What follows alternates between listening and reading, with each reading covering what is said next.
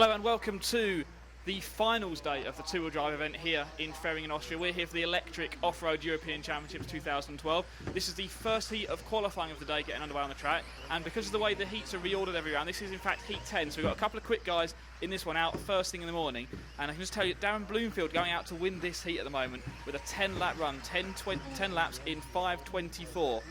Miguel Mathias is going to finish second in this one with a 10-lap run, 10 laps in 5:30, and Marco Johansson from Sweden finishes third, 10 laps 5:31. JQ finishing in the fourth spot, 9 laps in 5 minutes flat. So 3 10-lap runs going on here straight away as we get started on the final day of action here in Ferring. We've got 2 rounds of qualifying for everyone today, and because I say the order of the reordering of the heats each round, we're kicking off with heat 10.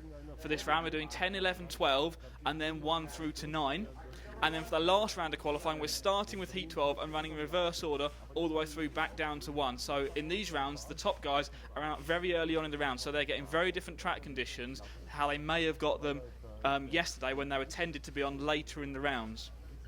So that may play into people's hands, but the track's staying really consistent. So we've seen 3 10-lap runs in that first qualifying heat, so the track's still got some pace in it.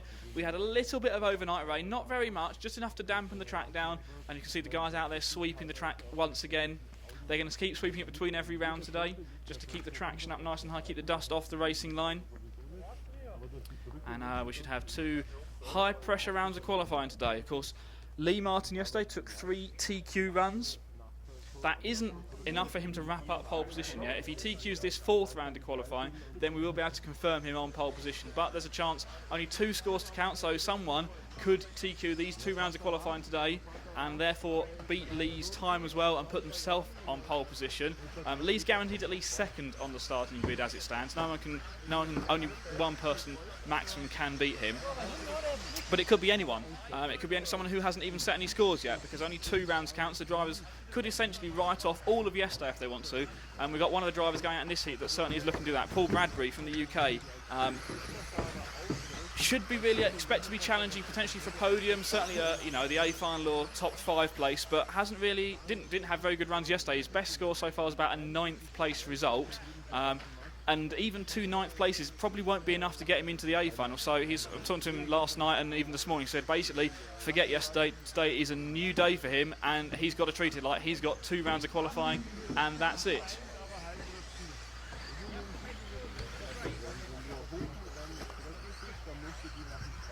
So cars to watch in this heat are going to be Patrick Hoffer, car 3. He is quickest over a single run. Petri Strom, car number 7. Tom Cockrell, car 9, and then I think we still want to keep an eye on Paul Bradbury. He's starting down the order because of his results yesterday, but we'll keep you updated with his progress as we go through this heat. So this is group number 11, qualifying round 4. It's going to be the 3-car Patrick Hoffer, the bright orange and blue car. That's going to be the first car. That's going to be the pace setter initially in this one, but we'll see how it develops as the run goes on. 5-minute qualifying run, the cars are on the grid, the marshals are ready. Group number 11, round 4, here we go. Absprungwinkel maximal 30 Grad.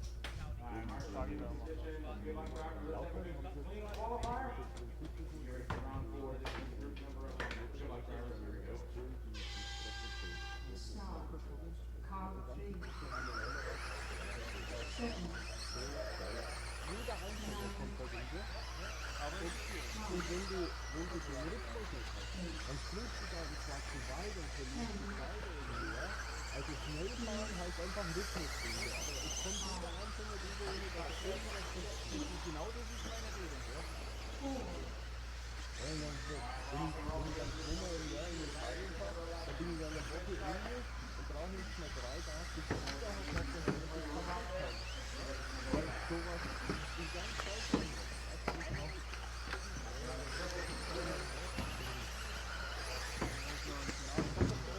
So 10 laps in 5 minutes 24 is what the driver's going to be aiming for, set by Darren Bloomfield in the last heat.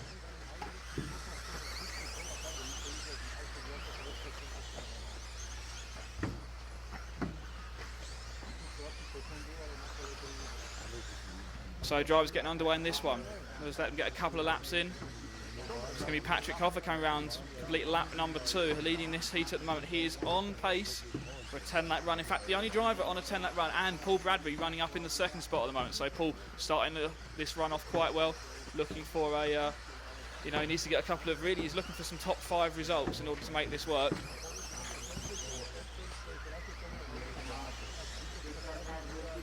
So 1 minute into this heat number 11, round 4 of qualifying.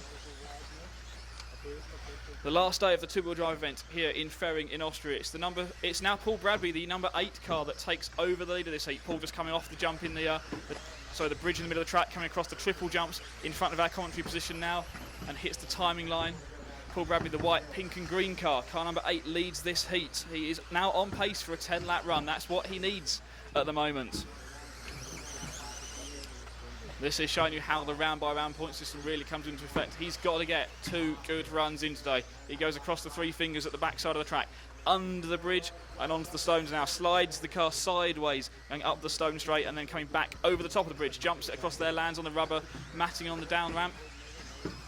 Onto this tricky infield section where it's all about driving a nice tight line. Or he just clips the triple jump there, but manages to keep the car on 4 wheels. Stays on top of this heat at the moment, just. Tom Cockrell running in second place within a second of Paul at the moment. We're just over halfway through. We've got just about 2 minutes left. 2 minutes left in this heat. It's the 2 British drivers at the top now. Tom Cockrell takes over the lead from Paul Bradbury. Tom Cockrell is the number 9 car. He's going to be coming onto the triple jumps in front of us now. He hits the triple jumps, lands that nicely across the timing line, down the front straightaway, then onto the back straight of the track.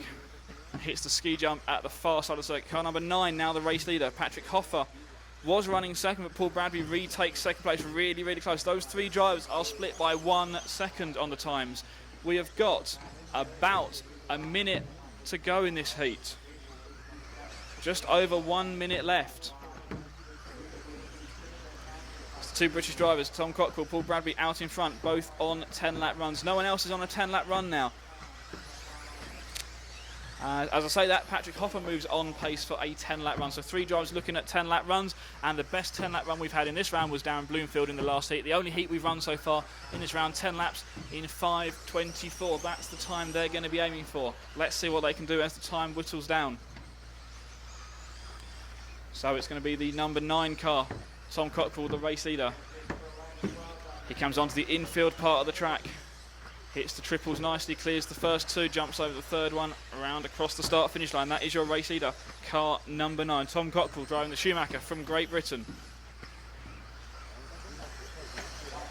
Oh, and there's some traffic up in front of him. He hits the corner tabletop. They get out of the way nicely, so he is through cleanly on that back marker. Oh, but then he makes a big mistake coming through the fingers there, rolls the car over. That is going to have cost him some time. Let's see what happens next time they get round to stripe. We'll see what the running order is then. This is heat number 11, round 4 of qualifying. 2012 Electric Off-Road European Championships.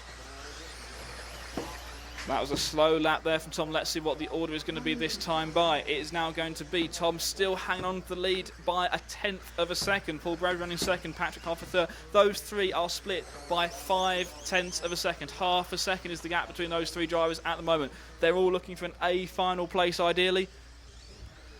We've got this round and 1 more to go. See who is going to be able to make it work.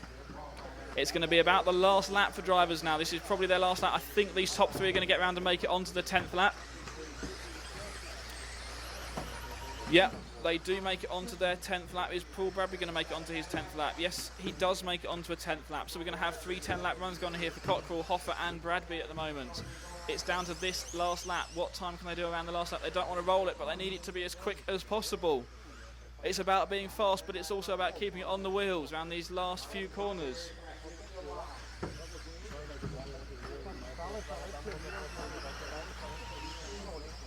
So there was a mistake there from Tom on that last lap. That is going to cost him some time. It's cost him about 3 seconds, and that means in this heat it's going to be Patrick Hoffer taking the win. 10 laps, 5:29.3. Bradbury finishes second, 10 laps, 5:29.6, losing out by 0.3 of a second. Oscar Levin moves up to third. He makes it onto the 10th lap as well there. 10 laps, 5:31. Tom Cockrell was fourth, 10 laps, 5:31. And Stefan Pfeiffer came through at the end there to get onto the 10th lap. 10 laps in 5:33. So none of those drivers beat Bloomfield's time from the previous heat. So Bloomfield is still currently provisional TQ for this round. We have got heat 12 out on track next, which is going to have Lee Martin, Hoopo, Yorn, and many, many more in this one.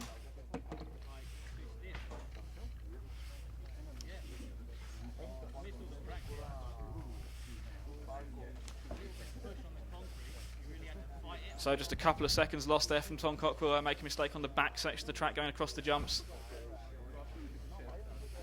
Paul standing down here at the other end of the commentary box on the camera, very pleased that he managed to pick that one out. So hopefully if you're watching that on the live stream, you've seen that action happening here from Austria. We're moving on to heat number 12. So the driver's just sweeping the track there.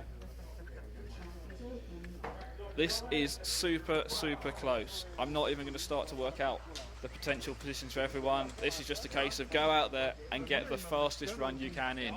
And then at the end of the day, we'll sort out the points when we've completed 5 rounds of qualifying.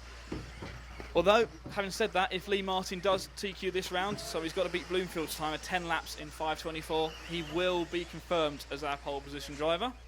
Of course, that is subject to any penalties that apply. And talking of penalties, we do know that there is going to be a penalty going out to David Ronnefeldt. Picked it up from the controlled practice round, would you believe? He was late out to marshal, and that counts as not marshalling, so he's going to lose his best result. So, whereas everyone else is looking to get 2 runs in there, he's got to get at least 3 good runs in, so he can unfortunately lose his best result. That might put him further down the grid than he potentially should be, and that will certainly make for some very interesting finals later on. Let's have a look at what David's done so far yesterday. He's done 3 10-lap runs so far, so pretty good results, but he's going to lose at least one of those. We'll see how that works out once we get towards the end of qualifying. We've got about 30 seconds to start. So, the cast watching this one is more or less going to be all of them. All of these guys in here have got a chance of making 10 laps. He's got a chance of making it onto the A final.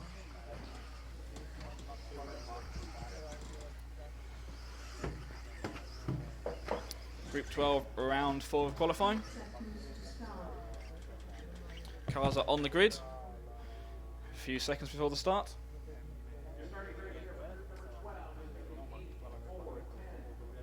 So it will be Lee Martin off first in the orange and white car number 8. He will lead this one away. And really is going to set the pace, I think, for everyone else to try and beat. Let's see what happens in this one. Here we go. Good luck, drivers. Here we go. This is going to be group number 12. Start. Car 8. 4. 10. 8. 2. 9. 1. 7.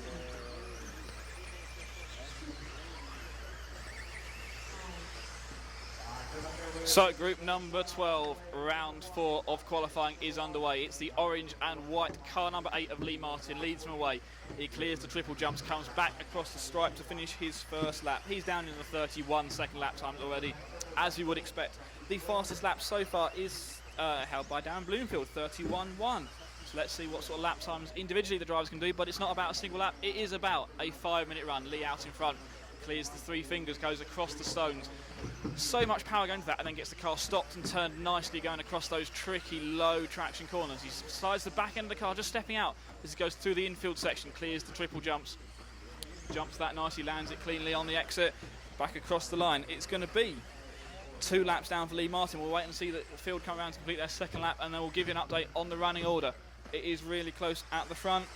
And after 2 laps, it's going to be David Ronnefeldt, car 10, leading the way. Hoopo second, Lee is third, Peter Pinish fourth, and Jorn Neumann in fifth. Those 4 cars are split by about a second and a half, so it is still very much anyone's game. So our leader is going to be the number 10 car of David Ronnefeldt at the moment. He is out in front, just comes off the bridge, going through the infield section, but puts it on the grass, getting caught up behind Hoopo there, so coming across the triple jump. These 2 cars together, essentially racing for potentially for the lead in this heat, but slowing each other down a bit, I think, by racing, and that has allowed Lee Martin to retake the lead of the race. But we're going to stay with David Ronnefeldt, car number 10, going across the corner tabletop jump, round the hairpin and then across the fingers. He's following Hoopo through under the tabletop, sliding across the stones, and then back over the top of the bridge. Car number 10 running in the second spot at the moment. Hupo down in 4th at the moment on the timing sheets. Of course, they're split up a bit by the stagger start system.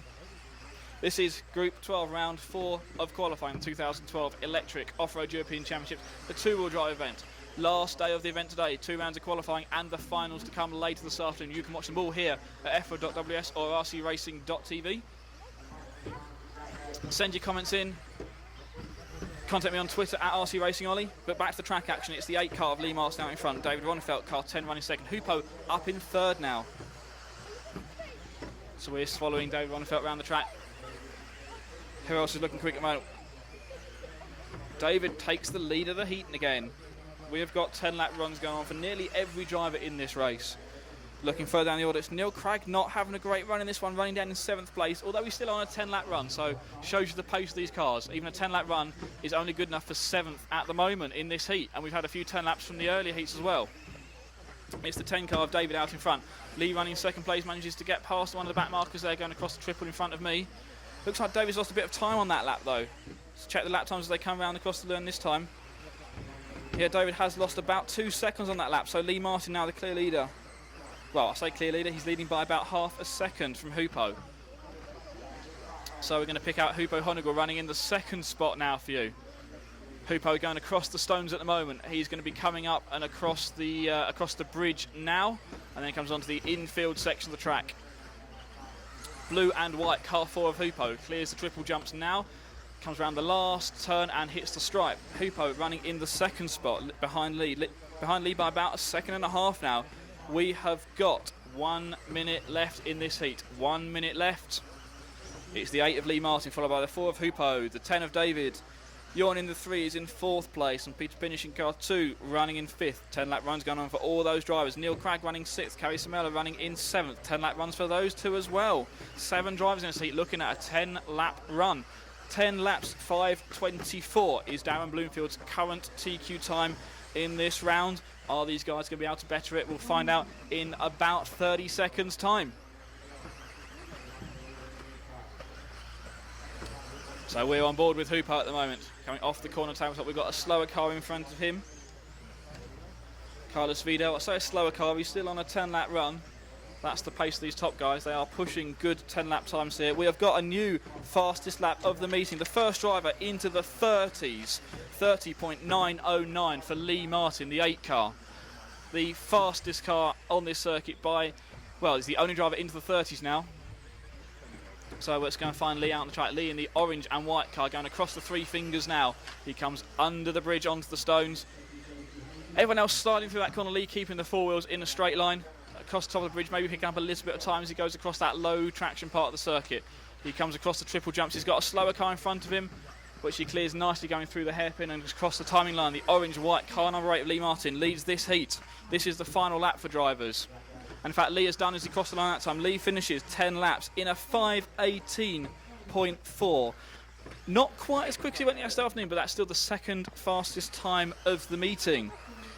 We'll wait for everyone else to finish before giving you the finishing order for everyone else. 10 laps, 5:18.4 for Lee Martin. He is going to confirm TQ. He takes the 4th round of qualifying. Well, I say takes the 4th round of qualifying. We have got some lower heats to go, but I don't think anyone in those heats is going to be able to beat his time. So potentially Lee Martin takes TQ for this run, takes TQ for the meeting. 4 rounds of qualifying, 4 TQs so far for Lee Martin. David Ronefeld is going to finish 2nd, 10 laps, 5:22.5. Hupo 3rd, 5:22.6, losing out by 1/10 of a second. And those two were quicker than Bloomfield's time. 4th place for Peter Pinish, 10 laps, 5:24. And just pips Darren Bloomfield's time by about 1/10 of a second. So Peter Pinish is going to be 4th in the round. Jorn Neumann was 5th in this heat, 10 laps in 5:28. Super, super close times, but super, super fast from Mr. Lee Martin out in front, dominating this event. That is 4 rounds of qualifying. And so far, 4 TQ runs for the British driver driving the Speed Passion powered Tamiya car. That was heat number 12. We're switching back to heat number 1 now. So I'm going to have a little bit of a break, rest my voice, and we'll be back for the later rounds of qualifying. Qualifying round number 5 due to start just before 12:30 local time, so please get back and join us then.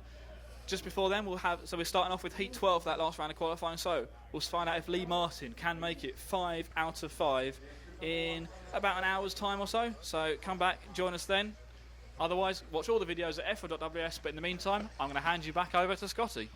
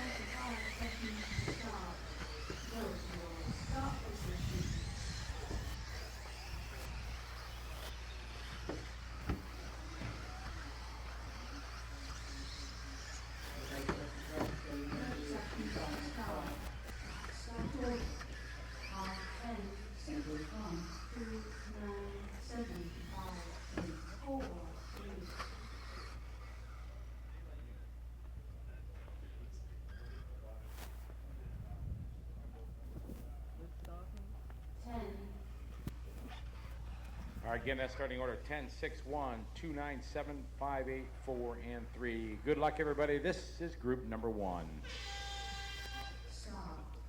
Count 10. 6. 1. 2. 9. 7. 5. 8. 4. 3.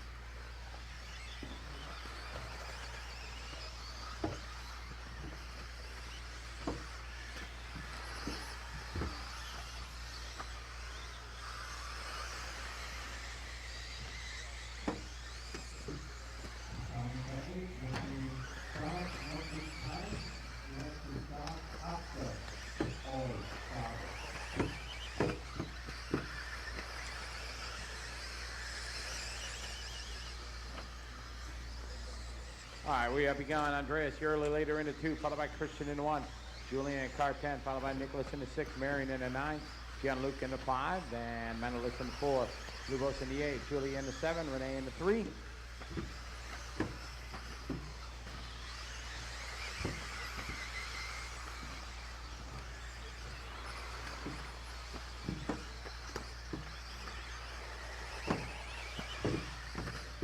Good job, Kari.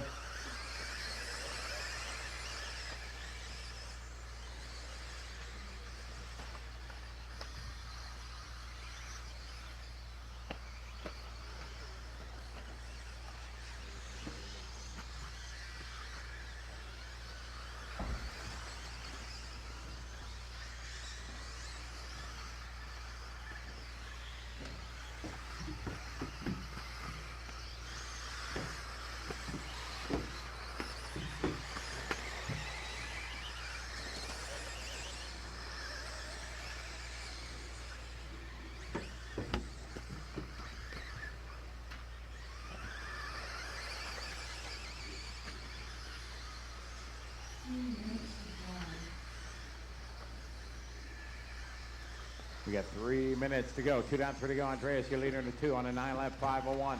Julian in second in the 10. On the 9 lap 5:14. Nicholas on a pace of 9 lap 5:16.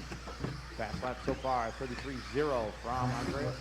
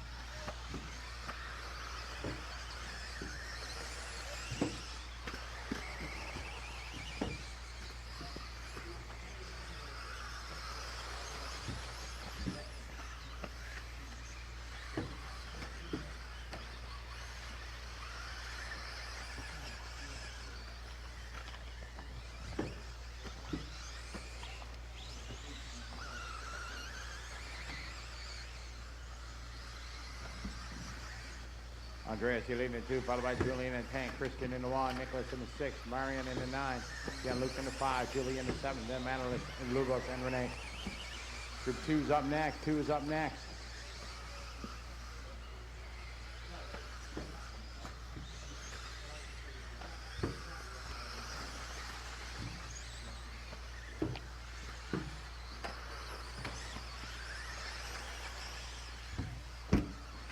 Watching in triples. Good job, Martin. Again into triples. Clear.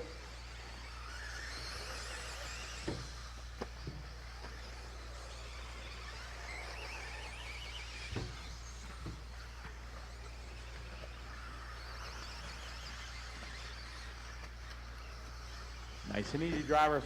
Andreas still your leader in the 2. Julian second in the 10. Followed by Christian, Marion.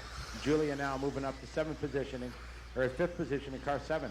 Followed by Gianluca, Manuelis, Lugos, and Nicholas.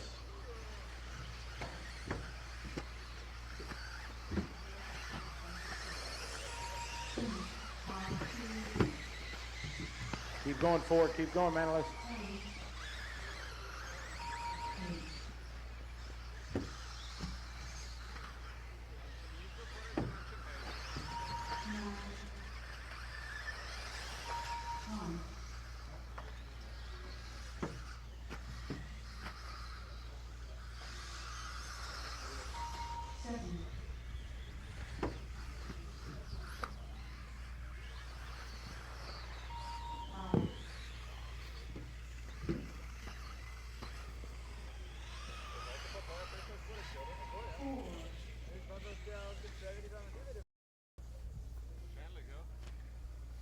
That's time, drivers.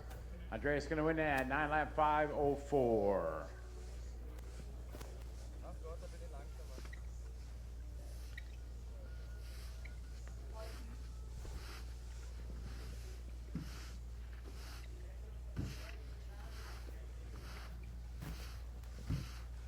All right, group 2 coming up.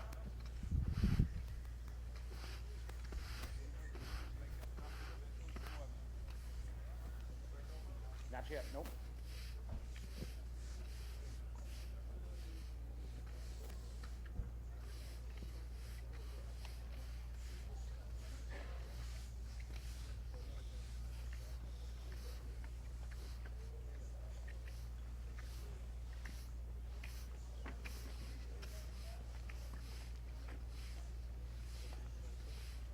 The track is open.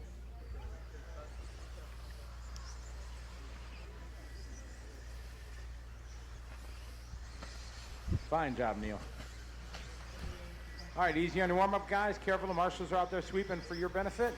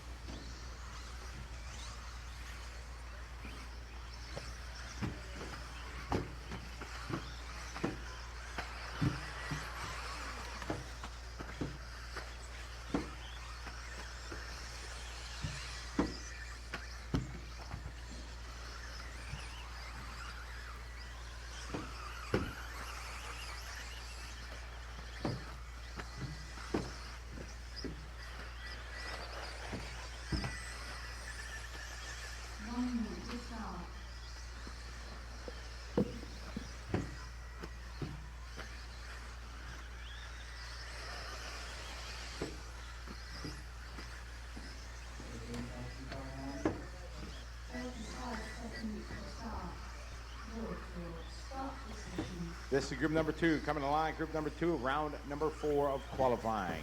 You see in the triple stats. Cars at the starting area, please. 30 seconds to start. Start order. Car 9, 2, 5, 6, 4, 8, 10, 7, 1, 3.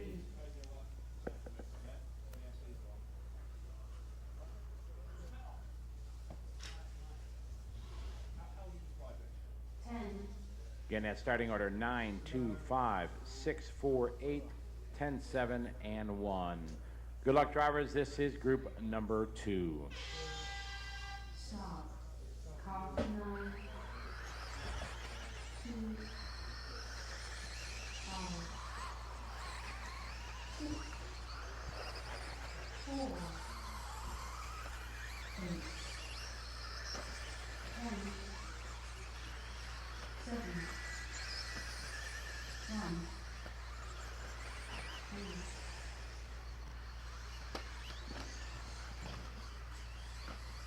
Watching the back triples, guys. Clear. All right, this is group number 2 on the track. Good luck, everybody. Let's have a good qualifier. It's group number 2.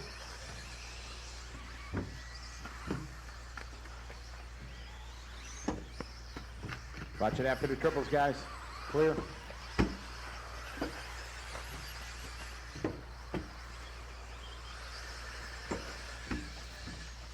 All right, Carl's fast lap here on lap number 1, 34.3. Marcus at 34.7. Milo 37.0. Dittmar 37.3. Monte 38.2. Avengi 40.3. Franco 40.3. Argyris had a 41.3.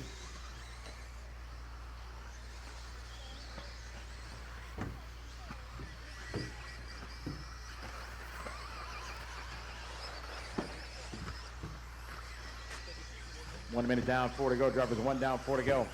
Car leader in the 9, Marcus in the 2, and Franco in the 6. 9, 2, and 6.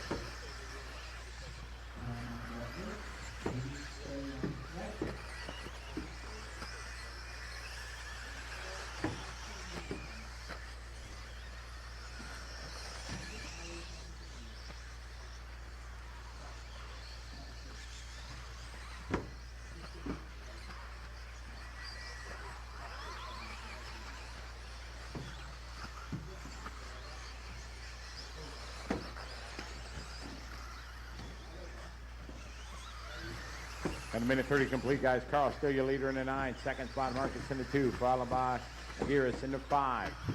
Franco in the 6.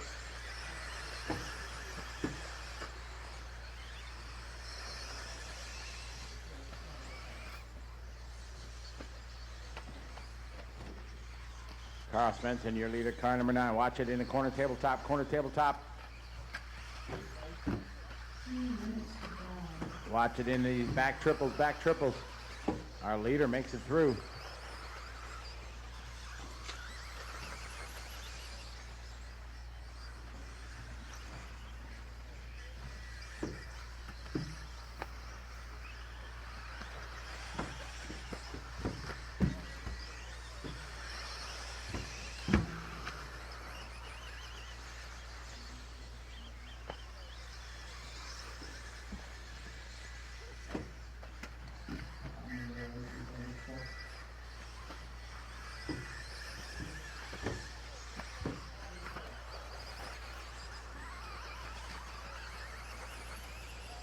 Car your leader in the 9, followed by Marcus in the 2.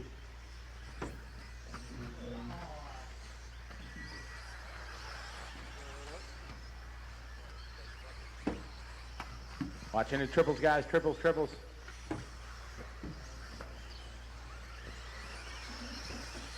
Car your leader in the 9, still Marcus in the 2.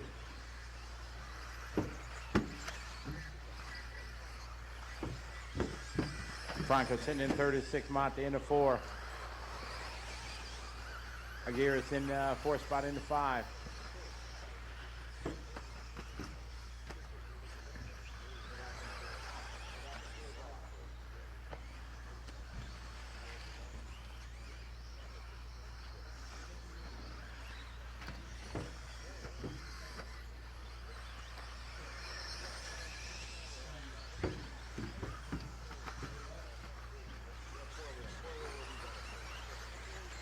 Car, your leader in the 9, Marcus in the 2, Monte in the 4, Franco in the 6. 1 minute to go, drivers, 1 minute to go.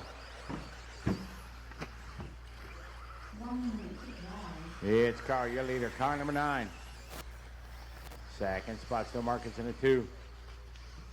Aguirre in the 5, Franco in the 6, Monte, Dittmar, and Milos.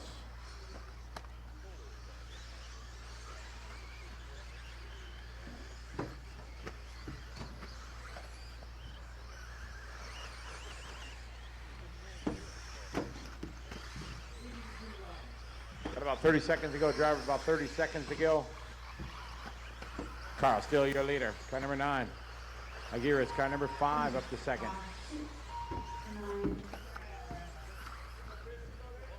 9 is finished, yes. Mate's finished. Franco is finished. Car 4, 6, and 9. Carl, just sit back. Just slow, please. They're still racing in front of you. Thank you.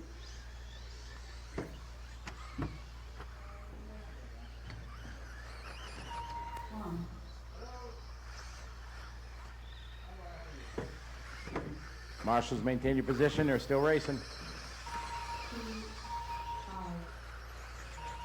5, 10.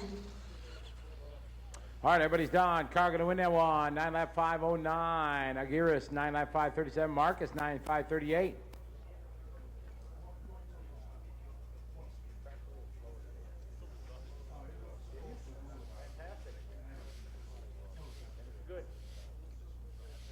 All right, group number 3 coming up.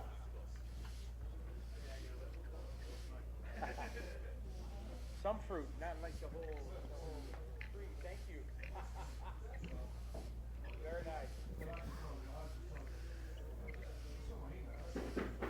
All right, morning guys. Let's have the qualifier, everyone.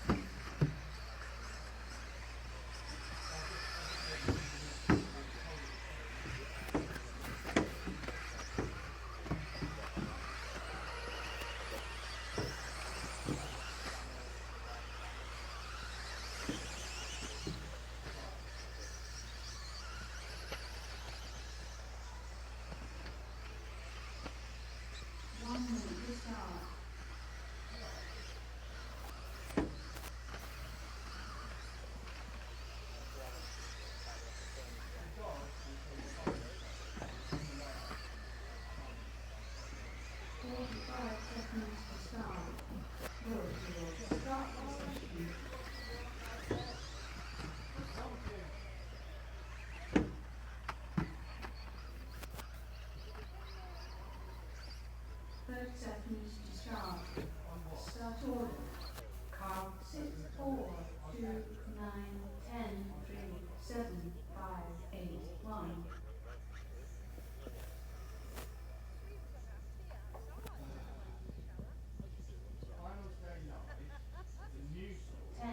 Getting that starting order 6, 4, 2, 9, 10, 3, 7, 5, 8, and 1.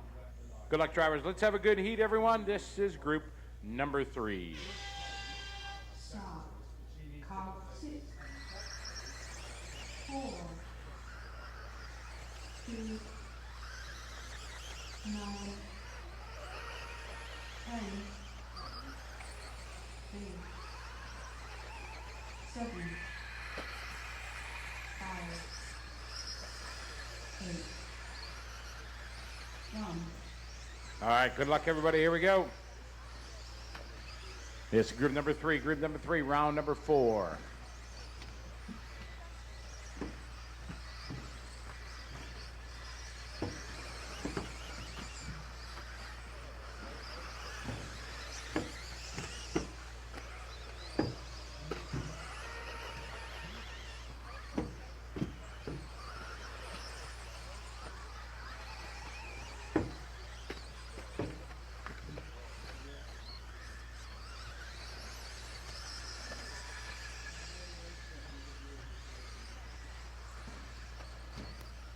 All right, Patrick, your leader on lap number 1 with a 34.3 lap. Andrea, 34.9.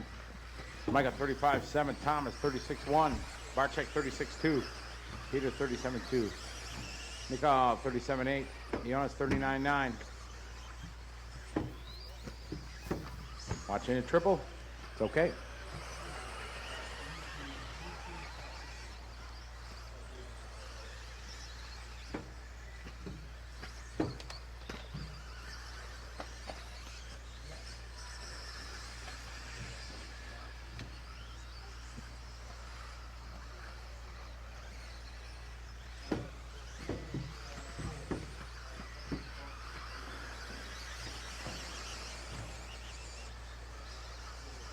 All right, Patrick, your leader still in the 2 on the 9 lap 5:10. Michael on the 9 lap 5:15.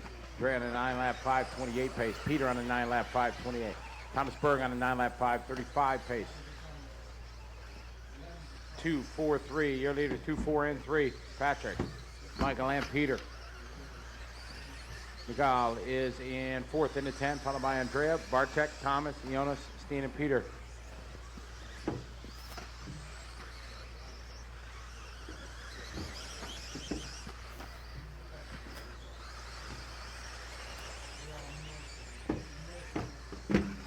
Watching the triples. 3 minutes to drive. Clear.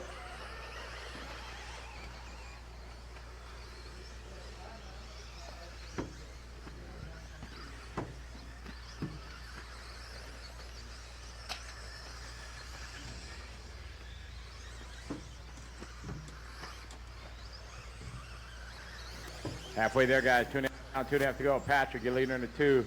Michael Nagy in the 10, followed by Michael Bossel in the 4. Peter Koch in the 3, followed by Andre in the 4. Barczyk, Thomas, and Jonas.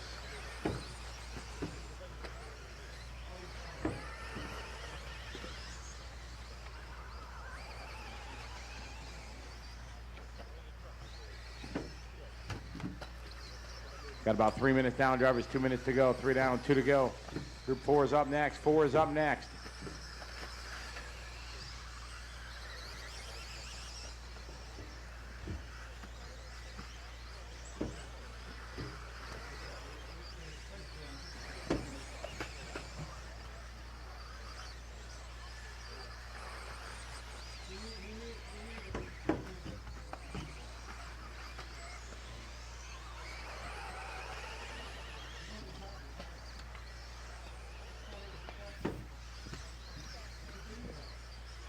One 30 to go in this one, guys. Patrick, still your leader. Kurt, 2. Michael Bossel in the 4.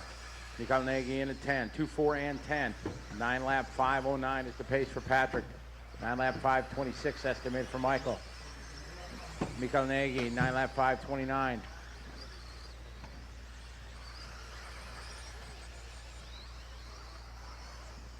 Nagy now at a 9 lap 5:24 pace. Coming up on a 1 minute mark, drivers. Group number 4 should be through technical inspection.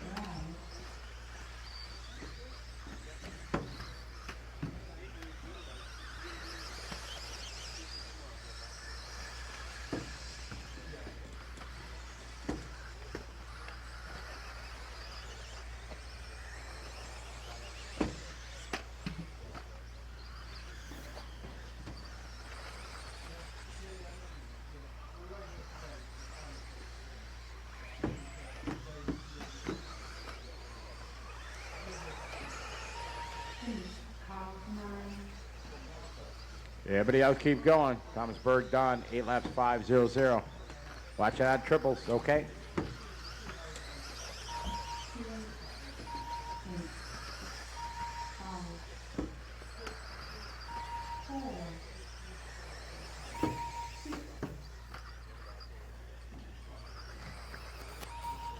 Track's still live, drivers. Track's still live. Peter's still running.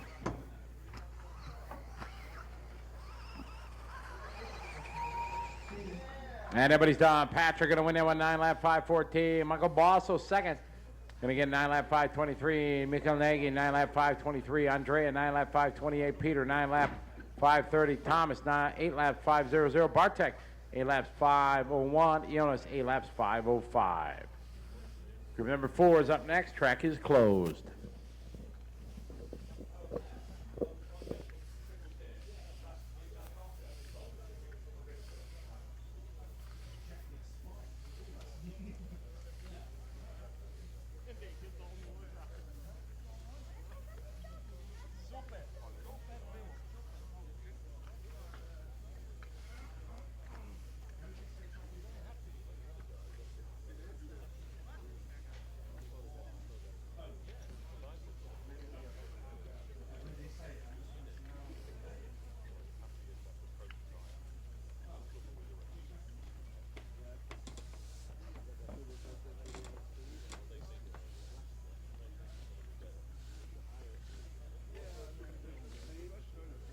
The track is open.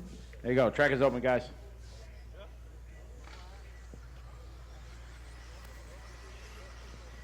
Watch it out there. Marshals are out there for your benefit.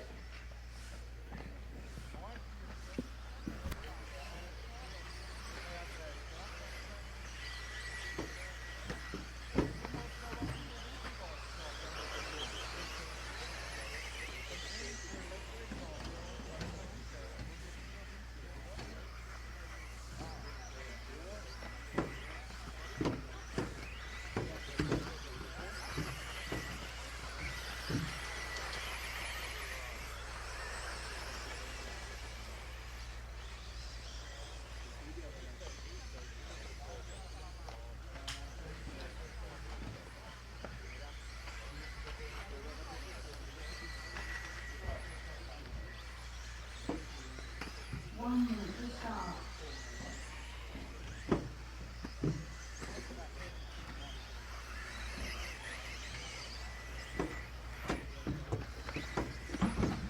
Watch in the straightaway, guys. 45 seconds to start. Get your start position. Can you come to the track, up the track? Okay. 30 seconds to start. Start order. Car 1, 2, 9, 4, 8, 3, 7, 6, 5, 10. Car 5 and car 6, please enter the starting grid. Cars in the back, move forward, please. Thank you. 10, Starting grid 1, 2, 9, 4, 8, 3, 7, 6, and 5. Good luck, drivers. Let's have a good heat. This is group number 4. start. Car 1, 2, 9, 4, 8, 3, 7, 6, 5, 10. All right, good luck, everybody. This is group number 4. Let's have a good qualifier.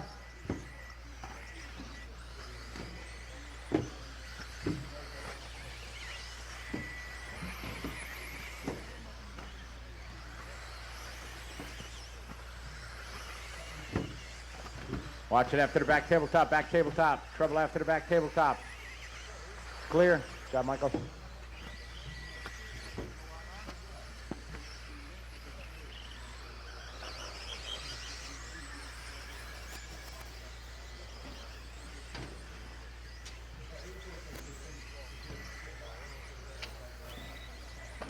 Watch it after the back tabletop. Clear.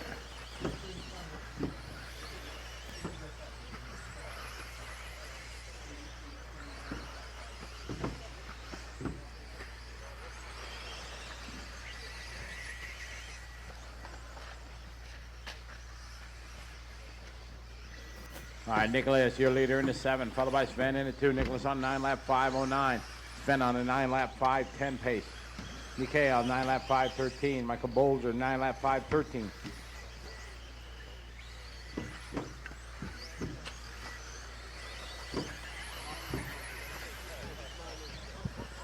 All right, Mikhail Olowski, your new leader, car number 9. 9 lap 5:14 for Mikhail. Patrick is in second in the 4, followed by Sven in the 2. Lucas. Michael.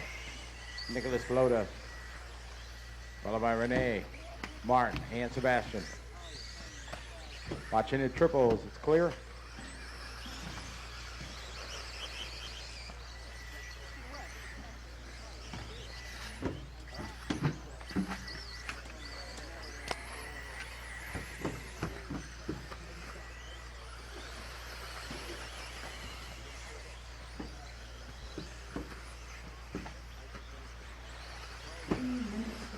Two minutes down, 3 to go, 2 down, 3 to go. Sven, new leader in the 2.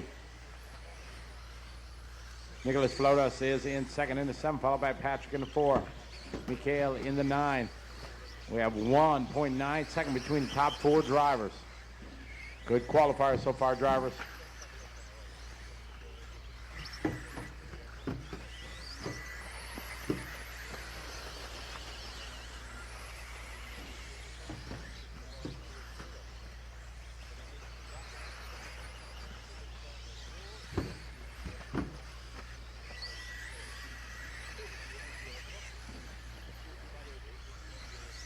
Patrick, your leader in the 4. Mikhail in the 9.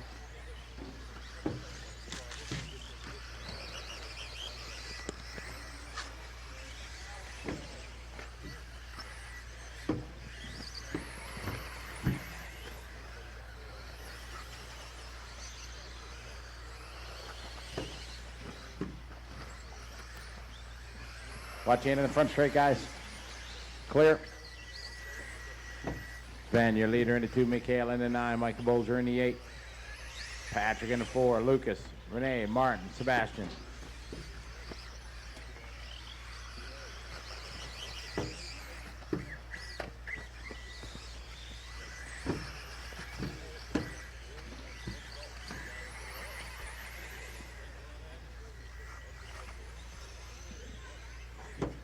Marshall in the back corner. Clear.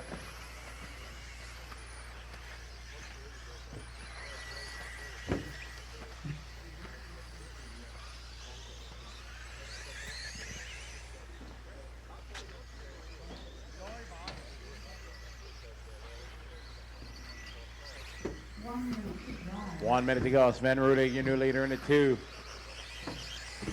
Sven on the 9 lap, 5:12. Best lap, 32.8.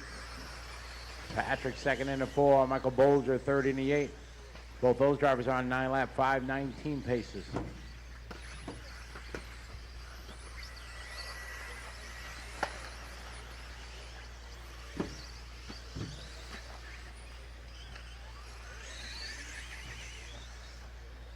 Group 5's up next. 5's up next.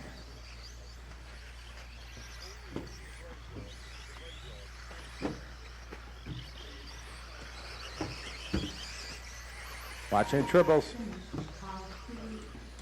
Everybody else keep going.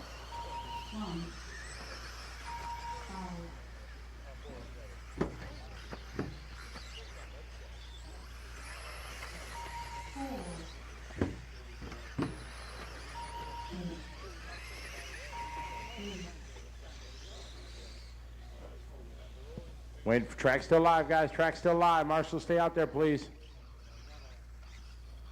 Still racing. And that's time. Sven going to win that one, 9 lap, 5:13. Patrick, 9 5:22. Close one here. Renee and Michael Bolger both tied with 9 lap, 5:23. Sebastian, 9 5:34. Martin, 8 5:02. Lucas, 8 5:20. Tough luck for Nicholas and Mikhail. All right, group number 5 coming up. 5.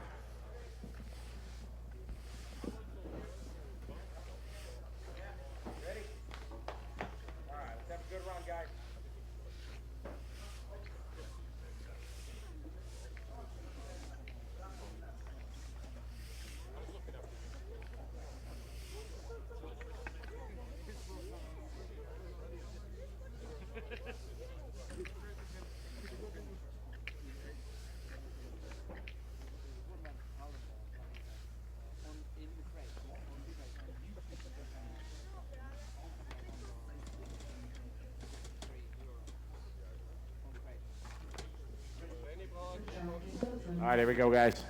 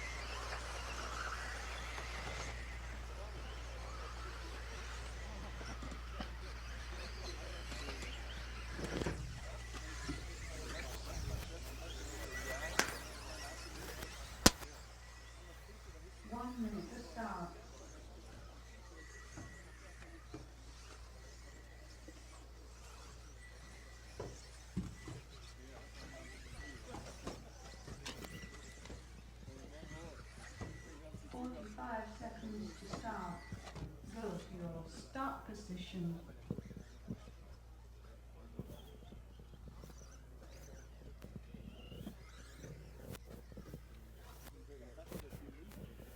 Seconds to start. Start order. Car 1, 4, 7, 8, 5, 10, 3, 9, 6, 2. All right, guys, let's have a good qualifier, everybody. Good luck. 10. This is group number 5, starting order 1, 4, 7, 8, 5, 10, 3, 9, 6. That is the starting order here. Good luck, drivers. This is group number 5. Start. Car 1, 4, 7, 8, 5, 10, 3, 9, 6, 2.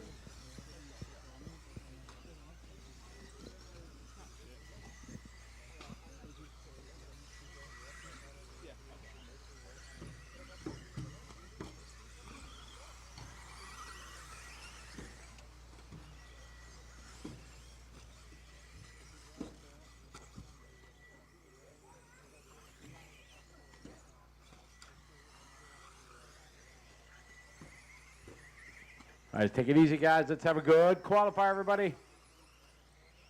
All right, Oliver, the fastest here on lap number 1 with a 33.0. Puts him on a 10-lap run.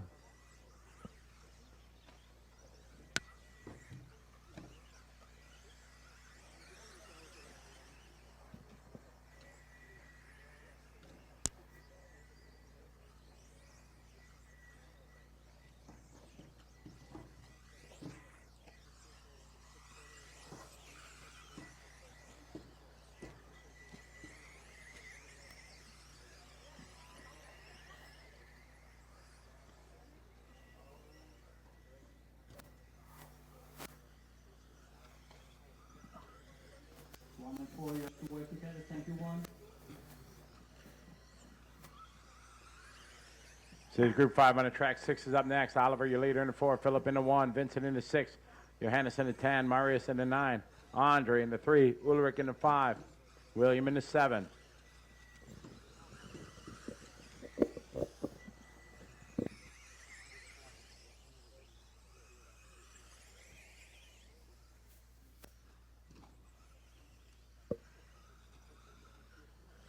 Oliver, your leader in the 4, Marius in the 9, Philip in the 1, Johannes in the 10, Andre in the 3, then Ulrich, and William, and Vincent. Got 2 minutes down, 3 minutes to go, guys. Work together, a couple cars bunched up out there. Don't hold each other up. Give each other space. Thank you, number 10. Perfect. That's the way to do it. Everybody goes faster that way. 3 minutes to drive.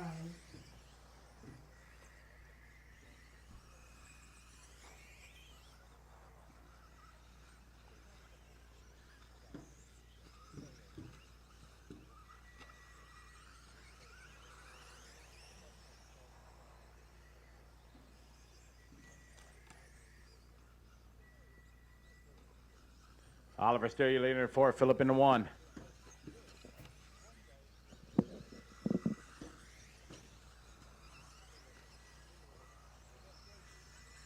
First and second in center of the track over the bridge.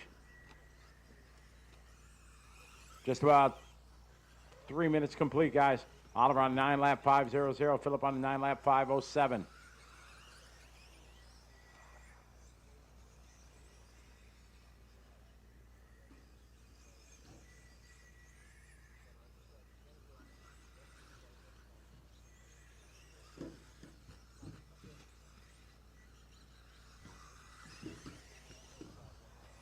Work together, guys.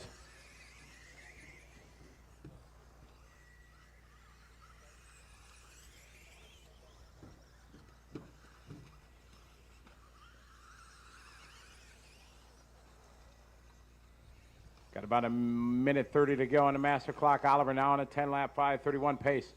Philip on a 9 lap 5:01. Marius on a 9 5:10. Johannes 9 5:13. Andre 9.514. Ulrich 9.514. William 9.535.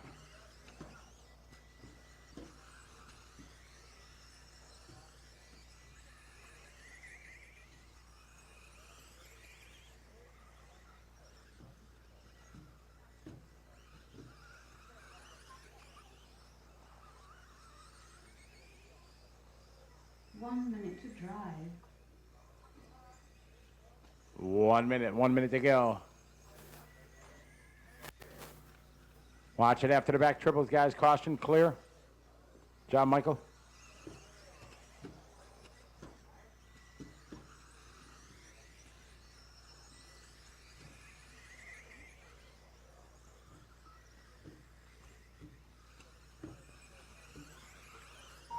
Finished car 1, 4.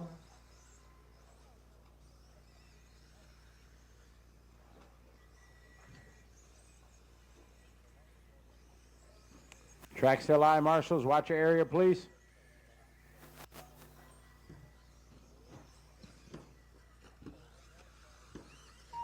Ten, 5, 9,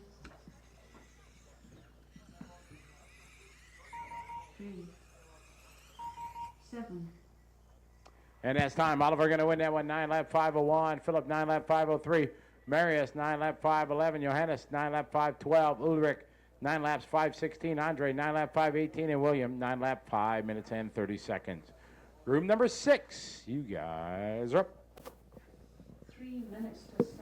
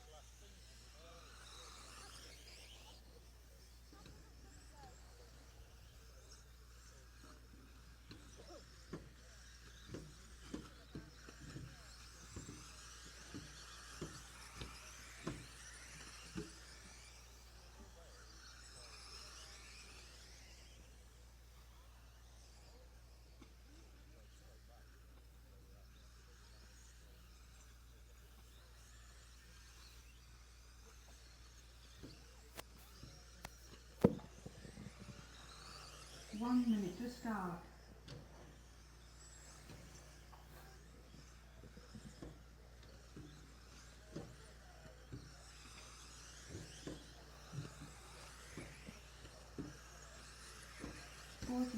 Seconds to start. Go to your start position. All right, no more laps, guys. Cars here to starting area, please. You have to get to the grid, guys. It's on you to be to the grid. Cars to the starting area, please. 30 seconds to start. Start order. Car 9, 4, 2, 1, 5, 6, 8, 3, 7, 10.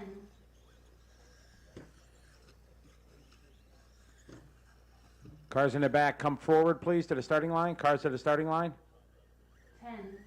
Starting order again, 9, 4, 2, 1, 5, 6, 8, 3, 7, and 10. This is group number 6. Good luck, drivers. Here we go. Start.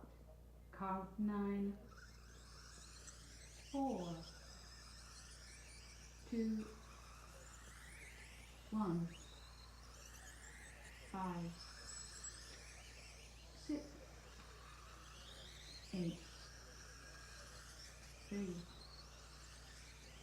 7, 10,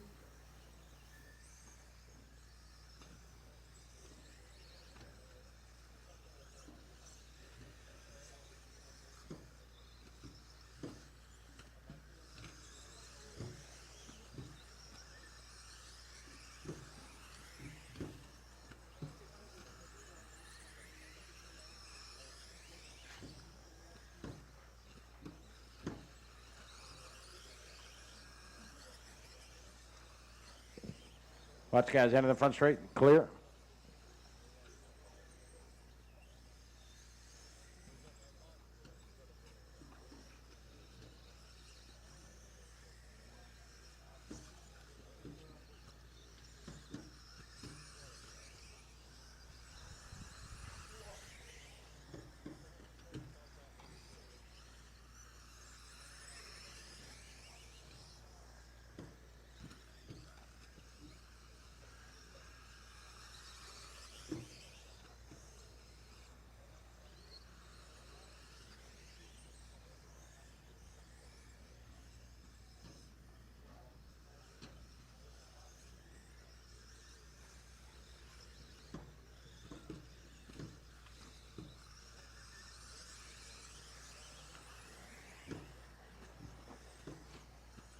All right, Tristan Hackle, you're early, later into 2, followed by Christian into 4, Manuel into 1, Patrick into 3, into 5 rather.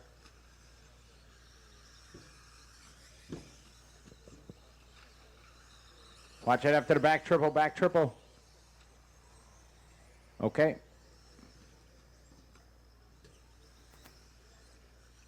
Group number 7's up next. 7 is up next.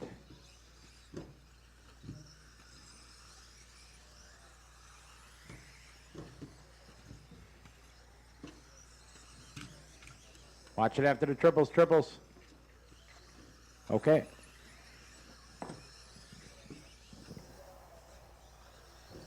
minutes to drive.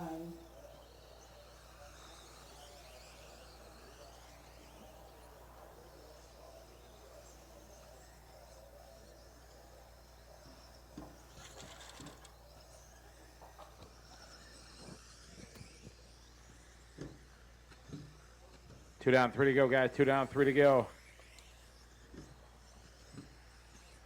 Christian, your leader into 4, followed by Tristan into 2. Kristen on 9 lap, 5-0-0, possible 10 lap run.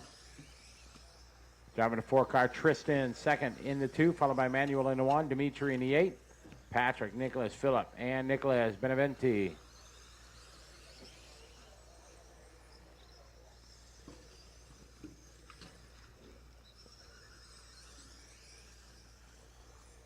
Leaders the 4 car down the right side straight. Watch it on the backside tabletop.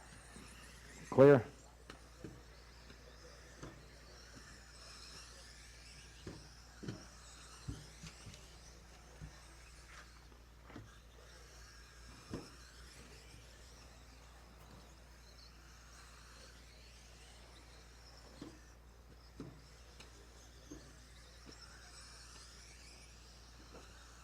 Minute 30 on the master clock, guys. 1:30. Christian, your leader in the 4. Tristan in the 2. Manuel, Patrick, Dimitri, Phillip, Nicholas Manson, and Nicholas Beneventi. Minute 30 on the master clock, drivers. This is group 6. 7's up next. 7 is up next. On a 10-lap run right now for Christian. Tristan on a 9.507. Manuel 9.507. Patrick on a 9-lap 5.11 pace. Leader hung up in the triples. Good marshalling, tracks clear. 1 minute to drive. 1 minute to go on the master clock, drivers. Good qualifier. Kristen, your leader in the 4, 9 lap 5.00.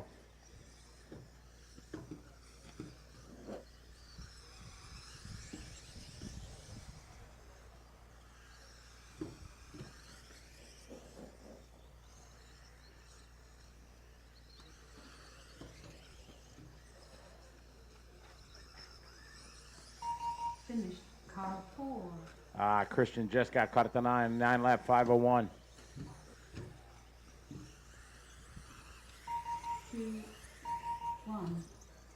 Manuel got a 9 lap 506. Tristan 9 lap 508. 5, 9, 8, Track still live, guys. 3, Man, everybody's done. Tristan going to win that 9.501, Manuel 506, Tristan 508. Big happy birthday want to throw out to Patrick. Patrick just did 9 lap 513. Happy birthday, Patrick. It's his birthday today. I didn't want to say anything when he was driving.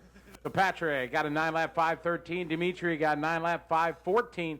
Philip got 9 lap 519. Nicholas Manson 9 lap 525. Heat number 7 coming up. Track is closed.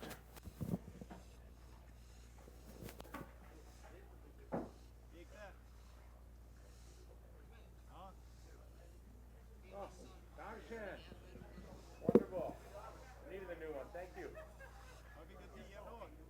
Yeah, for sure.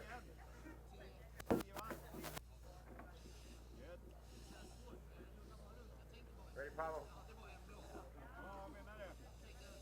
Men nu har du 2.10 alltså. Fan, gött. Freiwillige Helfer von Gering bitte auf den Helferpost 7. Marshal from the club, please come to marshal position 7.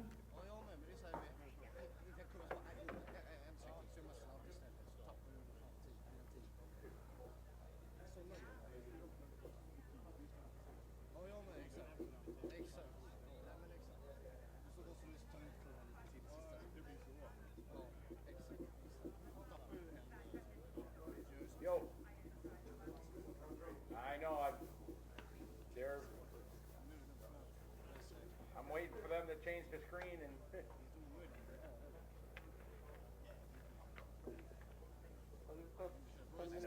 Yeah, no. 10 minutes behind it says.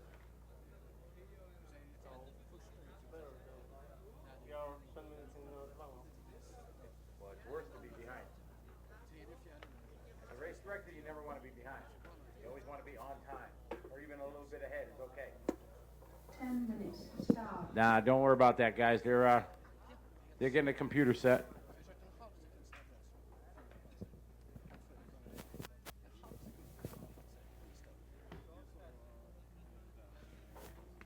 Should be group number 7.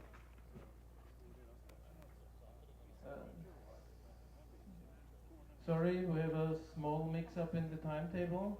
We'll correct this in a moment.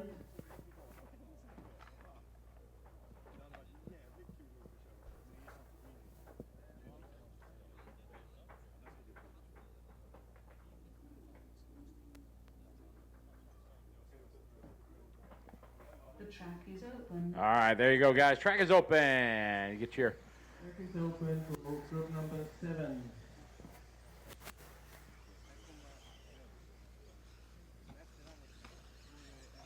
Watching backside tabletop, guys.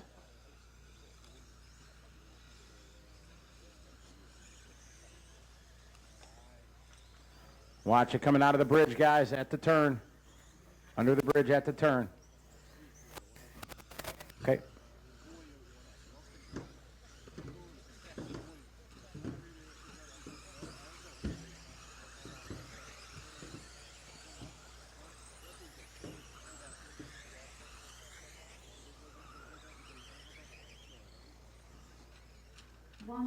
Watch it backside tabletop, guys, on the downside. It's okay.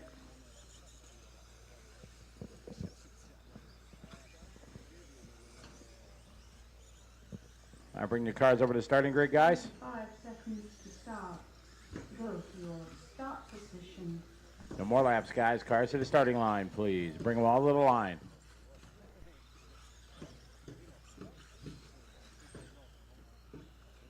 Seconds to start. Start order. Car 4, 6, 8, 1, 2, 10, 7, 5, 3, 9.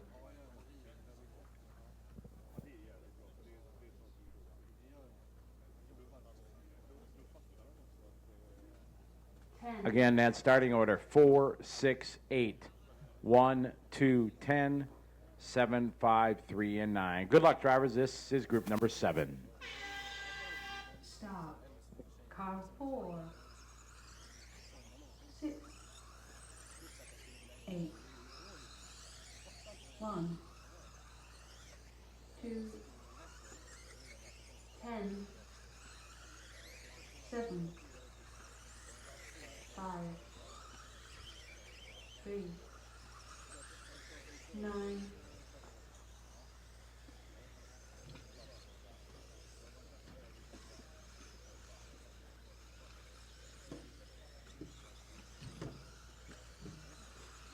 All right, good luck, drivers. This is group number 7 on the track. Let's have a good qualifier.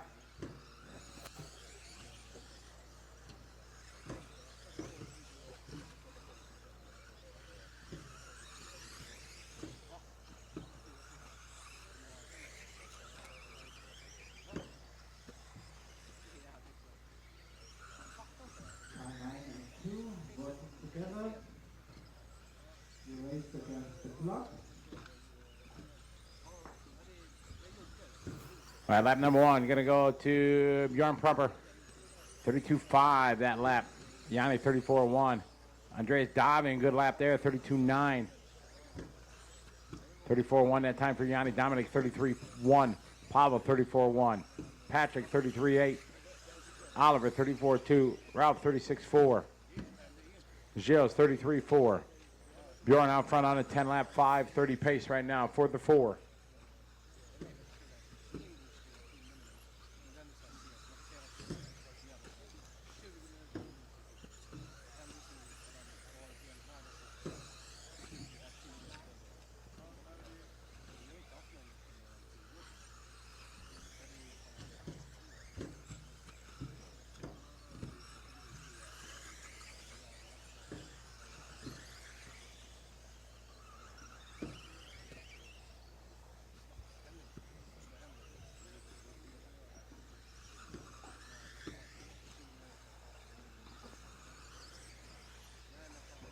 Bjorn out front, still on a 10 lap 5:30. Andreas on 9 lap 5:00.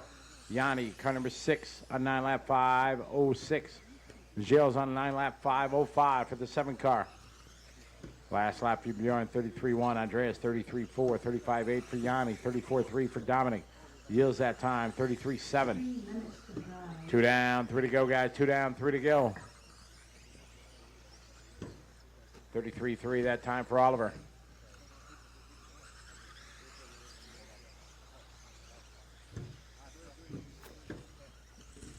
Bjorn out front.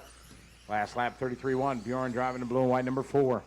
Watch it on the backside tabletop, guys. Clear.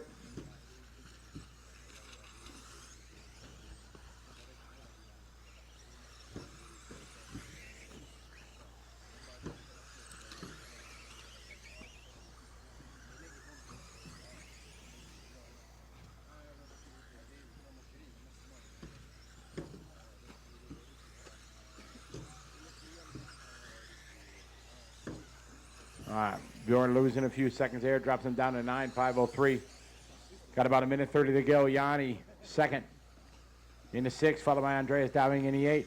Andreas on a 9 lap 5:05 pace. Yanni on a 9.504. Dominic on a 9.512. This is group 7 on the track. 8 is up next. 8's up next.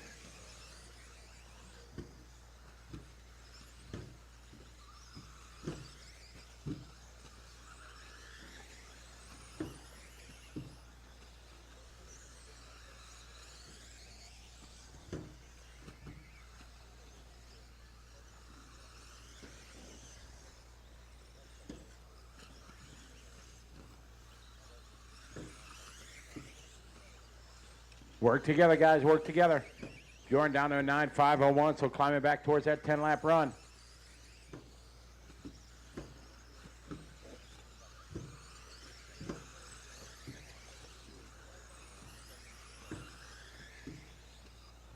One minute to drive. 1 minute to go. Our later Bjorn last time by had about 30 seconds to go. 9.5 flat. Yanni on a 9.5 flat. Andreas 9.504. Dominic 9.506.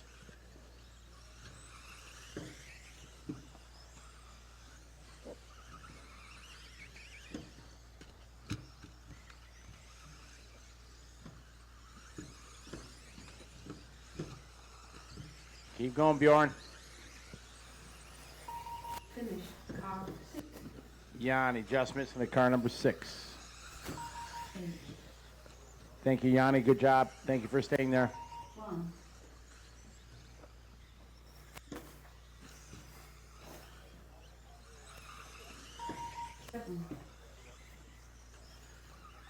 Marshals, maintain your position. Track still live.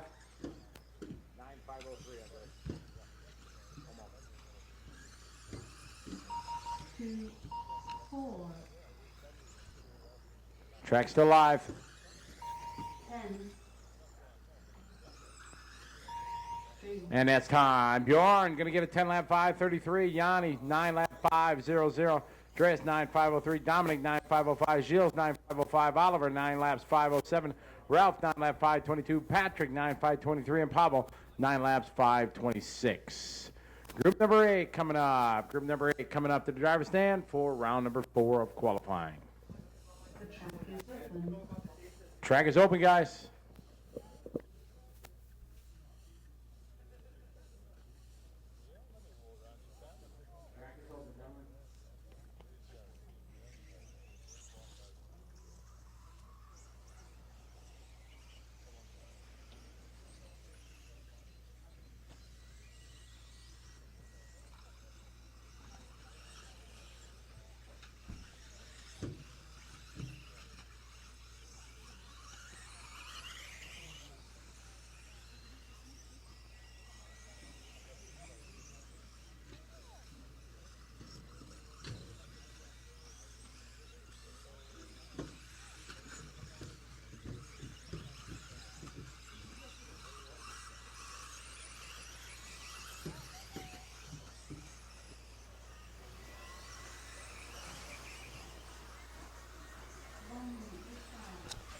Hello, welcome back to Ferrying in Austria. Coming up to the end of round 4 of qualifying. We've got a couple of heats 8 and 9 left to run. Chance for these guys to certainly disrupt those top 10 times, I think.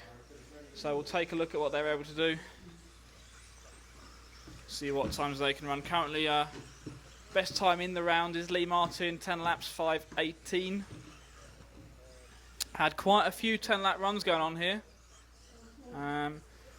Wow, looking at the list, we've got 22 drivers in total have done a 10 lap run at least once across the qualifying rounds yesterday and this morning. So we thought a 10 lap run was going to be pretty good, but you're going to need quite a quick 10 lap run to get up into those A final places.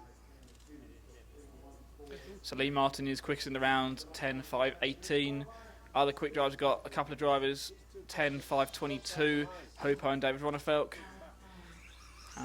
10 laps in 24 from Jorn and from Bloomfield as well in this round. So let's see what these guys can do out in this heat. Mark Pitch going to lead off heat number 8, round 4 qualifying. Let's have a look at what Mark's done previously.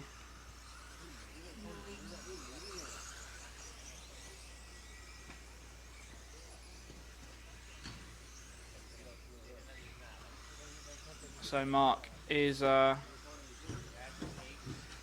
he's got 3 fairly quick 9 lap runs in so far.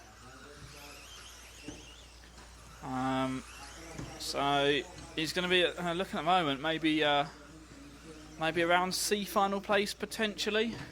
So we've got quite a long of qualifying left. Though we'll see how it's all going to shake up. A slow first lap there for Mark, 37-second lap time. 33 from Sven to lead this heat off.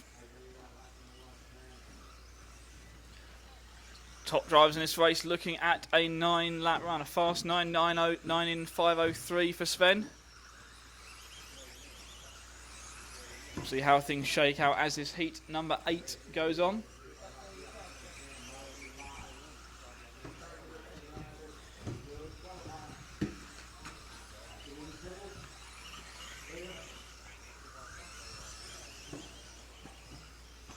Let's see what happens as we are 1 minute in. So heat 8, round 4 of qualifying here, 2012 Electric Off-Road European Championships, a 2-wheel drive event. Thank you to everyone who's watching along online.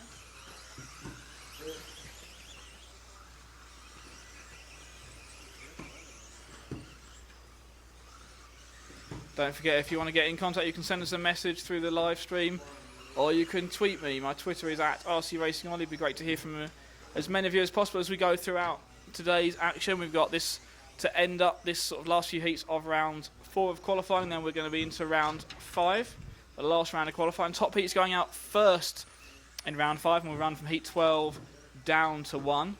So we're never going to be completely sure when TQ is wrapped up until the end of the round, of course. But we'll be, I think we'll be pretty sure once we've had those first 4 heats or so go out.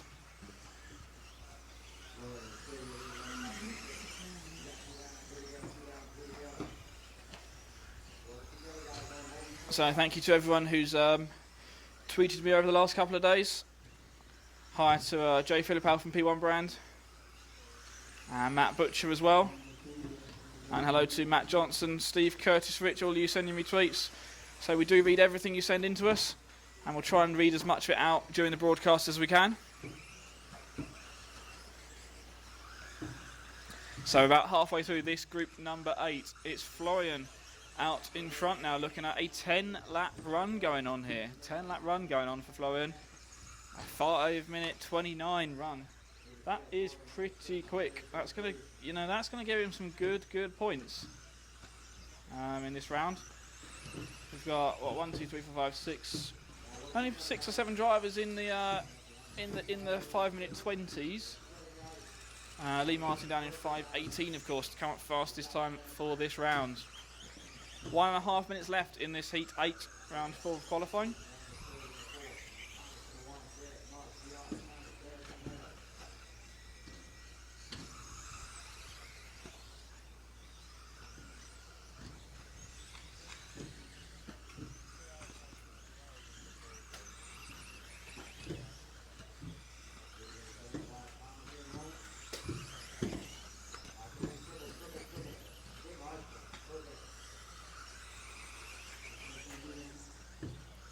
So about 1 minute left, heat 8, qualifying. Florian still on top, Andreas running second, Sven running in third.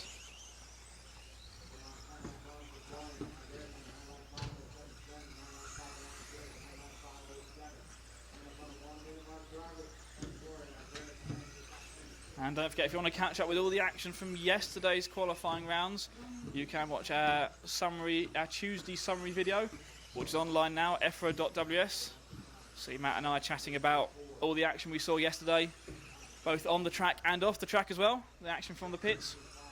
And Matt working hard in the RC Racing TV Media Centre at the moment, putting together another feature which we'll hopefully get out to you later on today, before we get into the finals later on. Of course, we are going to be streaming all of the finals live and for free at EFRA.ws and rcracing.tv. Finals are due to kick off with the Practice A final just before 3 o'clock local time, 2:45 local time. Don't forget, 3 rounds of the A final and 1 leg for everyone else. Heat 8, round number 4 coming to an end now. It's going to be Florian taking this one with a 10-lap run going on here. 10 laps in 5:30 is what he's currently on for on the final lap. Andreas finishing in second, and Gareth Stanton, Great Britain, finishing in third. 9-lap runs for every driver in the seat, apart from Florian, who's made it onto the 10th lap. Waiting for him to come around to complete his final lap. His last tour comes round in front of the driver's stand, back across the triples.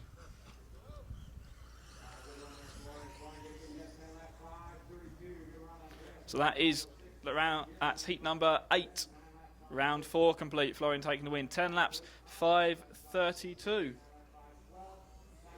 Say hello to everyone watching on the live feed. Hi to Dave Church, DC, RC Domination.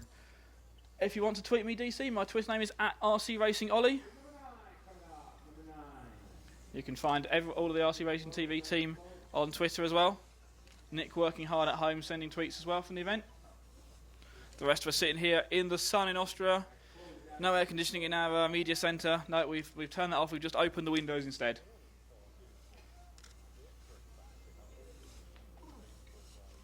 And Dave Church cheering on his RC Domination team driver Lee Martin. Lee's going to be coming up shortly. Top heat number 12 due on just before 12:30 local time for their next run. So that's in about half an hour's time. We're going to be kicking off round 5. So we've got one more heat of round 4, heat 9 to go. And there will be a break of about 20 minutes or so before we then start off with the final round of qualifying.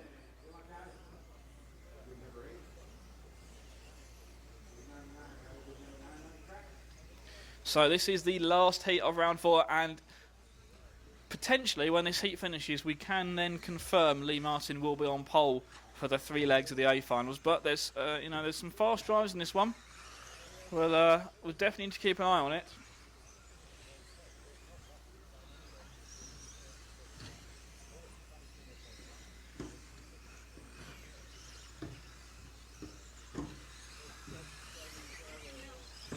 Fastest in this heat in the previous rounds has been, let's have a look at the overall listing. Let me just bring up the FTD version. Give me a second.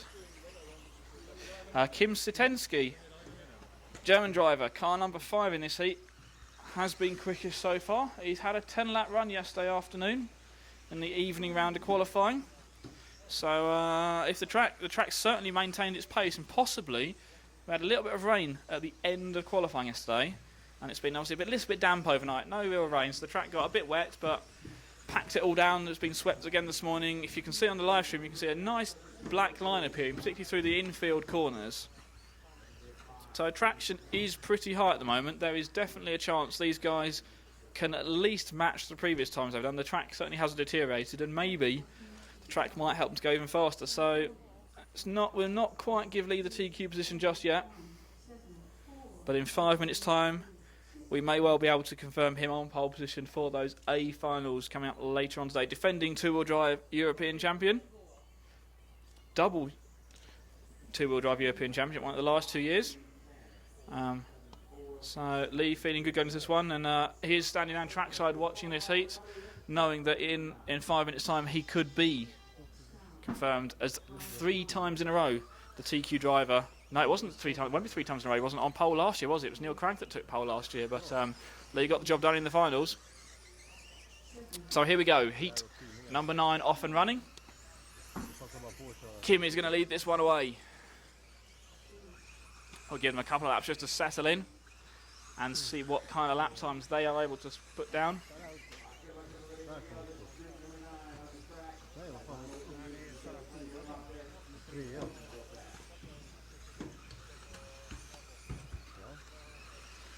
And it's good to see everyone working really hard. Wherever you are around Europe watching this. What is it? It's Wednesday, I think, today. I lose track of the day, so yeah, it's Wednesday. It's about lunchtime, so everyone watching us online, thanks everyone for, deciding not to do any work and watch us online at EFRA.ws or rcracing.tv. We are 1 lap into this race. The final heat, round 4 of qualifying. And Kim out on top at the moment. Wow, we have got 5 10-lap runs going on here. Oh, this round is not over yet, don't worry. 5 drivers on for 10 laps straight out the door. Definitely need to keep an eye on this. It's now also Osfeldt on the top. Swedish driving car number 10 in this heat.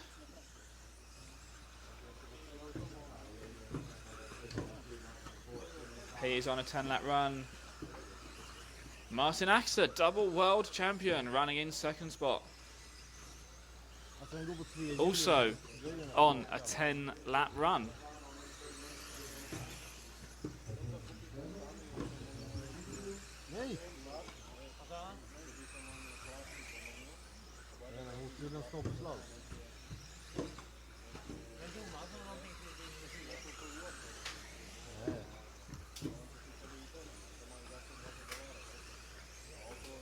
So we are 2 minutes into this final heat, round 4 of qualifying.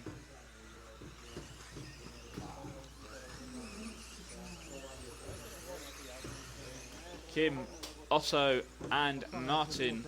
First 3 cars at the moment. Kim retakes lead, Otto drops to 2nd, Martin down to the 3rd spot. Those 3 guys are on 10-lap runs. And they are not slow 10-lap runs either. We have got some pace in these cars.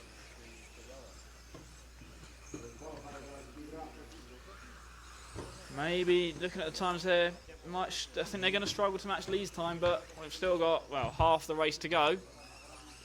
And they're only, only a few seconds off that time, maybe 5 seconds off of it. These are good runs going on here, really good runs. And just seeing a message from DC on our live feed.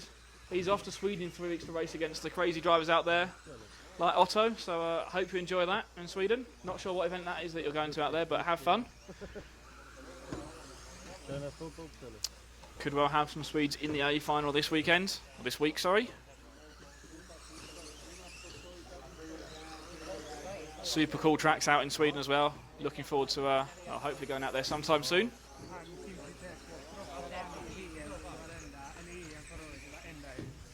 So final heat of round 4 of qualifying. Kim is out in front on a 10-lap run. 10 laps, 5 minutes 27. It's not going to be a TQ round, I don't think, but it could well be 4th place in the round at the moment. This is close stuff here. Potentially on for a 4th place score, and that is a good haul of points for the German driver. Otto Elsfeld running second, 10 laps, 5:30. Definitely a top 10 time this round. Could be more than that. We've got a minute left on the race clock. 1 minute to go.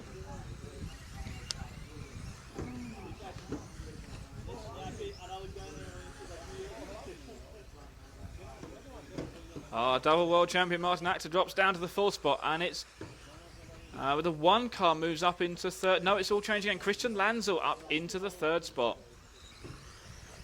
Slight drop in pace for Otto on the last lap, loses 3 seconds, drops him down onto a 9-lap run now, but it's still a fast 9-lap run. Definitely going to be a decent point score still for Otto in this one. Kim Stenzi out in front, still on a 10-lap run. 5 minutes 27 is the predicted time.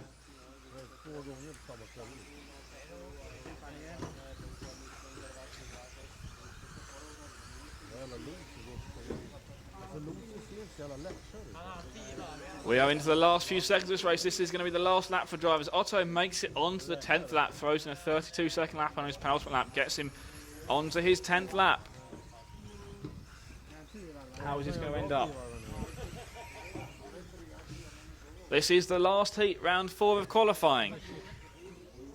These guys not going to be able to challenge Lee Martin for TQ, and so, barring any technicality or technical inspection failures, Lee Martin is going to be confirmed as your pole position driver for the 2012 two-wheel drive European Championships. Kim Stenzi takes this heat of qualifying with a 10-lap run, 5:32. 10-lap run on there for Otto Elsfeld as well, 10 laps in 5:32. Awesome runs for these drivers in these track conditions. Their track is still quick. We have got 1 more round of qualifying to go. Pole position is in the bag for Lee Martin. 2nd place on the grid isn't decided. Neither is any other A final place at the moment. We've got 1 round of high pressure qualifying left at this two-wheel drive European Championships. So we've got a break of about 20 minutes before we head into the final round of qualifying. The guys out on there sweeping the track. And while we have this break, we're going to just replay for you now a clip we made the first year we did the coverage. So the track about 100 kilometres away from here in Vienna, Austria. We were there for the Euros in 2010, and we compare the difference between the two-wheel drive and the four-wheel drive classes. So hopefully enjoy this. We've got four-wheel drive coming later in the week. You're watching two-wheel drive action live from Ferring. We'll see you in a few minutes' time. So we've now moved into the four-wheel drive side of the events. If you're new to the sport, you might be wondering why there's different classes for two-wheel drive and four-wheel drive buggies. Adam Skelding, team manager of Team Durango, gave us a close-up on the two-wheel drive and four-wheel drive chassis. From the outset you can see the two-wheel drive car, the motor's normally at the back. There are a few cars that have the motor inboard, but then you can see there's just only drive shafts driving the rear wheels. No drive shafts in the front, whereas on the four-wheel drive car we have drive shafts both front and rear. And then the differences become more apparent once you take the body shell off. Inside you can see the motor in the four-wheel drive's inboard, driving spur gears mounted centrally, and then you have the two drive shafts going one to the front and one to the rear diff. And then in the two-wheel drive car, you just have battery and your electrics, which are the same for both cars, exactly the same electrics in both cars. But no need for a drive shaft to go to the front wheels. We're only running two-wheel drive here. To get a hands-on view of the two different cars, let's head into the pits and talk to some of the drivers about the differences between the two chassis. Neil, you've been a champion at both two-wheel drive and four-wheel drive. Can you describe the driving differences between the two classes? Two-wheel drive used to be it is all about more finesse, I think. It's more about throttle control and being able to keep the back end as, you know, as level and perfect as you can get. It's just a complete different feeling. I mean, two-wheel drive is a little slower, so you have more time to react. But the grip level is much lower. For me, the biggest difference is the grip of the car. In four-wheel drive, you can push much harder than in two-wheel drive. Two-wheel drive, you have to drive soft, really soft. How differently do the cars handle on the racing track? I think the two-wheel drive is much difficult to drive because you don't have steering on gas or less steering on gas, so you have to drive very much smoother than a four-wheel drive car. Four-wheel drive is more about who can push harder, who can punch it harder, and Four-wheel drive, I don't know, these days it just seems to be all about speed and holding on to it, I think, you know. Four-wheel drives are obviously generally faster around the track and more grip and better control in the air and stuff. So yeah, the two-wheel drive you have to be kind of smooth and really in control of the car. The four-wheel drive you can get away with a lot more and drive a lot harder. The four-wheel drive car with its front wheels driving simultaneously with the back wheels will tend to get you out of the trouble that you may have caused yourself in a corner. So therefore, generally speaking, it's felt that a four-wheel drive car is slightly easier to drive. And obviously you're world champion in both classes. Which of the two do you actually prefer racing? Yeah, my favorite is four-wheel drive for sure. Is that because of the grip levels of the car? For me, a 1/8 scale racer, it's easier to drive. Mark, you're come from an on-road background, so does that affect your driving style in off-road buggies, do you think? Yeah, I think it can help a little bit in the not so bumpy sections, but I mean, for off-road it's always a different driving style, so it can help, but maybe not better than the off-road drivers. the smoother guys usually do the better job at two-wheel drive because that's where your throttle control comes in, but I don't think there's much difference, to be honest. The true professionals and the dedicated drivers always like a challenge. All sportsmen like a challenge, I guess. So most, I think, of the top drivers would probably prefer a two-wheel drive because it is a bigger challenge to them. I'll always be a two-wheel drive guy, to be honest. It was what I won my main championship with, so I'm going to say two-wheel drive. I always prefer two-wheel drive because I think it's more driving a nice and clean line, and I think four-wheel drive is always fun because it's always really fast, but I get most satisfaction out of two-wheel drive because when you do well at two-wheel drive, you know you've really done well. Now, there haven't always been two separate classes. To give us an insight into the history of this, let's talk to Section Vice Chairman Paul Worsley. The EFRA European Championship in its early years was an open class where you could race either car. Obviously, four-wheel drive was the preferred because it was quicker. And then in the latter 80s, around about mid-80s probably, they changed to two separate classes because the two cars were developing both individually then. And it was felt that an open class was no longer the right way to go because only one type of car would be used. So they created the two classes to separate the two technologies that by then were developed. I think you cannot really compare those classes. It's just completely different. For me, it's for sure better with four-wheel drive because I can push harder than a two-wheel drive. Two-wheel drive is always more off-road style, I think, for the off-road people than for the on-road ones. But yeah, four-wheel drive is looking pretty good. In four-wheel drive, you really can, if you push, you can really go fast. Well, it doesn't matter which of the classes the drivers prefer. We're now in the four-wheel drive side of the event, and those are the buggies you're going to see in action later this week. Stay tuned to EFRA.ws as we bring you all the news from the Off-Road European Championships.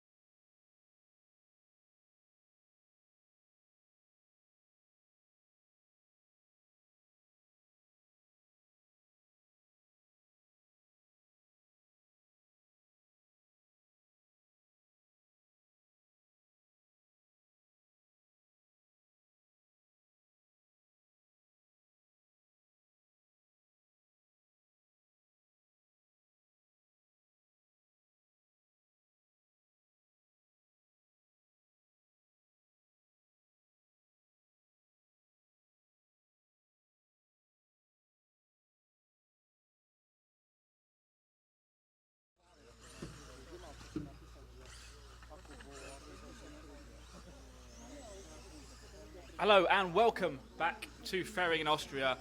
Final round of qualifying about to get underway. We're starting off with heat 12. For this one we're running 12 down to 1. So the cars just finishing their last warm-up lap, getting themselves lined up on the grid.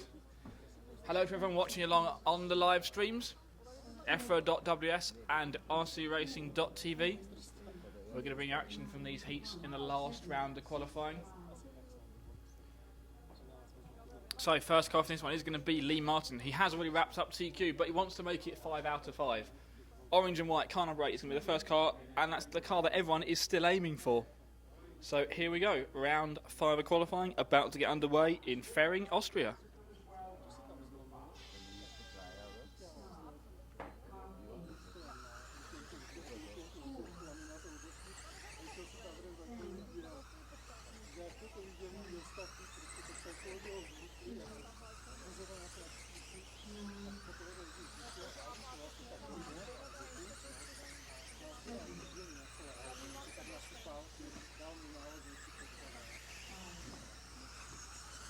So we are underway. Heat 12, round number 5 of qualifying. Lee Martin out on track first. 31.404 is his first lap. That is a quick opening lap there. Single lap record is still held by Lee Martin from the last round, 30.909 at a single lap. But Lee Martin, car number 8, the orange and white Tamiya car, is leading this heat number 12, round 5 of qualifying. Wow, he is on pace for a pretty quick 10-lap run. He is on pace for the fastest run of the meeting. And he goes quicker on his second lap. Let's see if Lee can keep this up through the whole 5 minutes. It's going to be a 10-lap run these drivers are aiming for, and everybody in this heat, every driver is on for a 10-lap run. So we're about 1 minute in. The running order is Lee out in lead. David Ronnefeld running second. Peter Pinish in third. Neil Cragg in fourth. That is your top 4 at the moment. Troubles for Jorn and Hupo, languishing down in 9th and 10th places. Slow lap 2s for both of them, losing 3 or 4 seconds. See if they can find some more speed as we go through the rest of this run. Of course, it was Jorn that's challenged Lee for the last couple of years, and Neil Cragg was the challenger last year for him. Neil Cragg running in the 4th spot in this heat. All drivers still on 10-lap qualifying runs though. We're going to sort them out and give you the running order now. It's going to be Lee from David, Peter Pinish, Neil Cragg in 4th still. Jorn and Hupo moved up a little bit, but 7th and 9th places. So David Ronnefeld running second. Don't forget, David has got a penalty to be applied at the end of qualifying. He will lose his his best result from qualifying, after he failed to get to mastery point on time during the control practice round yesterday. He has got 3 second place scores at the moment, and now takes over the lead of this heat. So car number 10, he comes across the bridge in the middle of the track, round the infield section. He comes across the triple jumps now, so car 10 takes over the lead of this race at the start-finish line now.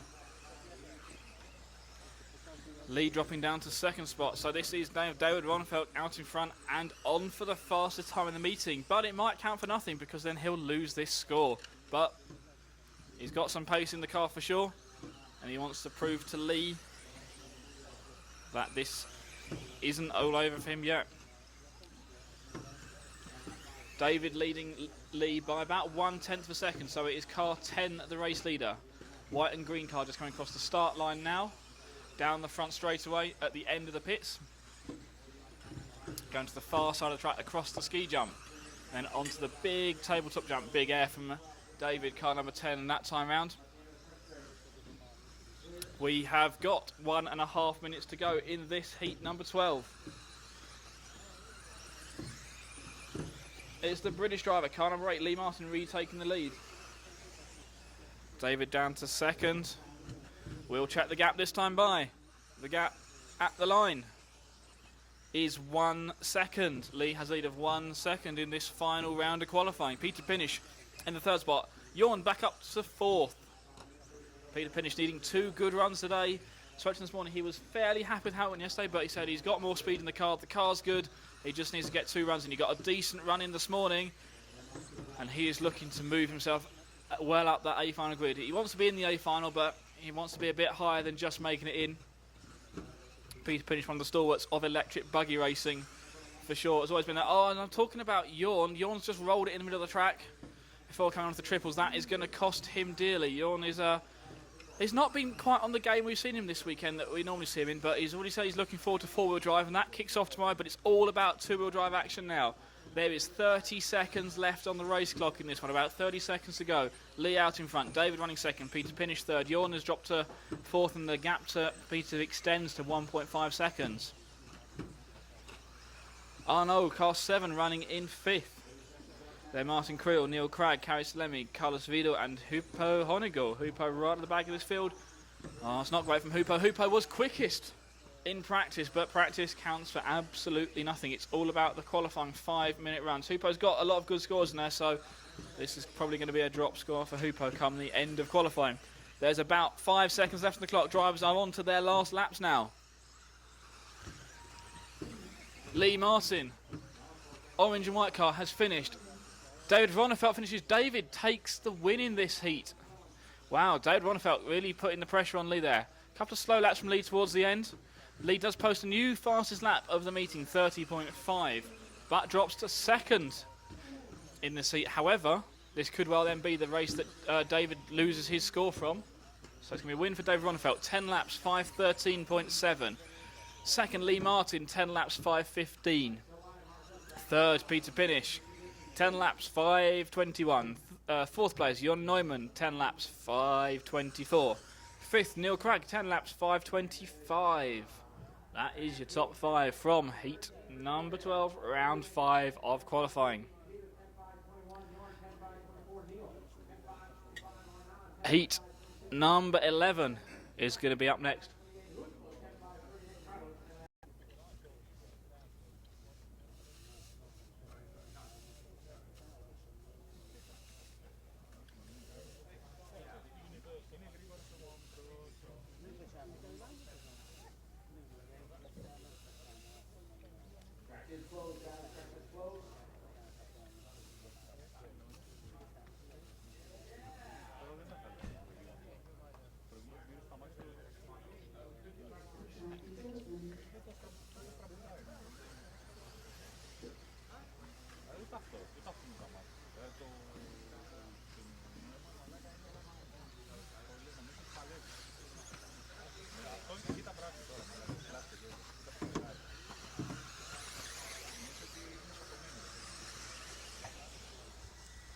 Okay, we're moving on to Group 11, round 5 of qualifying.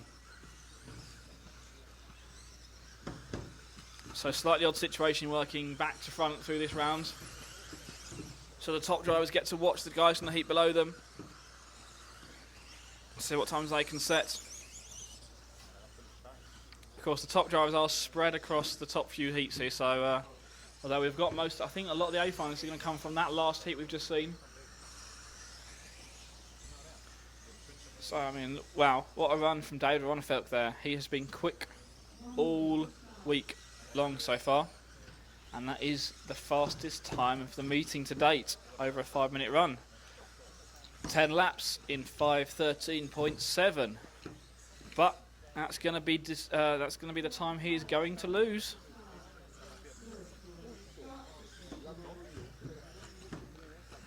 So Lee Martin confirmed on pole position. Might well mean that David lines up second. We'll have to wait and see. I mean, this penalty may well be enough to drop him to third potentially. He's had a couple of second place runs, so we'll see why that plays out as this round goes on.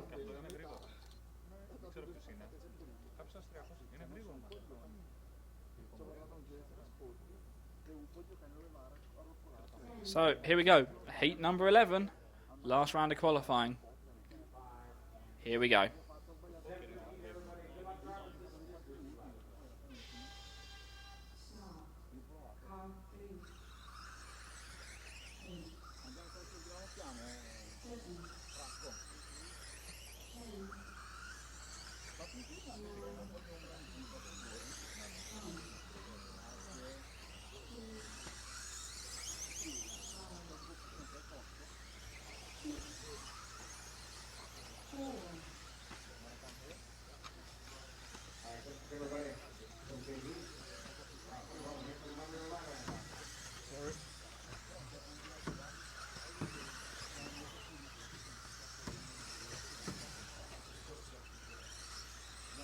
Okay, so here we go with heat number 11. Their last chance to get a qualifying time in. Let's see how this pans out as we go for a 5-minute run.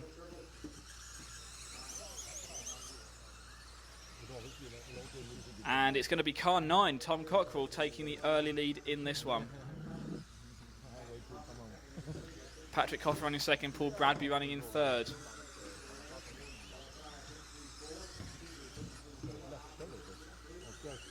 Ten-lap runs going on for those three drivers. Oh, this could be close, and David's time is not safe yet in this round.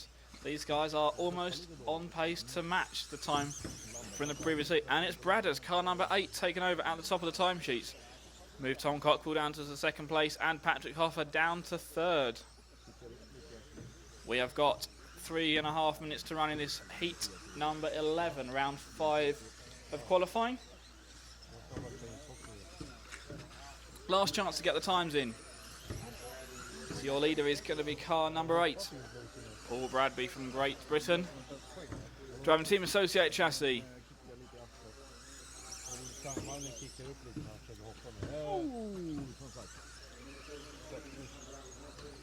He comes across the bridge and through the infield section of the track. Bradders clears the triple jumps now and across the start-finish line.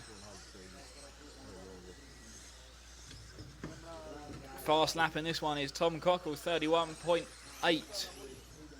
Best lap of the meeting is still Lee Martin, 30.5, set in that previous heat.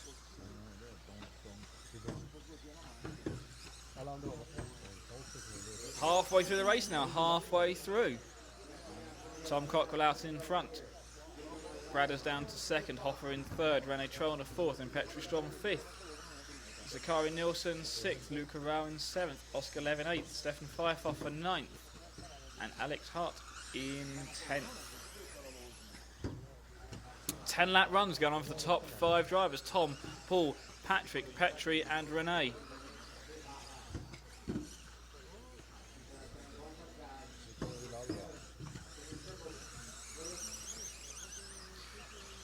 Paul Bradby been struggling so far. We followed his troubles over the last couple of days. Needs to get a good run in here to make it into the A final. He's had really good results at the Euros the last 2 years. But it might be a B main for him this year. We're going to have to wait and see how it all plays out. It's so close on the times between the drivers, I wouldn't like to make a mistake. And we're talking about Paul, he makes a big mistake coming through the fingers there. And again, going across the stones, getting caught up with a different car there. That's car 3, Patrick Hoffer. So they are really close on the timesheets. And we're down to the referees to decide if anyone needs a penalty coming out of that. But looks like they're still both racing at the moment. We have got 1 minute left on the main clock. 1 minute left. Heat 11, round 5 of qualifying.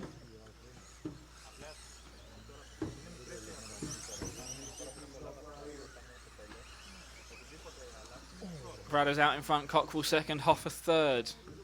That was the order at the stripe last time by, but it is super, super close. And now it's Cockrell that takes over the lead, the 9 car. Clearing the big tabletop jump at the back of the circuit, across the corner tabletop, into the hairpin, and then heads out towards the 3 fingers. Clears him in 1 jump. Cockrell leading by 2.5 seconds over Bradders. Hoffer 2 seconds further back in third. 10-lap runs going on for the top 6 drivers now. Oscar Levin up into the 4th spot. Petri down to 5th, Rene in 6th. Still 10-lap runs going on for those 6 drivers. Last couple of laps now. In fact, drivers are onto their final lap in some cases. Oh, this is going to be close. This is close stuff out there. 10.5.13 was Ron Felk's TQ time at the moment. Cockrell is going to be a couple of seconds behind that, I think. So as drivers come to the line, they are going to be finishing their runs. Bradders is done. Here comes Cockrell. He is done. Hoffer is done. Petri Strom moves up to third on that final lap. Waiting for one more car to finish. And that is the end of the race. Cockrell taking the win, 10 laps. 5:19 his split time. It's not going to be a TQ, but at the moment that is third in the round. Really impressive run going on from Cockrell there. Bradders finishes in second spot. That's a 10:5:21. That's going to put him third or fourth, maybe fifth in the round so far. So that is a good score from Bradders. Petri Strom finishing in the third spot with a 5:29. Really strong runs from those top three drivers in particular. Lots of 10-lap runs, 5, 6, 10-lap runs in that heat.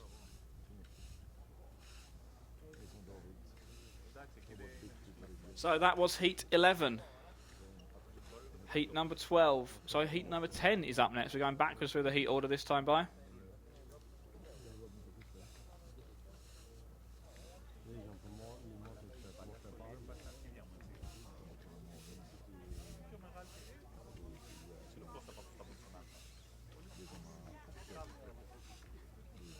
So if you're watching this on rcracing.tv, you can find the whole set of live timings. You can see the live timing screens if you log on to the EFRA website, www.efra.ws. We're of course streaming live there as well. And you can see the live timing screen, so you can follow the drivers' times as well as the video on track. This is heat number 10, round 5 of qualifying. The big name in this one is going to be Darren Bloomfield. Darren has got 3 10-lap runs in. Returning to the electric off-road Euros after a break of 6 years.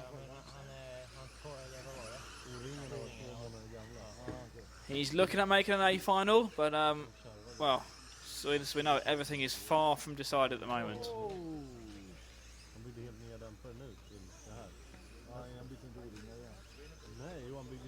We will see what happens through these last round of qualifying. Miguel Matthias, electric off-road racing as well now. 1/8 Nitro specialist. He's out in this heat. Who else we got? We got Mark Johansson, Ben Jemison out in this one. JQ, Joseph Colgrain. That's going to be the first 5 cars that are going to lead the starting grid.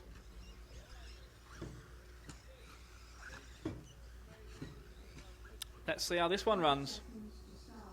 We're into 30 seconds to start. Cars are on the grid. It's going to be the 6th car of Bloomfield. First off, white and blue Team Lossy TLR 22 buggy. Powered by Team Orion motors, batteries and speed controller.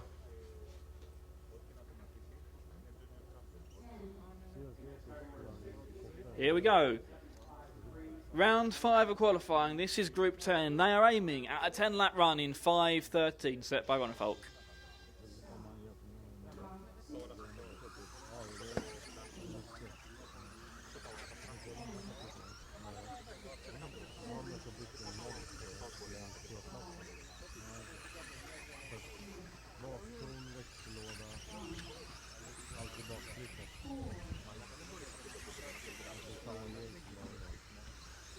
So Group 10 gets underway, and you saw that there, a couple of mistakes from Bloomfield on the first lap.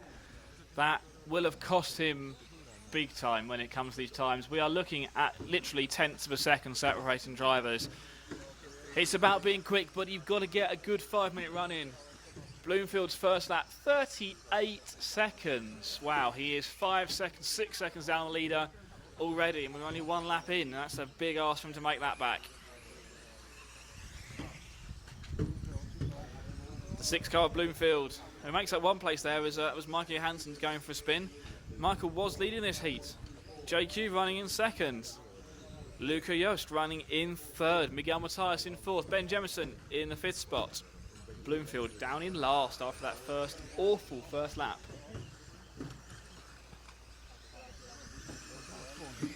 So as they complete lap 2, we'll wait for everyone to come through the time before we give you the running order. The end of lap number 2. It's going to be JQ, Joseph Colgrain, in the 5 car, the all-white machine with some green logos on the side of it. That is your race leader. He goes under the bridge now, across the stones. Back round through the Stony Straight, up back over the bridge. The all-white car number 5. It's the race leader in this one.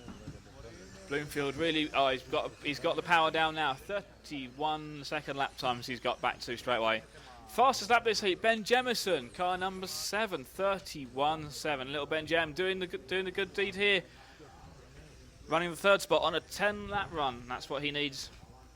He's looking certainly for a decent result from this Euros, I think. Very popular driver back in the UK.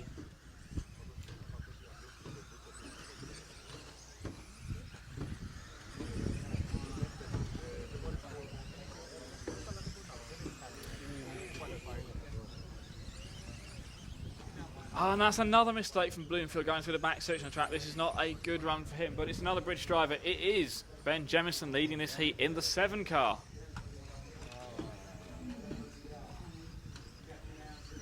And Ben is just going around the corners on the stones now, coming up to the bridge, goes across the bridge through the infield section of the track. The blue and pink car, car number 7, that is Ben Jemison leading this heat. JQ behind him, very close in times. It's the battle between these two to lead this heat at the moment. JQ now got the upper hand, JQ leading the heat. Halfway through the race, halfway through. Changing the race order once again, it's going to be Oliver Schultz in the 3 car taking up the lead from JQ. Miguel Matthias Bloomfield up to 4th, but this isn't going to be his best run, I don't think, but he's got pace in the car. Let's see what he can do over the second half of the race distance. So the 3 car is now the race leader. That is the yellow and red car coming through the infield section of the track. Hitting the triple jumps now, clears the first 2 and the 3rd, round the hairpin. Yellow and red car down the front straightaway, car number 3, Oliver Schultz, the German driver leading this heat on pace for a 10-lap run. JQ running 2nd, Bloomfield 3rd, Matthias in 4th, Ben Jem drops down into 5th. 31 second lap times from all those top drivers, apart from JQ, who's sitting on a 32, trying to step it up now. You can hear from JQ a little bit later on at EFRA.ws. We're putting together a feature where Matt's been doing one of our classic pit walks with a slight twist on it. People that he knows but hasn't seen electric buggy racing before. People like JQ, 1/8 off-road specialist, but doing electric buggy racing. Why is he doing it? Find out later on at EFRA.ws. But the all-white car of JQ running 2nd spot in the seat. It's the 3 car of Oliver Schultz still leading. We have got 1 minute left to run in this heat. 1 minute left. And the order's shaken up again as they hit the stripe this time by. Let's see what it is as we get the top cars all come around to complete lap number 8. It's Oliver Schultz still leading from JQ, Matthias. Ben Jemison in 4th, Bloomfield in 5th. Man, this isn't a great run for Bloomfield here. He was looking at an A final place. His return to electric buggy racing. Well, let's see how that plans out. We've still got a minute to go. He's stuck up in a bit of traffic now. Behind his teammate, Miguel Matthias. The 2 of them come over the triple jumps down the front straightaway.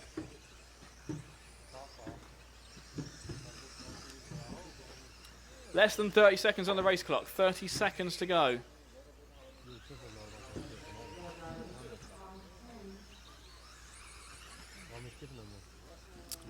So this is the last lap for the drivers. The last lap. Oliver Schultz leading this one from Matthias, Jemison, Quagrain and Bloomfield. Another mistake from Bloomfield on the infield section at the end of that. I think this will be a run to forget for him. It's still a 10-lap run, still a respectable time, and we'll have to see how it shakes up in terms of the overalls, which we're not going to know for about another hour or so. We're not going to know that A final grid officially for about an hour. So last few cars coming around to finish the laps they're on. And that is going to be race over. That is a win for Oliver Schultz, the 3 car. German driver finishing 10 laps, 5 minutes, 25.2. Second, Ben Jemison, 10 laps, 5:28.5. And third, JQ, 10 laps, 5:29.1. Matthias in the 4th spot, 5:29.4. Marcus Prihoda in 5th. Bloomfield down to 6th. Mark Johansson and Daniel Frankhauser. That was heat number 10. That's most of the fast guys there. So the top drivers seeded across the top 3 heats. So we've probably seen the A finalists amongst those 3 heats there. We're not going to know for definite, as I say, for about another hour whilst we complete the heats. Now all the cars out on this very dirty, dusty track. Oh, that's actually started off the week, but those guys have swept it. The traction line has built up, but this is a dirt track we're racing on here. Very different from some of the other tracks we see around Europe as well. Some dirt tracks, some AstroTurf tracks, clay, all different surfaces, and that's led to a different sort of set of buggies. And last year, when we were in France, in Pau, also on a dirt track, we spoke to the drivers there about the difference between the two main themes in two-wheel drive buggy, where you put the motor. Mid-motor cars, rear motor cars, which of them is better and why? So let's take a look at that feature from last year in Pau. We'll be back for the finals later on this afternoon. Hope you enjoyed it. Stay tuned to EFRA.ws.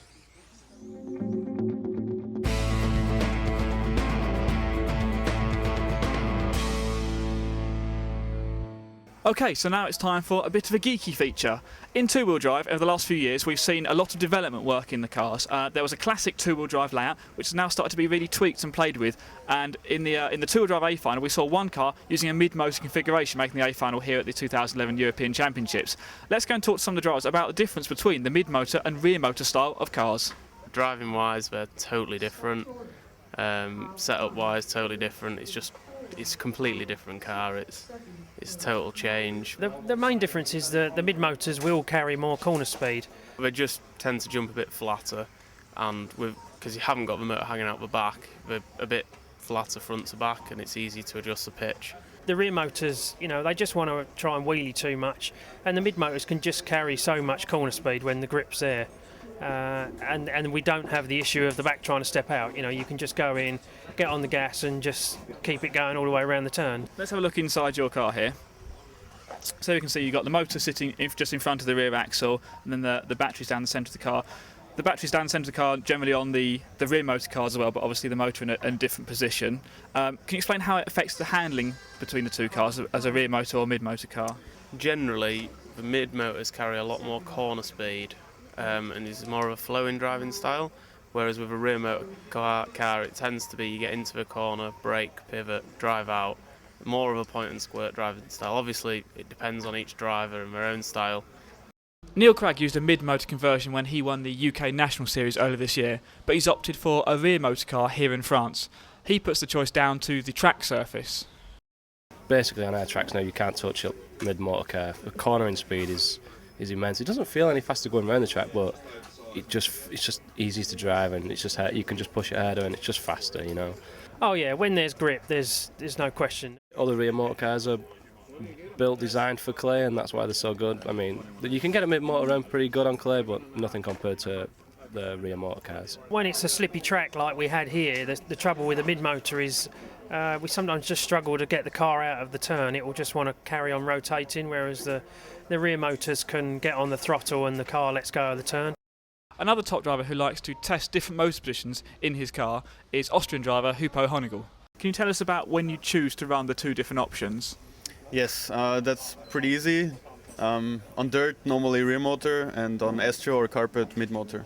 On dirt, you just need more rear traction, so you run a rear motor car, and on AstroTurf, on high bite tracks, you need the corner speed and the steering, which you have with the mid motor configuration. The Django car you can run in either the mid-motor configuration or the rear motor configuration. Yes, for sure. I mean, you can see all the other teams have maybe two completely different cars, and we can switch from rear to mid-motor in, I would say, less than 5 minutes. Now, we've seen with some manufacturers, they make a car where you can run it either mid-motor or rear motor. Some other companies do conversion kits for rear motor cars, so into mid-motor cars, but Schumacher's solely focused on mid-motor at the moment. They considered it, they looked at doing it both ways, but they felt to optimise the car for mid-motor, it's best to just go with one format. It was made for the UK market, or mainly directed at them. It's been very successful over there, so we're sticking with it. It works. We're doing a lot more testing on clay tracks now. We've got a new dirt spec conversion, which helps a lot, and we're just trying to develop setups and get into it. So a few contrasting views we've seen there, lots of different opinions. Who knows what all these guys behind me in the pits are going to be working on in their two-wheel drive cars, maybe next year's European Championships. Stay tuned to EFRA.ws.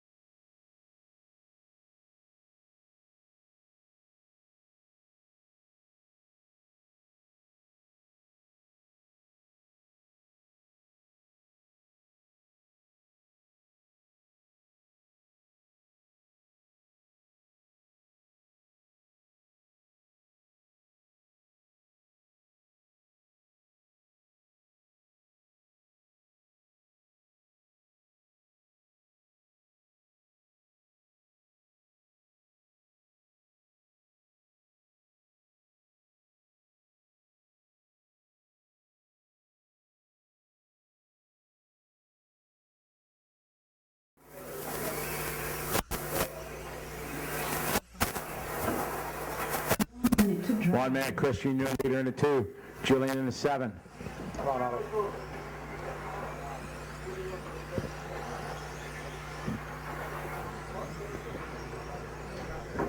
Lap 5, 27 pace right now for Christian. 10.5, 28 for Julian. Kim on a 10.5, 31.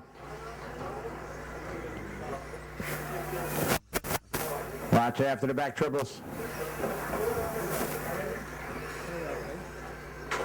Hey! Whoa, easy, Chris. That's uncalled for.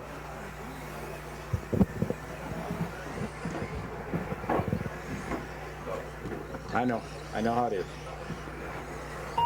Finished, Carl 10.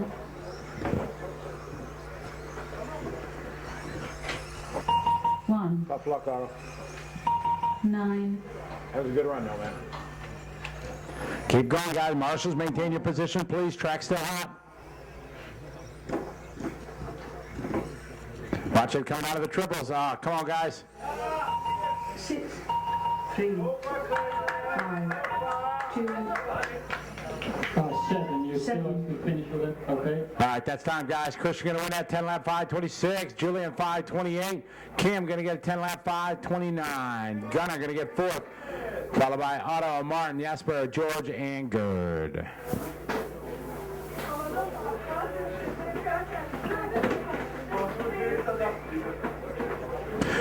All right, group number 9, Dan 10. We got 8 coming up.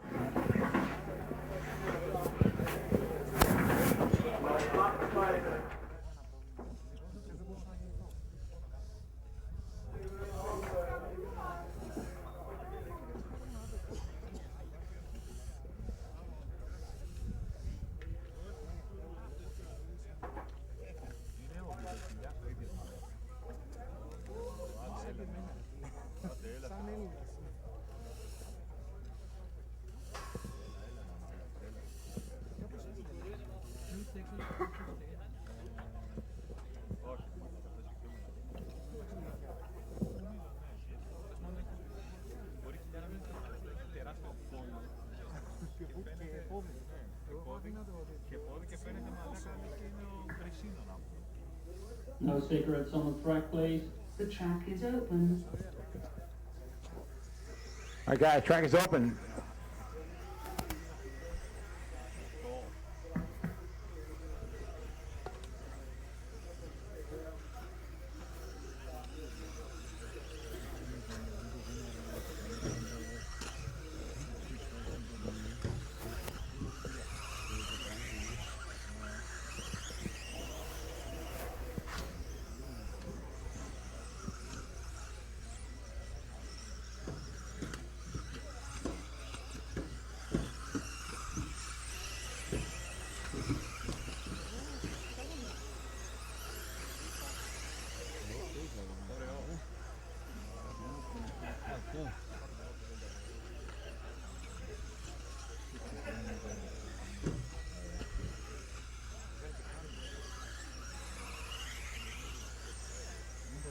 One minute to start.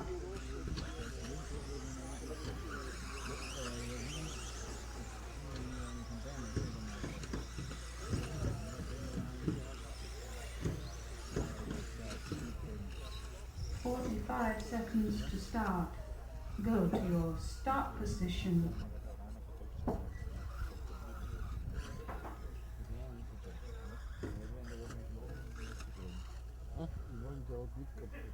"30 seconds to start. Start order. Car 6, 5, 3, 8, 4, 10, 2, 1, 9, 7.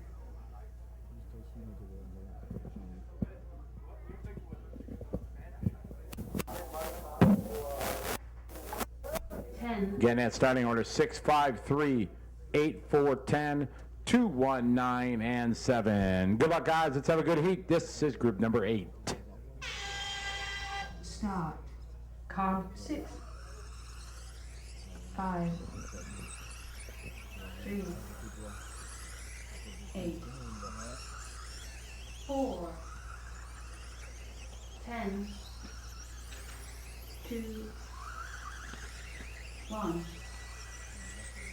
9, 7. All right, good luck, everybody. That's the group number 8. Let's have a good heat.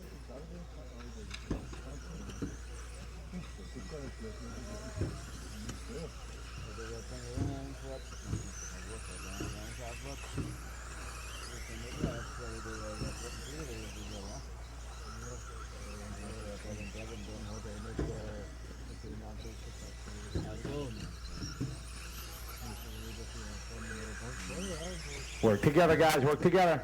Take you one car.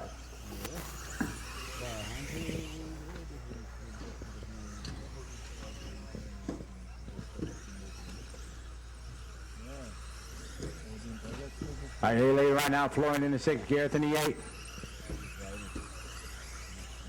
Work together, guys. Give each other room out there. Don't race. Cover number, Derek. Let's work together, guys.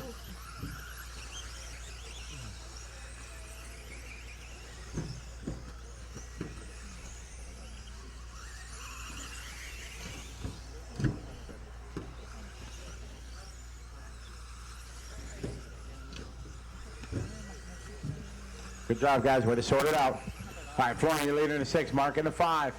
Andreas in the 3 now, moving on up.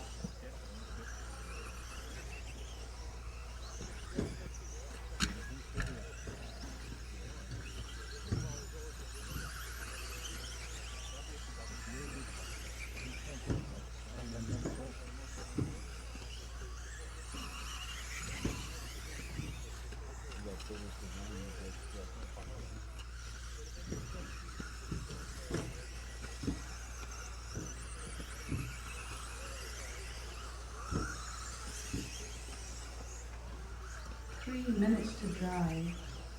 We got 2 minutes down, 3 to go, guys. Gareth, your leader in the 8. Second spot, Andreas in the 3. Balabat, Florian in the 6. Mark in the 5. Sven in the 4. Sami in the 7. Thomas in the 1. Harold in the 2. Then Piot in the 10. Now moving up to 7. And Derek in the 9. Just over 2 minutes complete. 3 minutes to go. Florian, your leader. Down the right side straight.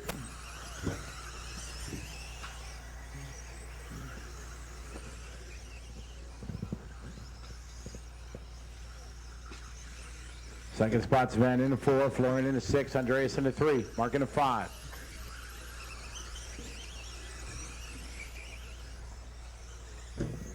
Piot moving up another spot in the 10 car, doing his best lap there, 32.7.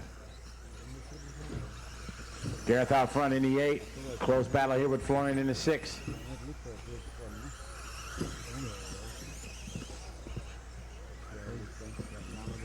Three minutes down, 2 to go, guys. 3 down, 2 to go. 8-4-6-5 is the order. 8-4-6-5.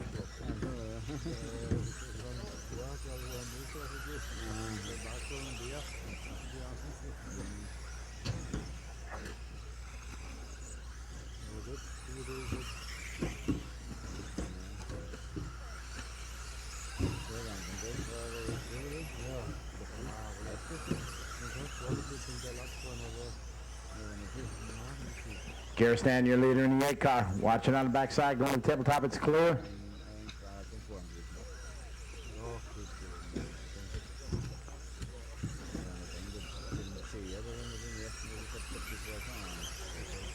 Later, we're going to be coming up on the 3 car here of Andreas in a moment.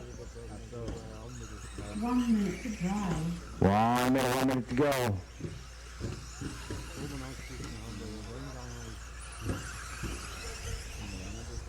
You got it.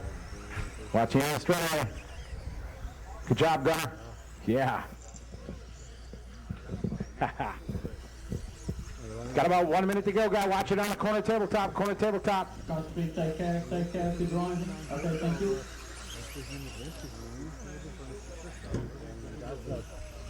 Oh no, trouble for the 6 car, Florian. Gareth still your leader in the 8, last time by. Keep going, keep going, keep going. Keep going, Gunnar. Keep going, Gareth. Keep going. Only 3 and 5 are done. Only 3 and 5.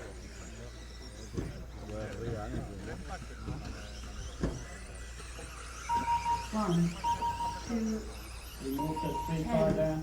Okay, thank you. 7,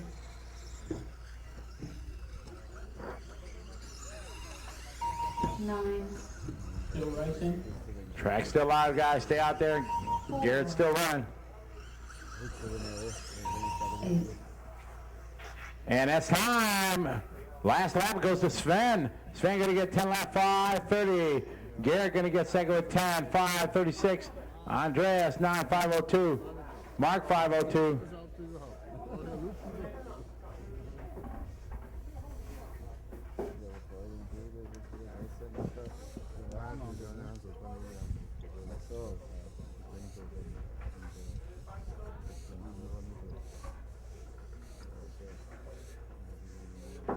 All right, group number 7 coming up. 7.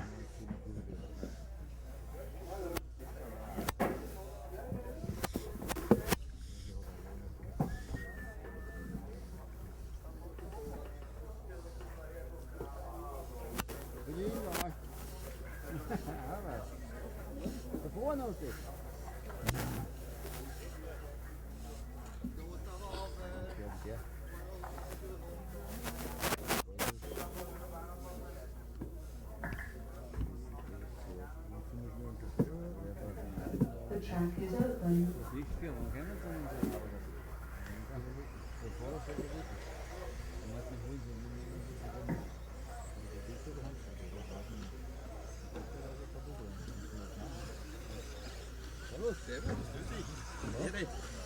Feins Plätzle, ne? Ja, den Bock. Das ist mega brav.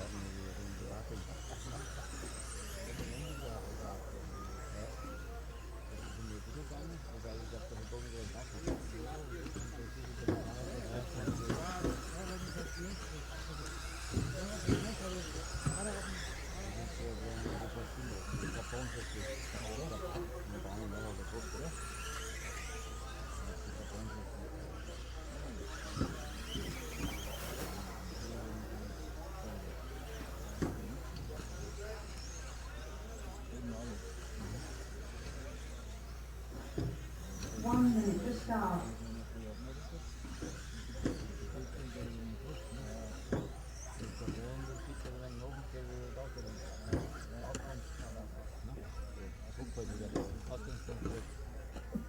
Forty-five seconds to start.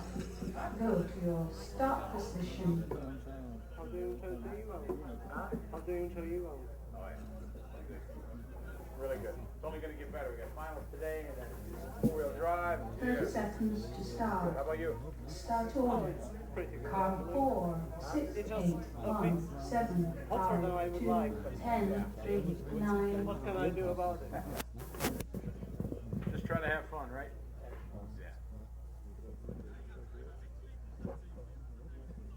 10. Starting grid 4, 6, 8, 1, 7, 5, 2, 10, 3, and 9. Good luck, everybody. Let's have a good heat. This is group number 7. Start. Car 4, 6, 8, 1, 7, 5, 2, 10, 3, 9. Good luck, everybody. This is group number 7, round number 5 of qualifying here for two-wheel drive.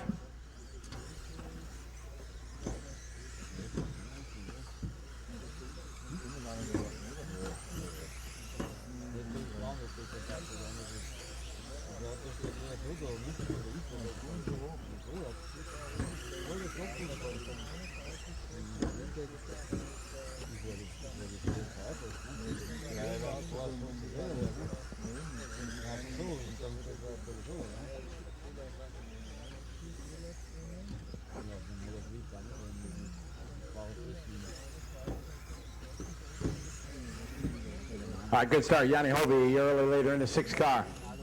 Fastest lap there on lap 1. Second lap a bit quicker, 32.4. Andreas 32.4. 32.5 for Bjorn. Dominic 33.7. Oliver 33.1. Pavel 33.1. Gilles 33.9, 33.6 for Ralph.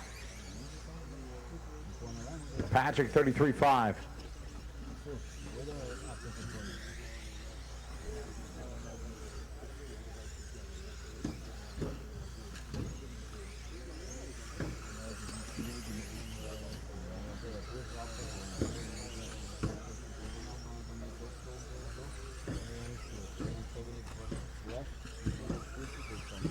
Minute 30 complete. Yanni Hovey, your leader. In the 6, he's on a 10-lap 5:25. Andreas on a 10-lap 5:27. Oliver 10-lap 5:29. Patrick on a 10-lap 5:31. Bjorn 10-lap 5:32. Dominic 10-lap 5:33. Pavel on a 9:5:03. Gilles 9:5:09. Ralph 9-lap 5:15 pace.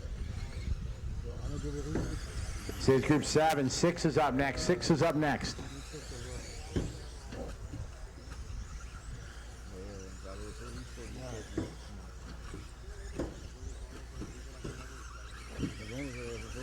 Two minutes down, 3 to go, guys. Coming up on the 3-minute mark here. Yanni Hovey still your leader in the 6. Andreas in the 8. Bjorn in the 4. 6-8-4 is the order.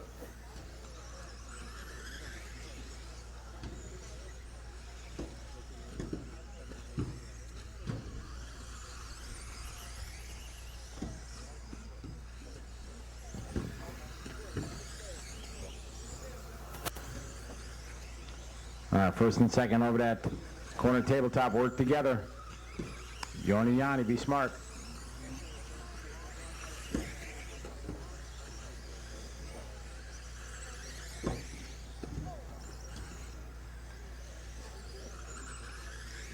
Good marshalling. Watch it after the triples clear.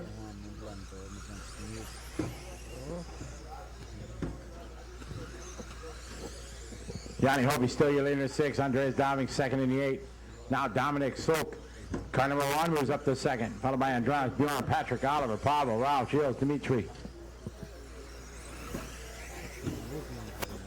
Behind car 4.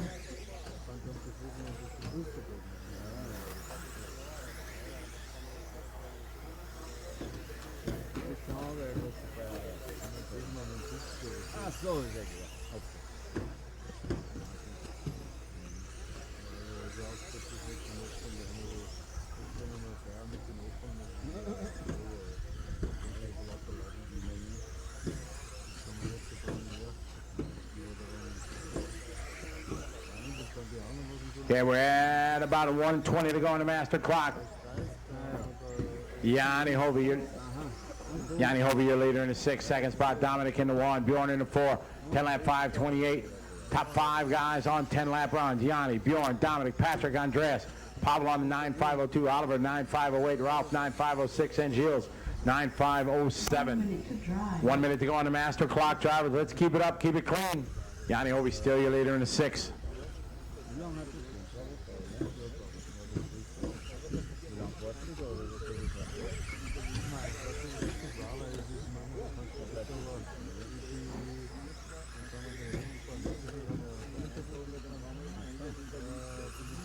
Coming up on the 30-second mark.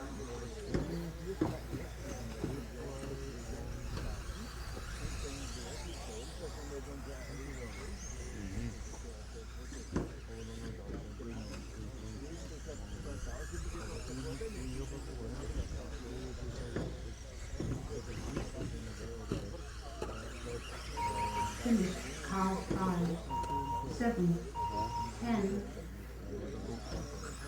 Look out, 7. Run against the direction. You better stop. 6. Waiting for cars 1, 2, and 8. 1. That's your best, isn't it? Yeah. There you go. Track's still live. 2 cars still running. 2. All right, that's time, guys. Yeah, Hovey going to run down on 10:5:27.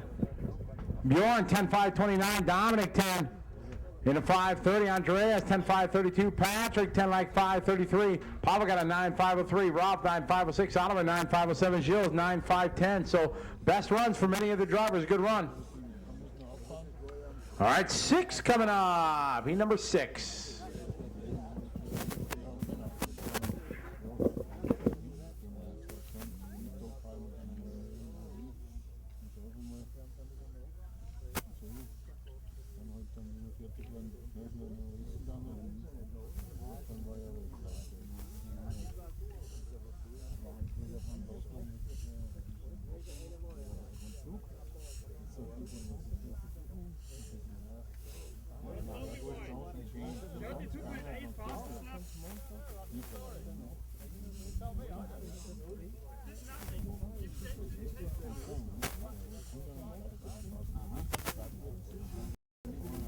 All righty, there you go, guys.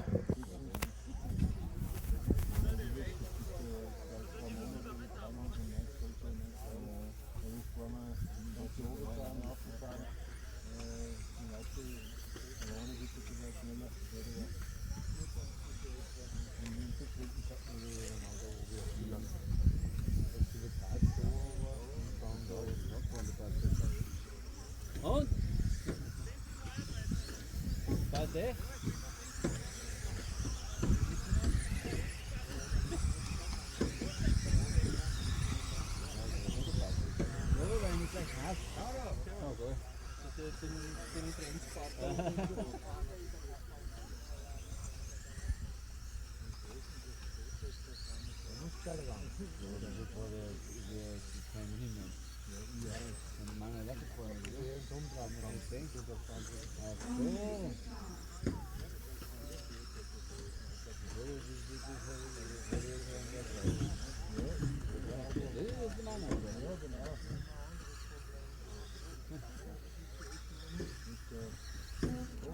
Ja, und vom Auto her leichter gegangen.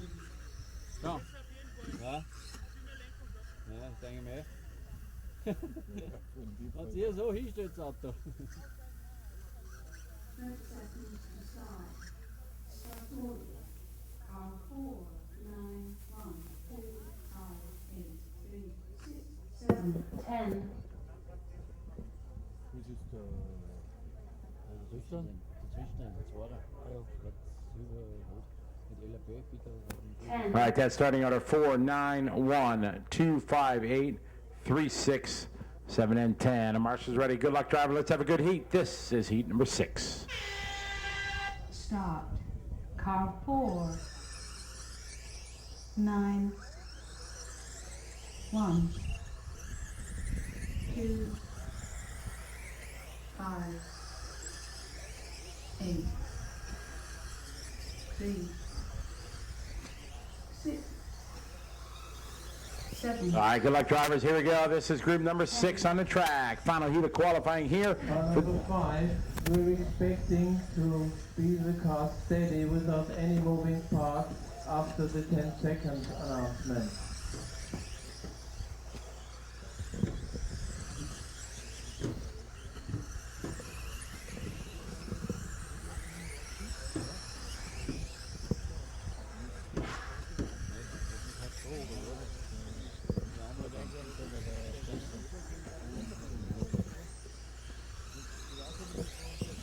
All right, everybody complete.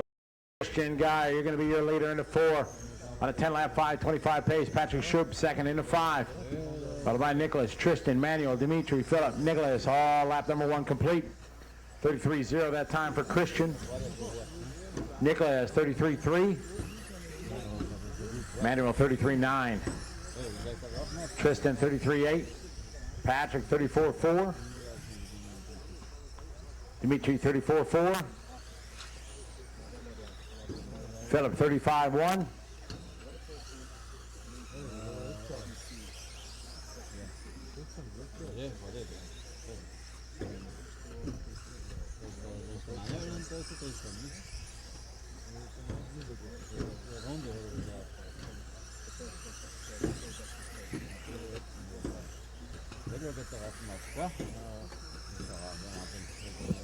Christian still your leader in the 4, followed by Manuel in the 1.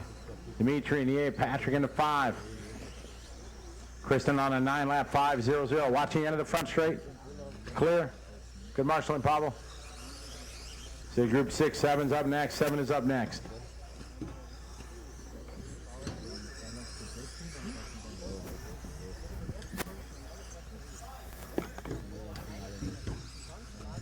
I knew that. I was just testing you guys.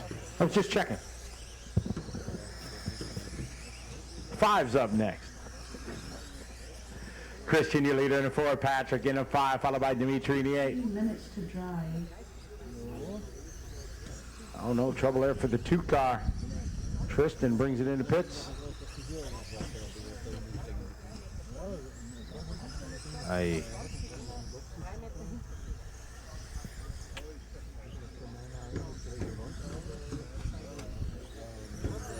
Christian, you're leading the 4, back on a 10-lap 5:32 pace.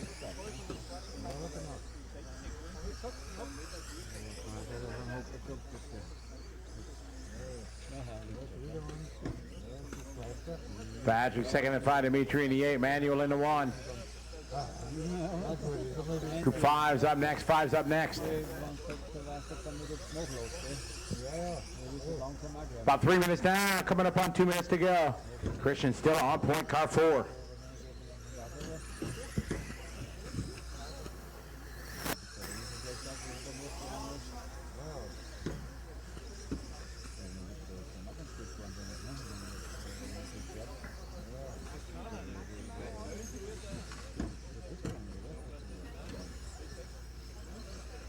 Clean track in front of you later. Second spot, Patrick in the 5.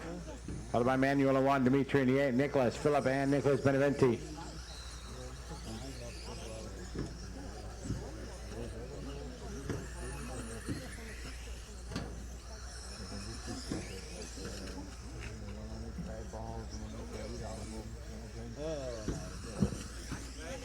Watch on the backside of the tabletop. Clear. Group 5 should be in tech 4. Start thinking about it.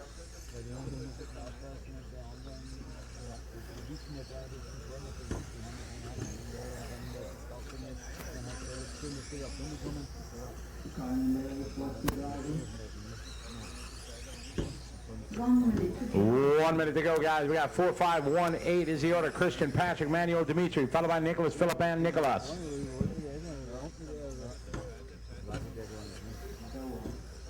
Later, clean track.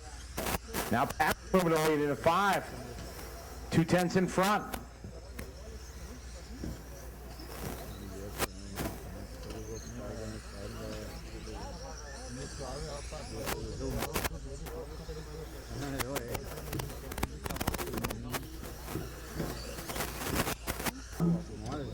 Keep going, Patrick. Keep going, Patrick. Backside tabletop. Good, Marshall and Bjorn. 8, 9,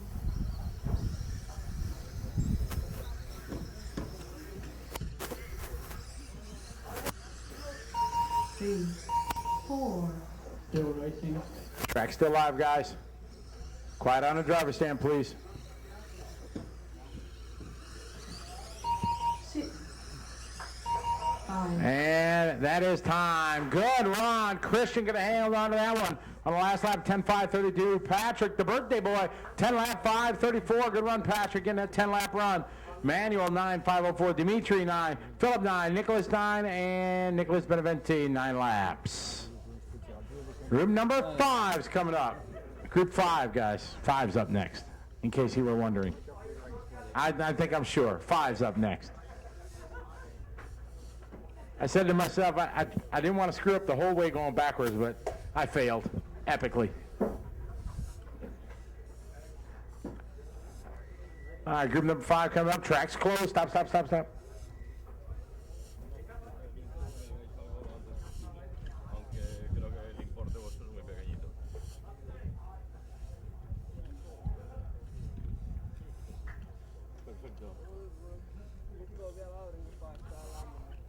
A la balista, sí, sí. Lamentablemente del otro no hay nada que tiene. Muy bien. Yo estoy en Austria, que me he tomado una semana. All right, guys, here's your warm-up for group 5. Y que la semana que viene vamos a ir a estoy en el despacho,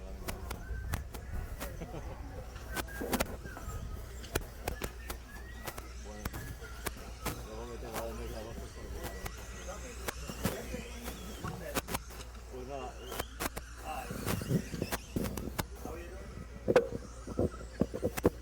Vale. Yo más que nada el tema de Arroyo que no se quede otra vez enquistado, que podamos firmarlo ya porque si no esto va a ser una aventura y no te acabado.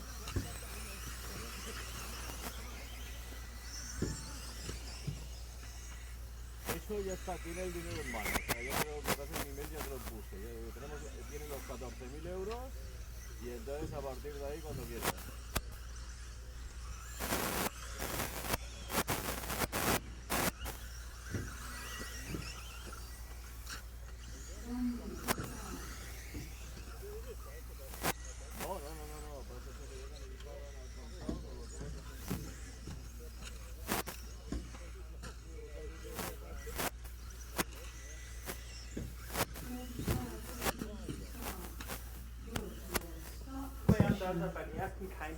Cars to the starting grid, please.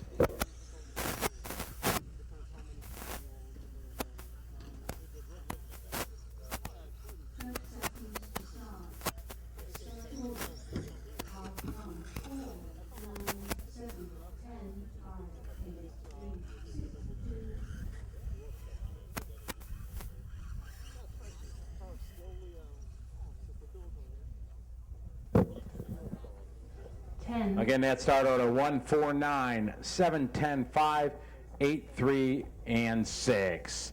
Let's have a good heat, everybody. This is group number 5. Car 1, 4, 9, 7, 10, 5, 8, 3, 6, 2,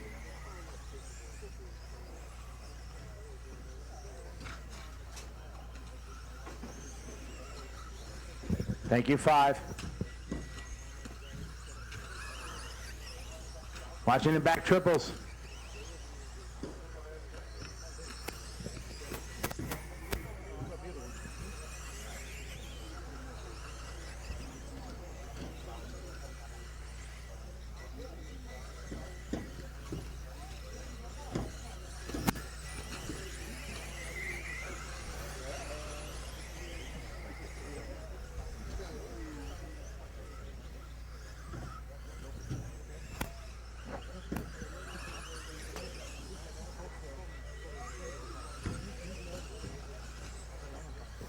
All right, the early lead right now. Philip Stocker in the 1, followed by Oliver in the 4, Marius in the 9, Johannes in the 10, William in the 7, and Andre, Vincent, Joachim, Ulrich.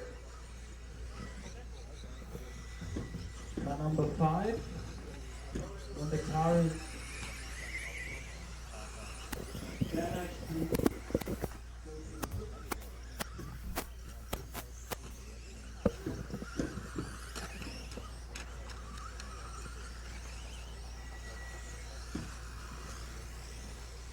Thank you.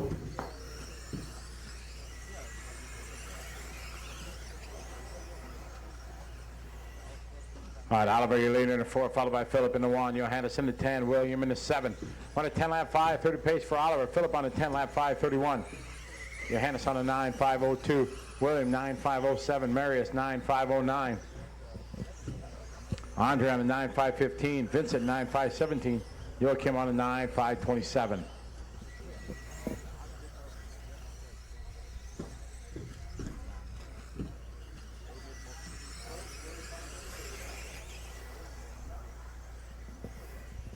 Two minutes down, 3 to go, guys. 2 to down, 3 to go. This is group 5 on the track. 4 is up next. 4 is up next. 2 minutes to drive.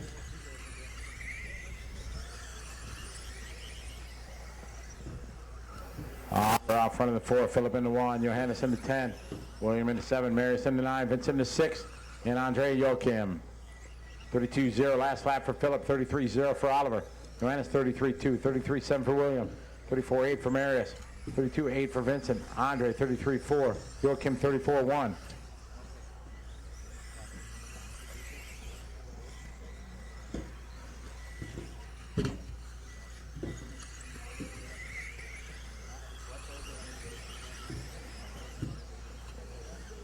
Halfway there, driver, 2.5 down, 2.5 to go.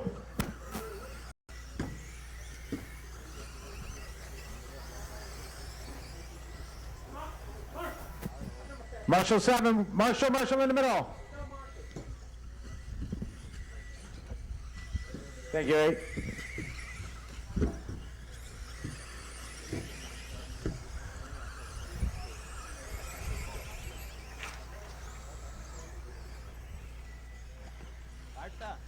Job, Nicholas.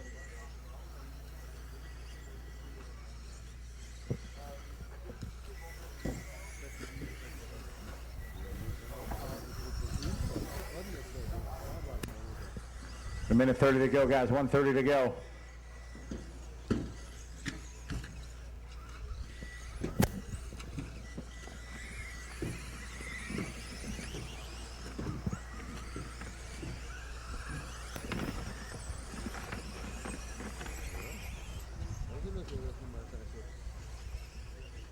1 minute. Oliver, you're leading in 4. Phillip into 1. 10 lap run here. Keep it up. 4, 1, and 10.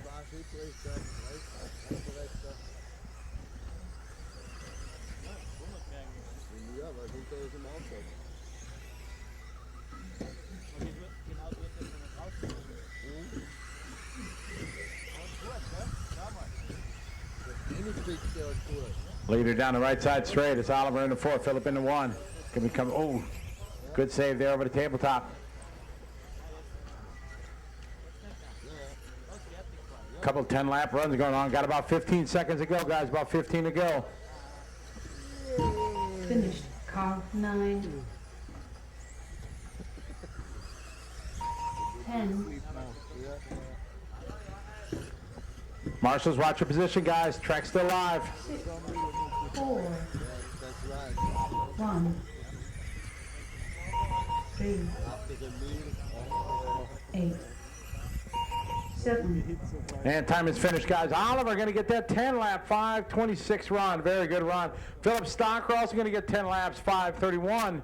Vincent going to get 9:508. Marius 9 lap, 5:10. Johannes 9 lap, 5:11. Andre 10 lap, 9 laps, 5:16. Joachim 9 lap, 5:20. And William 9 lap, 5:30.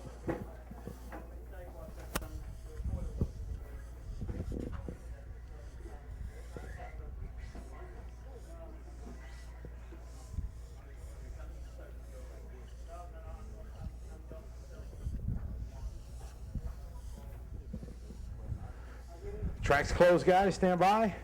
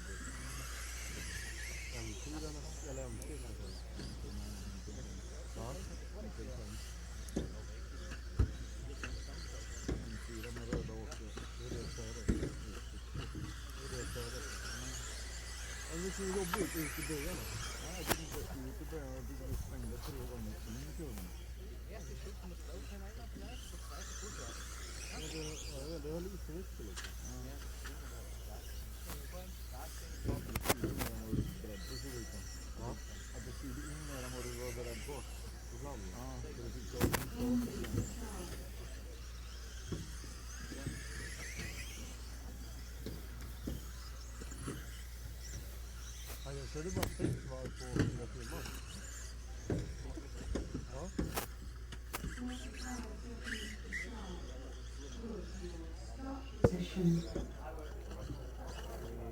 All right, cars to the starting grid, please.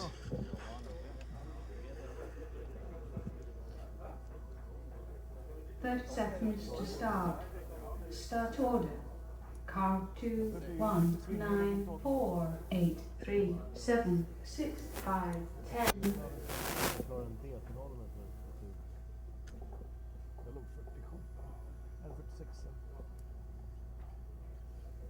10. Again, that starting order 2, 1, 9, 4, 8, 3, 7, 6, 5, and 10. Good luck, everybody. Let's have a good heat. This is group number 4. Start. Car 2, 1, 9, 4, 8, 3, 7, 6, 5, 10. All right, good luck, everybody. This is group number 4. Group number 3 is up next. Drivers from group number 3 should be rolling to technical inspection. Watch out of the triples, guys. Caution the triples. Clear.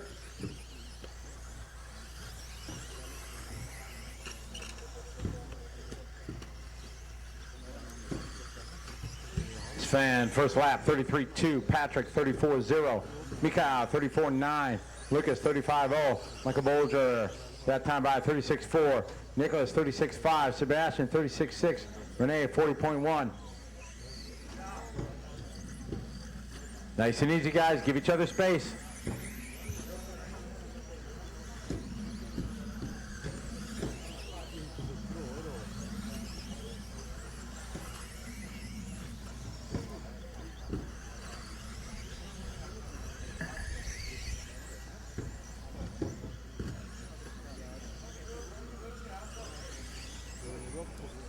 All right, 1 minute down, 4 minutes to go. Sven Rodig, your leader in the 2, followed by Patrick in the 4, Mikhail Orlowski in the 9, followed by Lucas in the 1. We're on a 10-lap 5:31 for Sven. Last lap for him, 33.0, 33.7 for Mikhail. Lucas, 33.8, 33.0 for Bolger. Martin at 36.8, 35.7 for Nicholas. Renee, 33.9.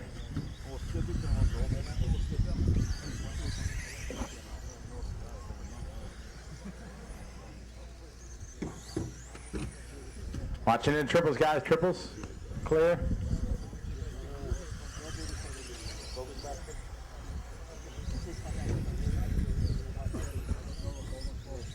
Tough luck. Something wrong with Sebastian's car. Sven, still your leader. Car number 2.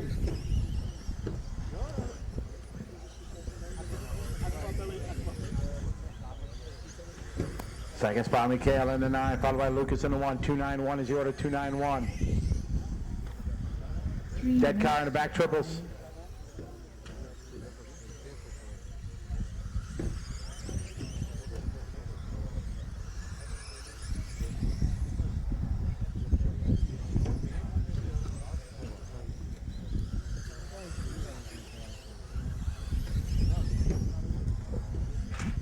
Watch in the front straight, it's clear. Mikhail Orlowski, your new leader, 9.5 flat, working towards a 10-lap run. Lucas second in the 1, 9.501. Patrick in the 4. Fortunately, Sven is out. This is group 4. 3 is up next. 3's up next.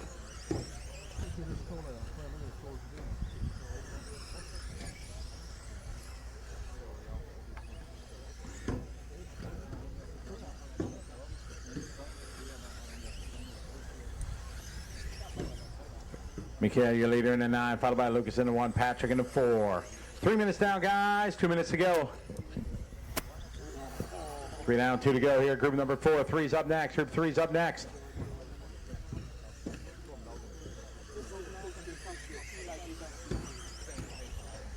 Orlowski still your leader, car number 9, followed by Lucas in the 1, Patrick in the 4. Michael Bolger in the 8. On the 9.501 right now for Orlowski. Stadler on the 9.502. Patrick 9.505. Bolger on the 9.509. Martin on 9-lap 5.14. Nicholas 9-lap 5.14. Renee on 9-lap 5.23. Estimated pace.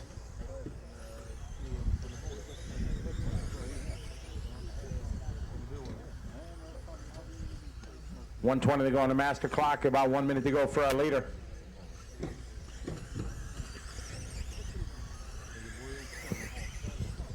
This is group 4. 3 is up next. Group number 3 is up next.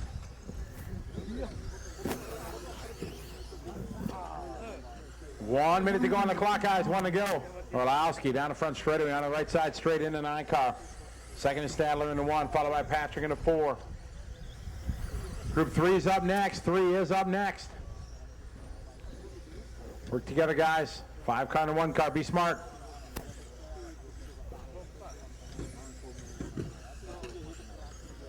Stadler now to the lead in the 1, Orlowski in the 9, Patrick in the 4.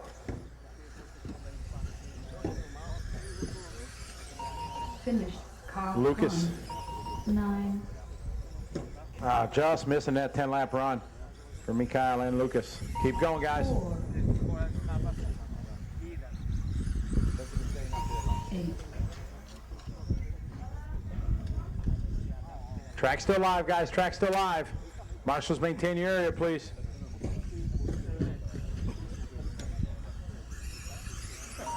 Three, 7. Track still live, guys. Still waiting for Martin. And that's time. Going to win that, Mikhail Olowski, 9 lap 501. Lucas, 9 lap 501. Patrick, 9.505. Michael Bolger, 9.507. Nicholas going to get 9 lap 517. Martin, 9.520. And Renee, 9 laps 523.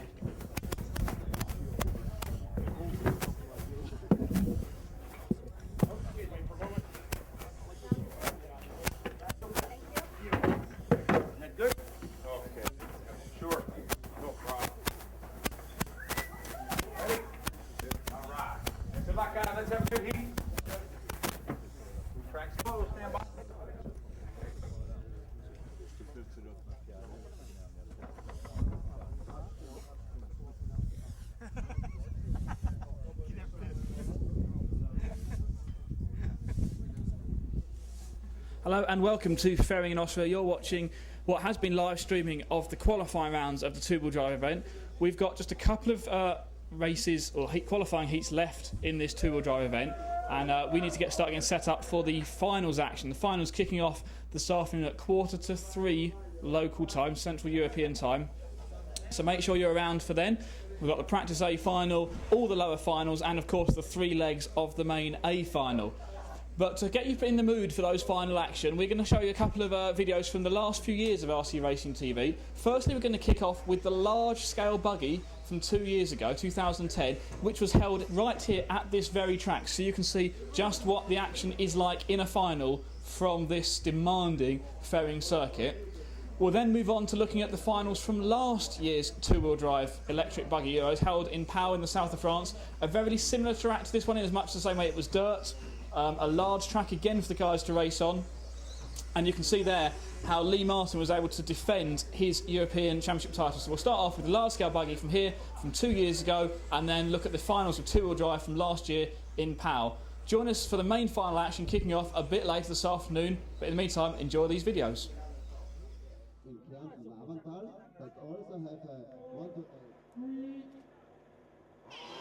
So all the cars get away cleanly off the starting grid, but the referees hand out a jump start penalty to cars 2 and 9. Dario Veseli and Merck Schiller. So they have to come in for a stop-go penalty on the first lap. So that means we've got Ken Volkiers leading from Christian Legas. Dario's dropped right back into about 7th place now.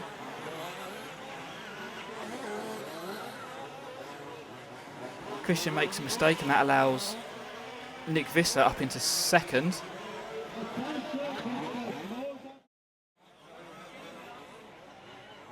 Dario has worked his way right up the field, having passed Nick Visser, who you can see behind him in the green car. Dario is now into 2nd place and closes in on Ken.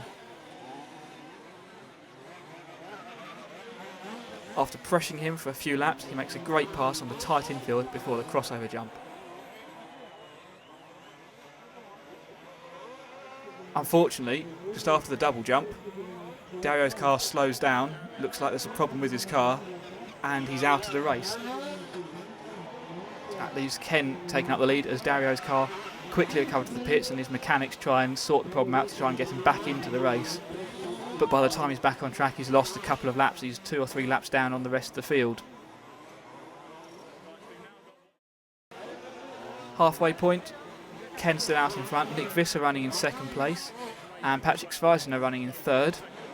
There's a great battle in the midfield between Nick Visser in the green number 4, Patrick caught in the middle with a very racy looking Ian Oddie trying to make a pass in his blue and red number 6 car. Dario still working his way back up through the field after his problems earlier on. He's back up to 7th now. So currently the running order, it's Ken Volkiers out in front, Ian Oddie running 2nd, and Christian Legas dropping down from 3rd place, allowing Patrick Sveisner up into 3rd.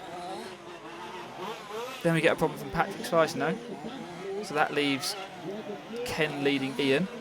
Just a couple of minutes now from the end, it looks like Ken's got this one in the bag, but a problem with his car takes him out of the race, and with just 2 minutes to go, Ian Oddie, car number 6, has worked his way up into that leading position now, so it's Ian Oddie out in front. Suddenly there seems to be a lot of car problems around this point, but Ian keeps it all together and completes the final lap, crossing the line to take the first ever large-scale off-road European Championship title. Hans Kolfler's worked his way up into second place and takes second at the line. And surprisingly, Mario Wendler from Austria, from this host club, finishes the race in third place. Dario's got past his early problems and thanks to the other people dropping out, finishes in fourth. Christian Legas in fifth place, not finishing. Ken Volkier's sixth, again not finishing. Nick Visser seventh. Marek Schiller eighth. Patrick Schweizner ninth. And Jaroslav Okok in 10th place. Let's cross over to the press conference to hear from the top 3 finishing drivers. I'm very, very pleased. Yes, a lot of people think I'm too old, so it's a special result. Can you talk us through the final from your point of view? The start wasn't the best. I ended up outside the track marker to start with, but kept it clean, pacing it round and round, watching other people make mistakes, and it came good at the end. So. Do you think it was your experience that really helped you win the final? It does count for a lot, because half of it on a track like this is tactics and pacing it at the correct speed. Han, you made a very good start. How did the final go for you? Yes, it was good. At the beginning I struggled a little bit with the tires, but I managed to get around other people's car which were crashing, and so I moved up a few places, and then I just tried to not make any mistakes and see what happens. I already thought, okay, I'm in 5th place or 4th place, and okay, that's good. And then I had a crash. Some car came tumbling across and hit me. So yeah, so I'm happy with 2nd place because I didn't think I will finish that high. Did you think you would get 3rd place? He didn't expect the 3rd place in this race, and he wasn't at that good result at the very beginning. And then at the end of the race, any drivers lost the track, and that pushed him to the 3rd place. I think it's been a fantastic event. A little bit unlucky one day with the bad weather, but organisation, absolutely brilliant. And you're looking forward to next year? Absolutely defending great. your title? Yes. And you're going to be back? I will. Not bad for an old guy. Thank you. That just about concludes our coverage from the large-scale off-road European Championships 2010 here in Ferring, Austria. Well done to all the competitors who took part. A huge thanks to the organising staff, and of course a big congratulations to our new European champion, Ian Oddie from Great Britain. Stay tuned to EFRA.ws throughout the summer as we bring you all the coverage from all the European Championship events, continuing next weekend for the electric touring cars from France.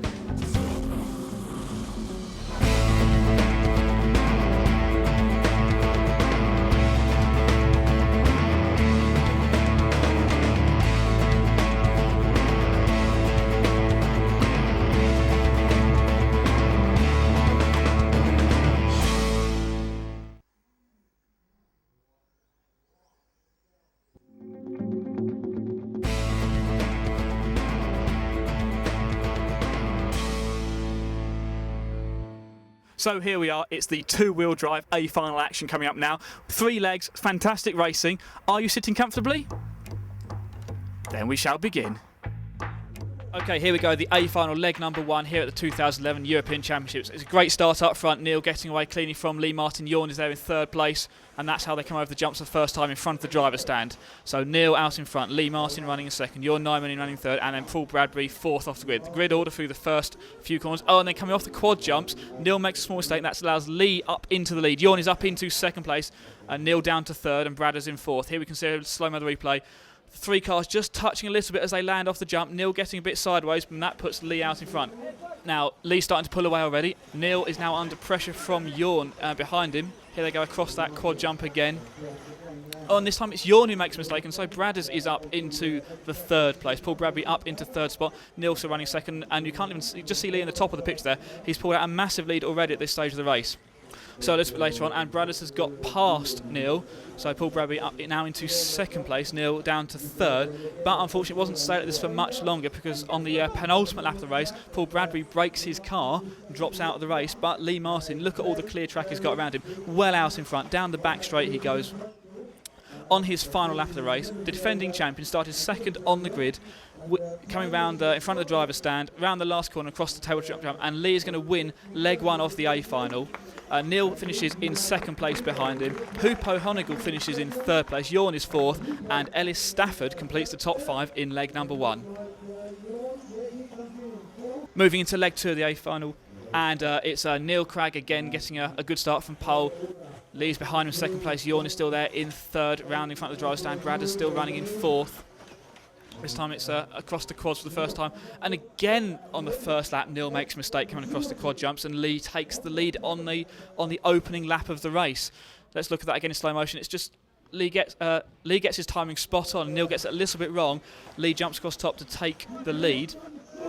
But then on the 2nd lap, Lee makes a mistake on the landing, and that puts Neil back out in front. Jorn was hanging there trying to pick up 2nd place, but Lee just got back on the power in time, holds on 2nd place, so it's now Neil Cragg out in front again. Lee running in 2nd place, Jorn in 3rd. Here we can see Lee in front of the driver's stand across this big tabletop jump and under the timing bridge there. And that's Neil Cragg again making a mistake going across the quad jumps. Those quads proving really treacherous for these top drivers. Lee got right alongside him but couldn't quite make a move stick. Now they're nose to tail coming through this tricky S section of the track. No jumps through there, but not a very flat track at all. Onto the back straight. Neil pulling a wheelie down the back straight, trying to put the power down. In front of the driver's stand. Here they come across the big tabletop jump. Now into the closing stage of the race. You can see the first 3 cars nose to tail. Onto the back straight once again. Jorn hanging with these guys as well, trying to force them into mistake. Hopefully pick up some pieces if they make a mistake. But these are 2 of the top drivers in the world. Lee is the defending European champion, and Neil Cragg, a former European and world champion, and was TQ in 2-wheel drive at the Worlds earlier this year. But again, a small mistake from Neil coming off that quad jump, not getting the car quite right over the quad jumps. He was amazing in qualifying through there, but in these finals, not got the rhythm sorted out completely. Onto the final lap now. Here we go, again across the difficult quads. Keeps it clean this time. Through the flat section of the track on the far left-hand side, through the S's. Here we go. It's Neil from Lee. Lee makes a small mistake there. Gives Neil a little bit of breathing space. Onto the back straight. Neil Cragg out in front, down the back straight. Through the far right-hand turn of the track, in front of the driver's stand. Oh, we see Lee makes a mistake in the background, and that's Paul Bradbury right up alongside Lee now, so there's actually a race for 2nd place. Neil makes a mistake coming across the tabletop, across the line, and in fact, Paul Bradbury is now going to take 2nd place from Lee, thanks to that mistake from Lee. So in leg number 2, it was Neil taking the win, Paul Bradbury in 2nd place, Lee in 3rd, Jorn finishes in 4th, and Antoine finishes in 5th place. So here we are, the final and deciding leg of the A final. Again, it's a good start from the first 3 cars. There's a bit of a pile-up behind, but the first 3 are away cleanly. It's Neil out in front, Lee running in 2nd place, Jorn still in 3rd. Now, of course, if Lee or Neil wins this leg of the final, they will be European champion. Both of them know that. Immense pressure on the shoulders of these 2 British drivers. They've raced against each other many, many times in the British National Series, and now it really comes down to this European Championship A final, the final leg. Who is going to become European champion? Neil out in front at the moment, Lee running in that 2nd place. They've already pulled out quite a decent lead over Jorn at this stage. Just in this opening lap, you can see they are the class of the field at this event. That a little bit quicker than anyone else. Across the quad jumps they go. Oh, and once again, it's those quad jumps that catch Neil out. Puts his car on his roof. Here we go. He gets the timing slightly wrong. Crashes on the landing in the middle of the quad. In fact, Lee not getting a perfect landing at the end either. So that's put Antoine up into the 2nd position. Here we can see Lee now.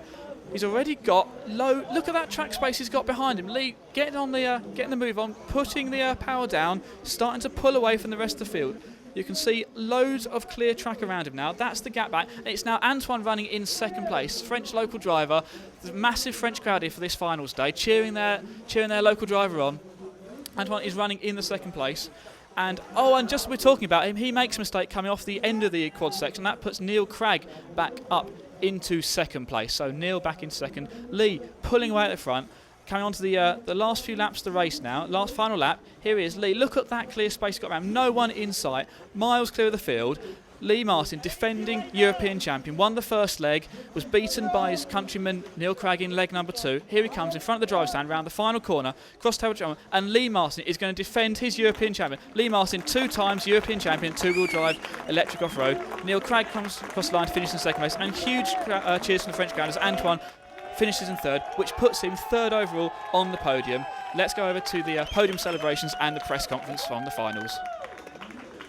I felt absolutely amazing to be able to beat Neil when he was driving awesome, and we had a great race all week, and words can't describe Obviously, you qualified second on the grid, able to pass Neil in 2 of the finals. In the second leg of the final, you had a really close race with him, but not able to make it 3 wins out of 3. Talk us through that second final. How much pressure was on you in that one? Yeah, I mean, there was a lot of pressure, but my car felt good. But Neil just drove an awesome race in front of me, and I couldn't make the pass.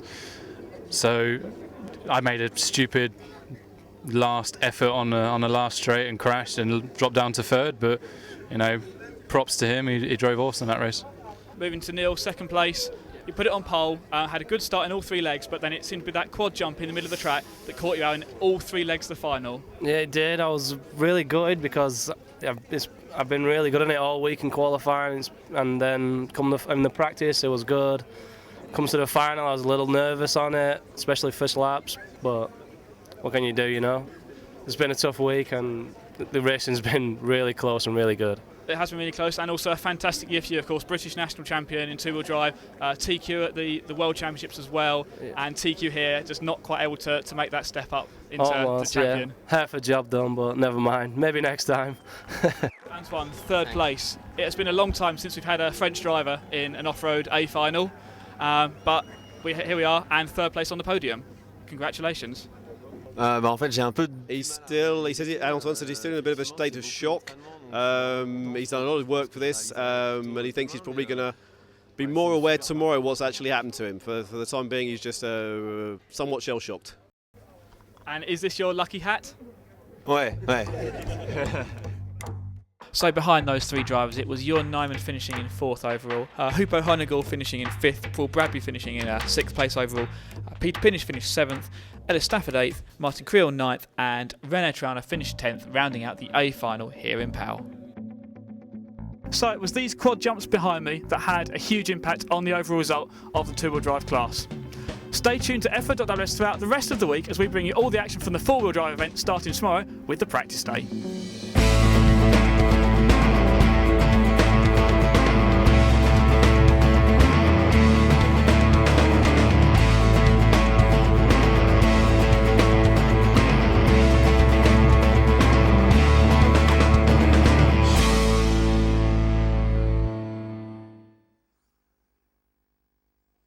So welcome back to Ferring in Austria. This is the last heat of qualifying you're currently watching out on track. The main finals will get underway with the practice A final at 2:45 local time, so make sure you stay tuned for that. We'll be streaming all of the finals live and for free at EFRA.ws or rcracing.tv. Don't forget, on the EFRA site you can also see the live timing screen as well.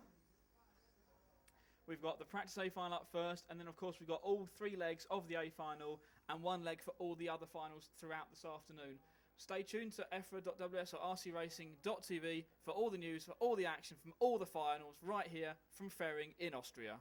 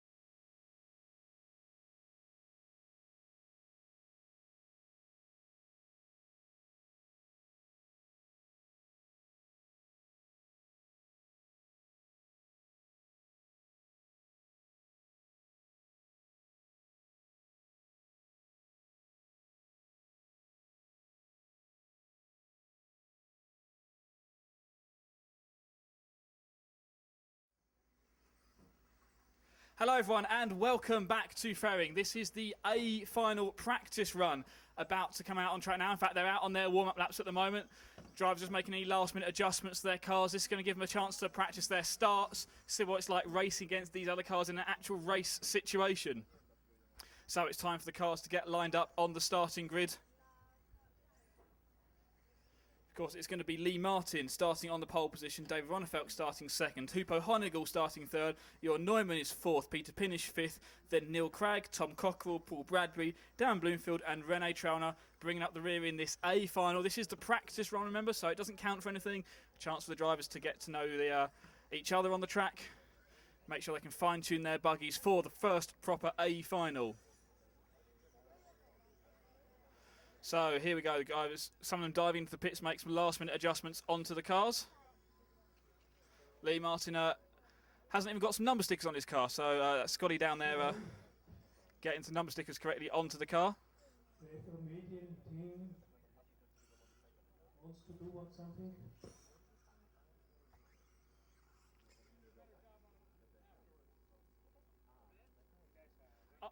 After the final? Yes. So after this one, we'll do a grid walk as well for our TV edit. So this is the A final practice leg. Okay, the drivers, we've got 10 cars lined up on the starting grid. We've got 10 drivers up there on the rostrum. So we're just making sure everything's in place. The pit's full of spectators and the sides of the track's filled as well.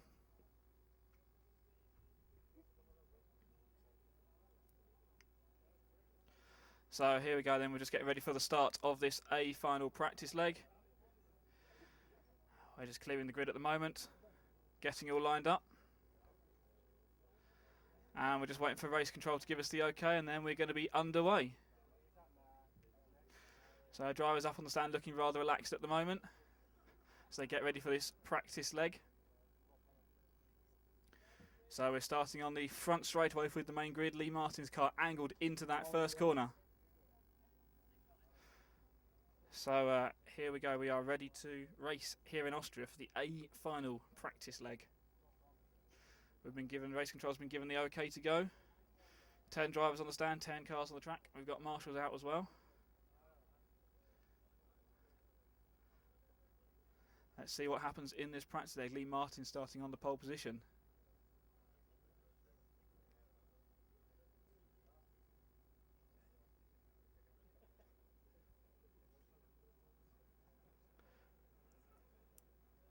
Okay then, so looks like we are ready to start.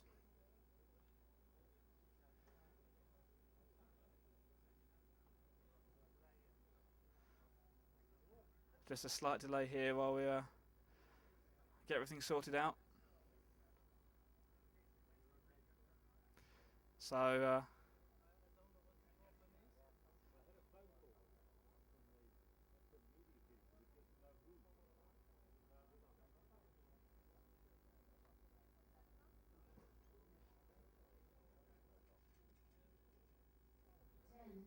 here we go then. This is the A final practice leg. About to get underway here in Ferring.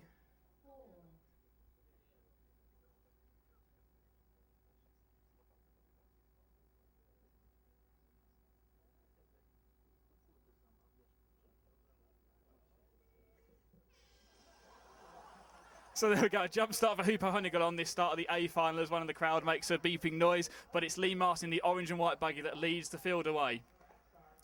Across the tabletop jump in the corner, across the 3 fingers he goes, under the timing bridge. It's Lee Martin out in front. Behind him, it's going to be the number 2 car, David Ronnefeld, holding it on second place.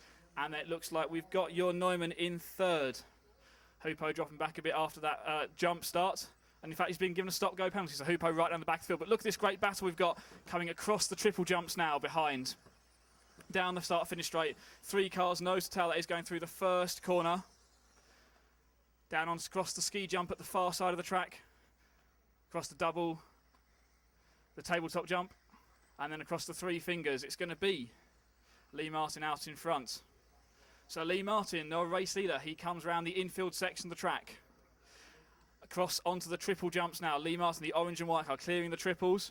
All makes a slight mistake as he lands off the triples down the start-finish straight. Lee Martin is out in front, David is in second, it's Jorn in third, and then Peter in fourth. That's the first three cars all spread out a little bit as they go across the tabletop jump at the back of the track. We are 1 minute and 20 seconds into this practice A final, so it doesn't count for anything. Who post penalty doesn't matter, but it's Lee Martin showing he's got not just pace in qualifying but in the race itself as he comes across the bridge in the middle of the track, through the infield section, and then back across the triple jumps.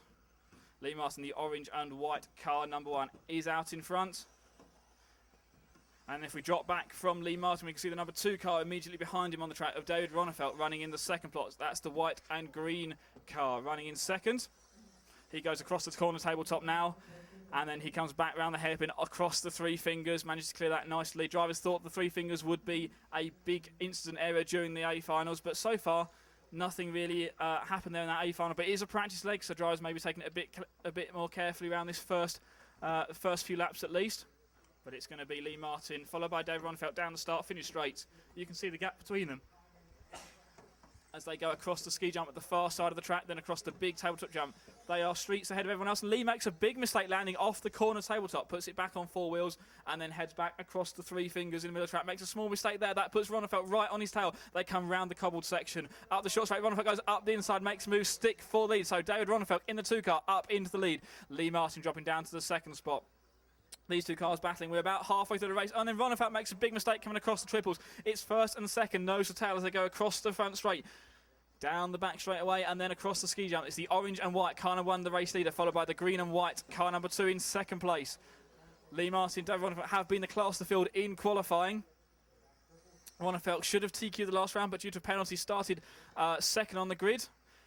But point system gave Lee the TQ position by 4 clear TQ runs and then effectively a TQ from the 5th round. These 2 cars, 1 and 2, nose to tail. They come across the triple jumps. We have got 2 minutes left on the race clock. Across the start-finish strike one more time. Cars 1 and 2 racing for the race lead. Down the back straight away. Across the ski jump they go, and then onto this big tabletop. Lee gets big air. David goes even higher as they come across it. Lee tries to jump all the way across the tabletop. Doesn't get quite the perfect landing on that. It gets hooked up on the hairpin. The orange and white car and the white and green car in second place, sliding the cars across the cobblestones. That was the place where David made the move into the lead, but this time not quite close enough to challenge and make a move. We have got 1 minute left on the race clock, drivers. 1 minute to go. Cars 1 and 2 racing for the lead in this practice A final. Could this be what we've got to see in 3 A finals coming later on? We don't know. We'll have to wait and see. 3 legs of the A finals to contest later on, but in this practice A final, it is Lee Martin showing the way home. David has challenged him hard through the whole A final, led for about a lap and a half, or half a lap, but then had a small mistake of his own that gave Lee the lead, and Lee's starting to pull away again. We've got 45 seconds left to run. Lee Martin out in front. David is running second. Behind that, it's Cockrell, Rene, Trollner, Paul Bradbury, Neil Craig, Darren Bloomfield, Pinish, Honigel and Neumann. That is the complete running order. We had a mistake from David Ronnefeld, which dropped him back. Another mistake from him over the triple jump, but it's the orange and white car number 1 of Lee Martin. Lead's going across the tabletop at the far side of the track. 30 seconds remaining. 30 seconds are left. It's Lee Martin out in front in the 1 car across the 3 fingers. He goes under the bridge and across the cobblestones, slides it sideways as he comes to the hairpin in the cobbles, and then back across the top of the bridge as David flashes underneath the bridge at the same time. That gives Lee a nice easy marker as where his competition is on the track. We are running out of time. 10 seconds are left in this race. This is the last. Lee Martin is on the last lap. He's going to take the win in this practice A final, it looks like. It looks like David is going to just get through to make it onto the extra lap as well. But the orange and white car number 1 of Lee Martin coming round the hairpin. He hits the 3 fingers, goes back across the track, under the bridge, slides it through the cobbles. Lee Martin coming back across the top of the bridge. Lee Martin is going to take the win in this practice A final. As it stands at the moment, he's got 2 corners left. He comes out of the hairpin, across the triples, lands it nice and carefully. Lee Martin crossed the line to win the practice A final. David Ronnefeld is going to finish in second place. And then it was behind that Tom Cockrell, Rene Trollner, Neil Craig, Darren Bloomfield, Paul Bradbury, Peter Pinish, Hooper Honigel, and we're just waiting for your Norman to come around to complete the practice leg of the A final. We're going to be back here with the main finals kicking off in about 20 minutes' time with the K final. The next leg of the A final is up at 3:45. That is when we've got the next A final out on the grid. So thanks very much for watching here on rcracing.tv and EFRA.ws. We'll be back for more when we get to the main A finals very shortly.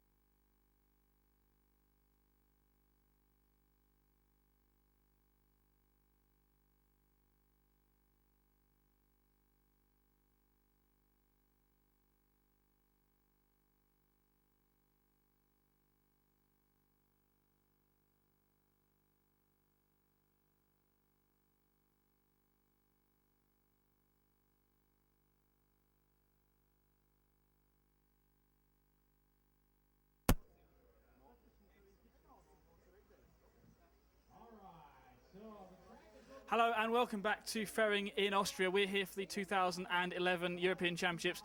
Sorry if you lost the picture for the last few minutes. We've just been adjusting our camera position, make sure we are ready to go for the race that is coming out on track now. The first leg of the two-wheel drive A final.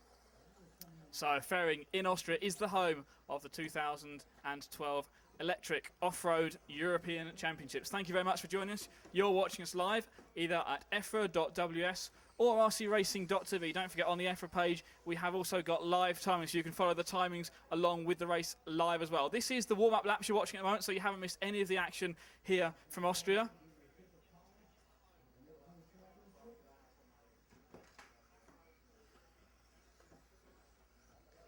And the drivers bringing their cars out on grid, making sure everything's settled in their cars. They're happy with how the cars are driving, making sure things like the slipper clutch is adjusted correctly. We might well see a few of them dive into the pits, but the guys are going to line all their cars up at the start of the main straight and now bring the cars down to fill the starting grid slots. So this is it. This is the first A final here at the 2012 Electric Off-Road European Championship, the two-wheel drive event.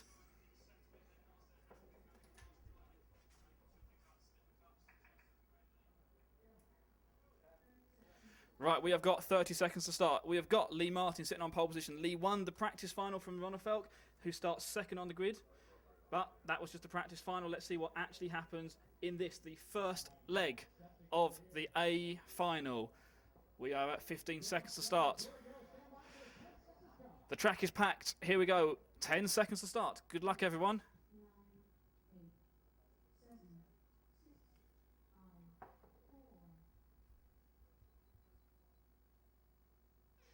And Lee Martin gets a good start from pole position in his orange and white Tamiya buggy over the ski jump for the first time. Hits the tabletop, gets big air off that. Oh, that's Ronnefeldt in second place, tumbling as he comes off the tabletop, and it looks like Jorn behind him. But we're going to stay with the leaders. Lee jumps across the three fingers, across the cobbled section of the track.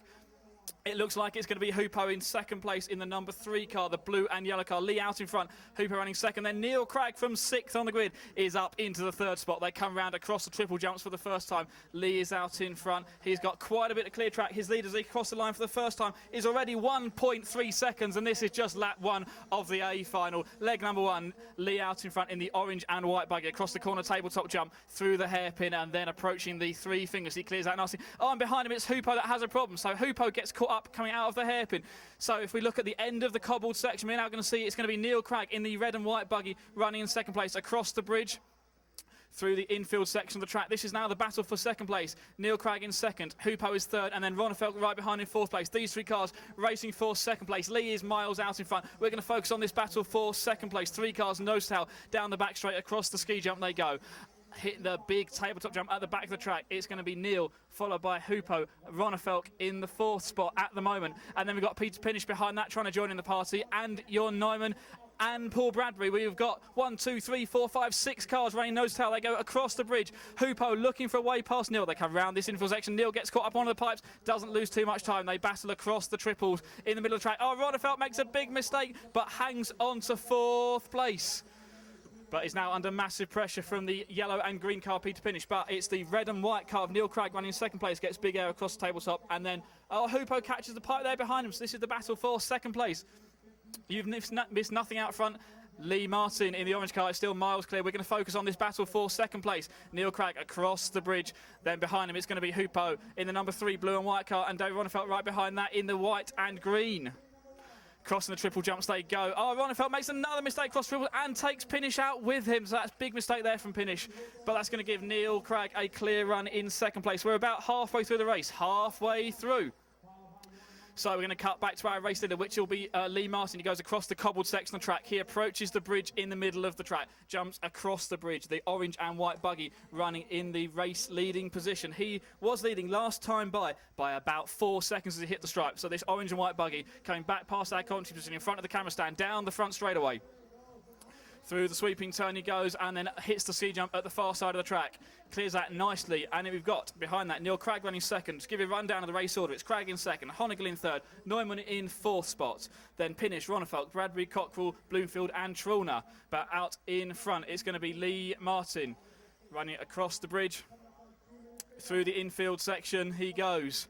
He gets the hairpin and then runs across these triple jumps. The orange and white car number 1. Lee Martin is in the lead. Neil Cragg is in second. Hoopo is still in third. Those three fairly spread out on the track at the moment, so we're going to stay with the race leader. Lee Martin, tabletop jump at the far side of the track. The orange car is the race leader.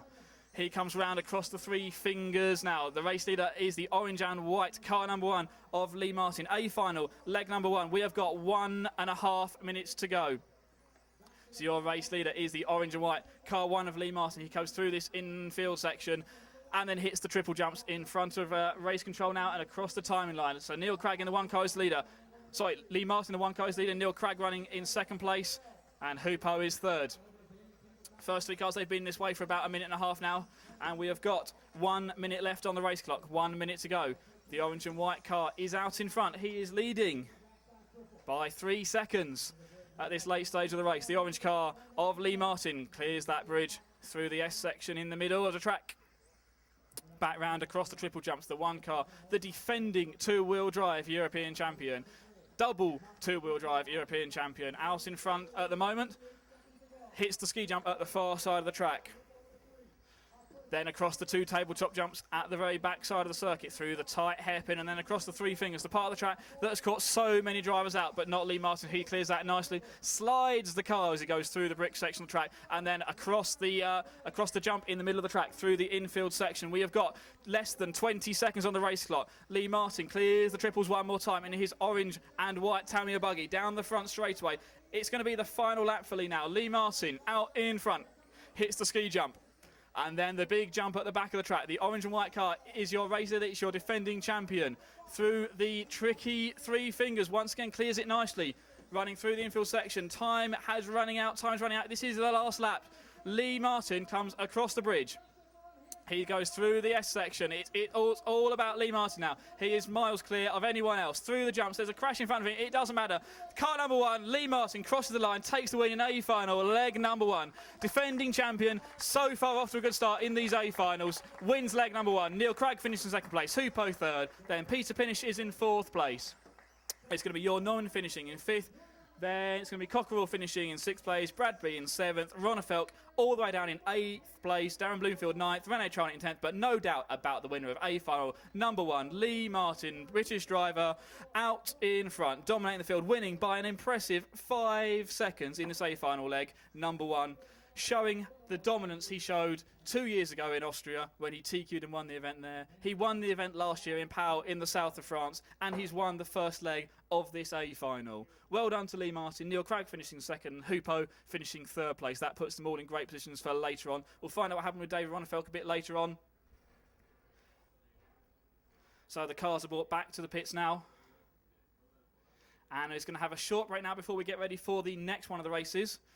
And just while we go through that short break, we're going to show you a video Matt's put together. He had a walk around the pits to talk to some of the other drivers that are here, some of the 8-scale drivers. We've seen Darren Bloomfield out in that A main. What's he doing here at this event? So let's have a look at those drivers, and then we'll be back later on with Scotty for more of the finals, and we'll be back, of course, the A final, leg number 2, a little bit later this afternoon. Over in the pits with the current champion, Lee Martin. Lee, where's all your friends? There's no Mark, there's no Victor. Where are they? I don't really know. Mark's coming later. He's off testing touring cars somewhere. They're too concentrating on the Worlds at the moment, and you know, all they wanted to do was party anyway. So they were a distraction. I mean, does it help you having your team around you? Is it a bit tougher, just being you? I mean, it's always going to be tougher when the other teams have many guys that can help with the setup. So it's always harder to work out. You can't really test many things because you don't want to go too far from where you are. So for that reason, it helped. You know, they could always help watch the car and stuff, but you know, I'm trying to do well without them. Just take a look at Lee's pit table. This is, I think, the smartest, tidiest pit table. Just look in contrast at some of the others. They are kind of as you would expect, but over here, all branded with the LMR stuff. How's that going with the merchandise? Yeah, the wing's really popular. It's super strong. Everyone seems to like the way it handles. It lasts 5 times as long as most wings out there. So, you know, people are loving the product so far. I just hope to start designing some more and get a vaster range of products. Thank you. Lee's here, current champion, on his own. The other guys aren't here, they're focusing on touring car, but it's not about the people who aren't here, it's about the faces that are here that haven't been here for a while. Let's go and check out some of them. I'm certainly not used to seeing you driving an electric buggy. What's this all about? This year I'm just starting again. I have done it a couple of years ago, but it's just good fun, good practice, and it's at the Euros track also for 1/8. It's a big year for 1/8 with the Worlds, obviously. Does this help in any way? I mean, you say obviously you get to run a bit more time on the track, but are they similar in driving style? Well, the two-wheel drive are a bit different. The four-wheel drive are more alike, but it's still good practice because you have to feel a lot the throttle, and you have to be a lot careful with everything. So it's really good practice. Darren Bloomfield. Darren, what brings you to 10th Buggies? It's where I came from before, but more to the point is obviously we, as Losi, we bring out the 22 last year. I always say to people that 10th scale is one of the most finesse classes to be.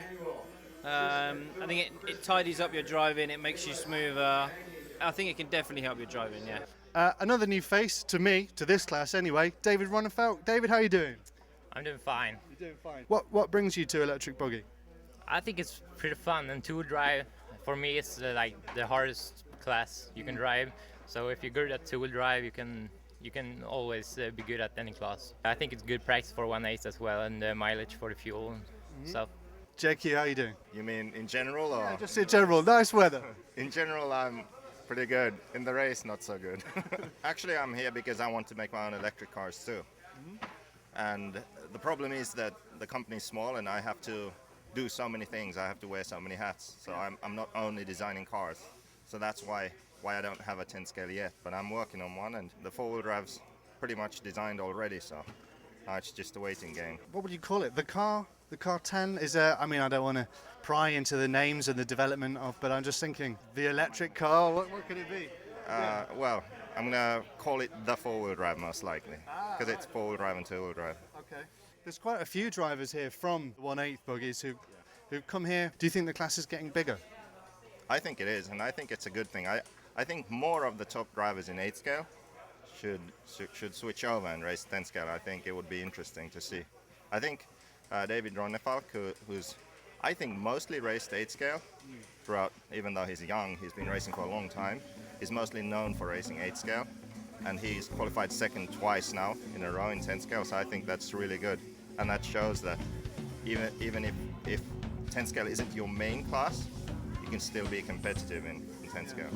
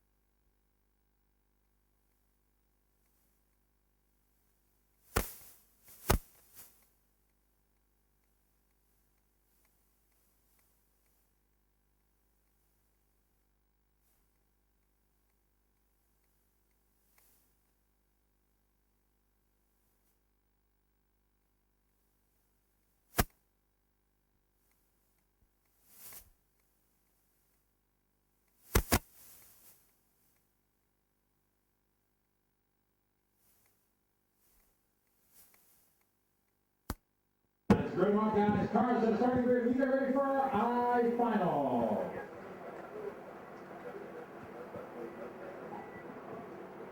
Thirty seconds to start. Okay, guys, let's have a good race. Countdown will start at 10. Have fun, everyone.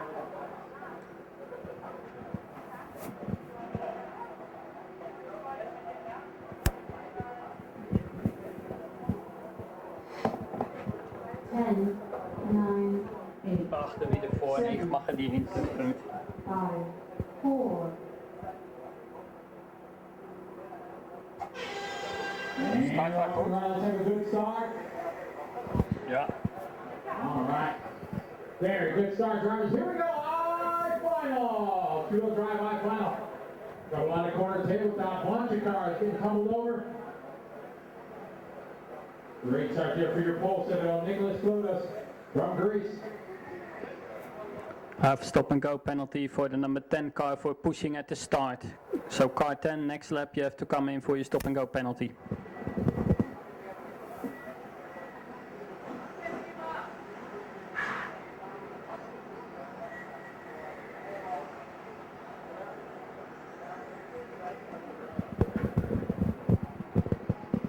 Nicholas here, leader in one car. Over the backside, quickly goes under the bridge. Take it easy.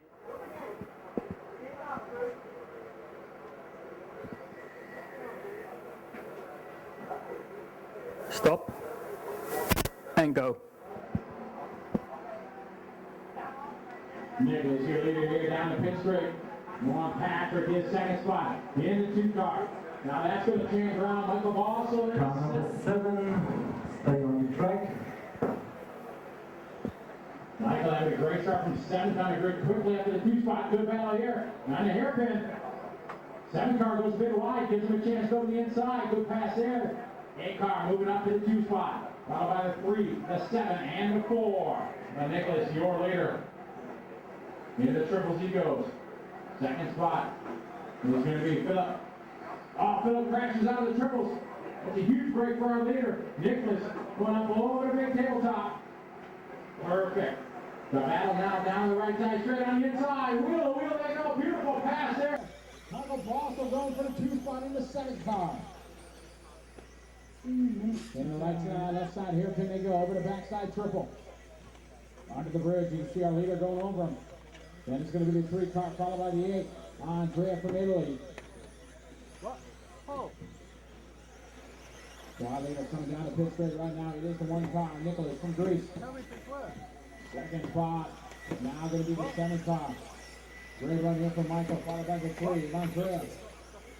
Then it's going to be Phillip, Andre, Renee, then Patrick, Nicholas, Wilkin, and Mikhail.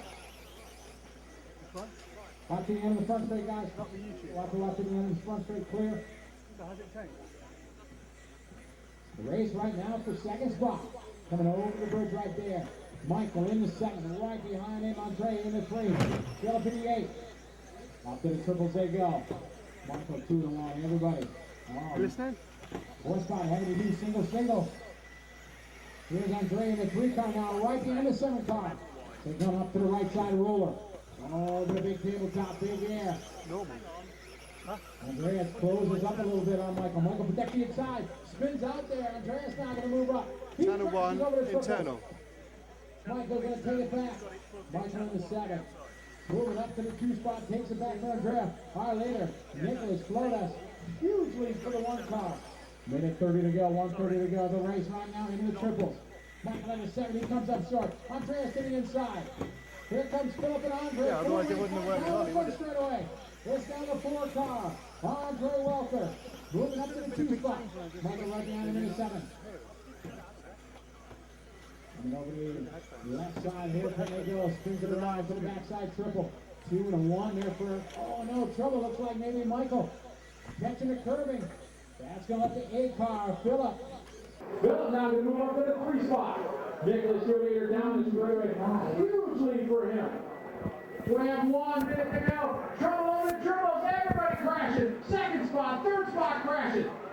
We have a 6-way fight down the straightaway here for 2nd spot. Andre holds on to Andre tabletop. A little bit long and landing, but he hangs on. Our leader coming up on traffic right now. Makes it through, good job. Around the EC bricks they go, up over the bridge. The race with 30 seconds to go. They're going to have one more lap. Excellent fight here for second position. Coming into the triples right now is the 4-car Andre. Coming up a bit short is Philip. We're at 15 seconds to go. The 4-car here, the 8. Here comes Andre in the 3. Followed by the 2-car, Patrick. And Nicholas in the 9. We're at 7 seconds to go. Nicholas Flotos has this one wrapped up. Just got to be able to finish. That is time. Finish line. And crashes over the doubles. It's all right. The race now for the 2 spot. Up and over the bridge. They go. The 4-car Andre and Philip. Yeah, Philip fine. Into the triples they go one more time. Andre, he makes it. Here comes Philip around the hairpin. And that is a race to the line. That's how they're going to finish. Nicholas Flotos going to be your winner.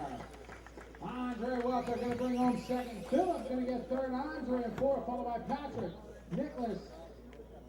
Here comes the 10th car. Mikhail, followed by Joachim, Renee, and Michael.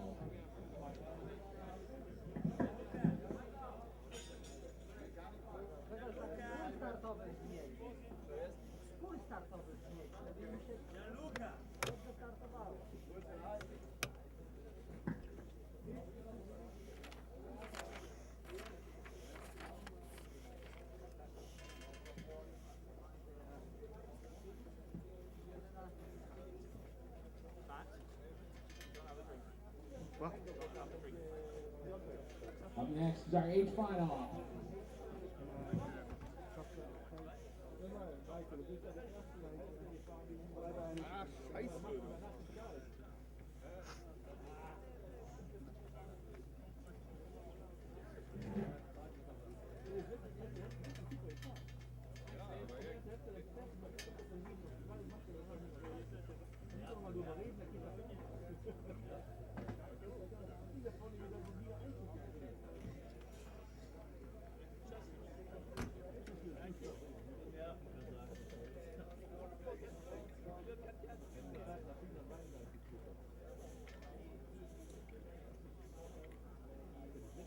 Minutes to start.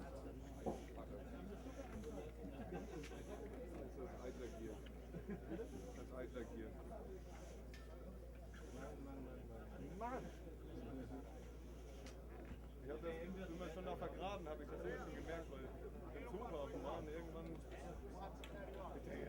gibt's das gar nicht. Beim Anbremsen zum Sprung da hinten, da bin ich auf einmal viel zu weit gekommen, gar nicht mehr innen rein.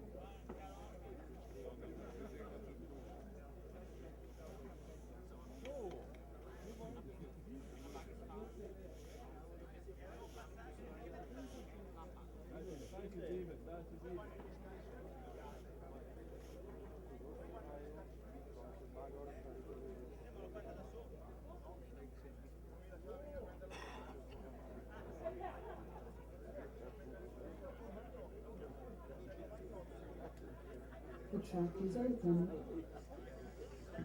Track is open.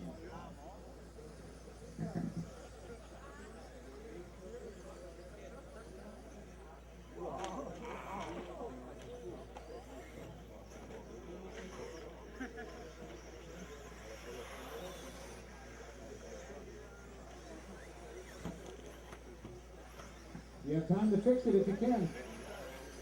Andreas, can it be fixed?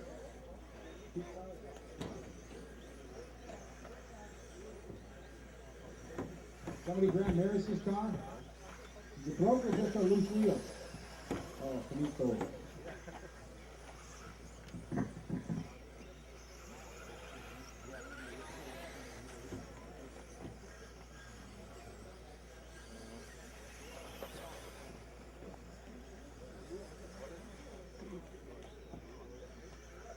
Minute to start. All right, Carson, starting good. We get ready here for our H final.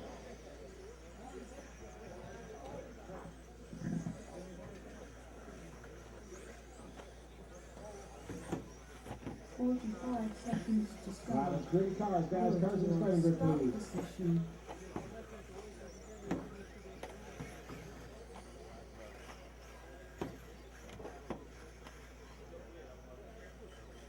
30 seconds to start.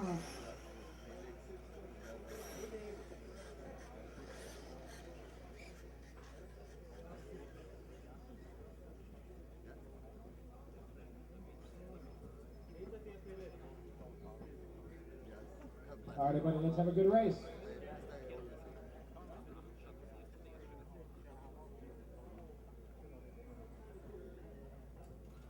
No 4, no 5 car.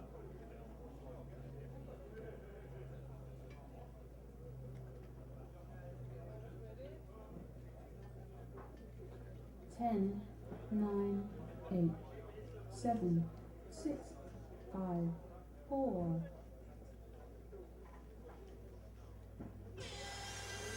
right, let's have a good start, drivers.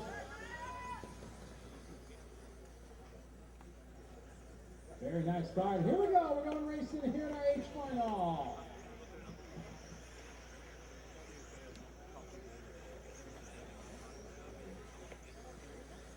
Oh, nice pass to the inside there by the 3 car.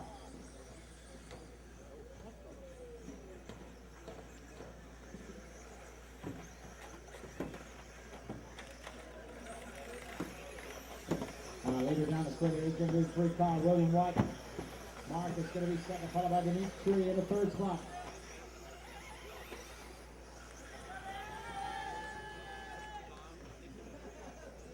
Johannes has got fans over there cheering him on. Leader is the 3 car, second spot. Bright yellow number 1 on Marcus, your pole sitter. William put on a great pass here coming out of the bridge. So the top 2 trying to pull away from the field. On the pit straight they go. 3rd spot is going to be Dimitri in the 8.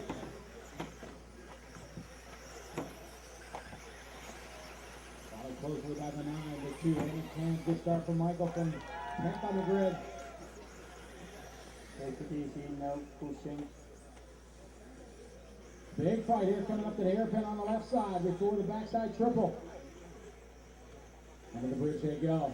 Fight there with the 8 car. That's the battle. 3rd, 4th, 5th, and 6th. Back to the front. Our leader comes up strong on a triple. We got a new leader here coming across. Marcus, your pole sitter. Back to the front. Followed by the 3 there, William White. Then it's a 4-way fight here.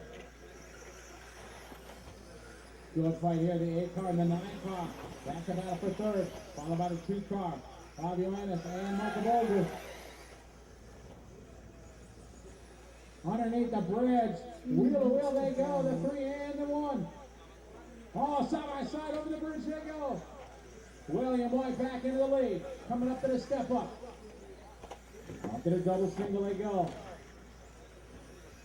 So there's William back to the front. Marcus sitting in 2nd. On the right side straight they go. Coming over to the right side roller they go.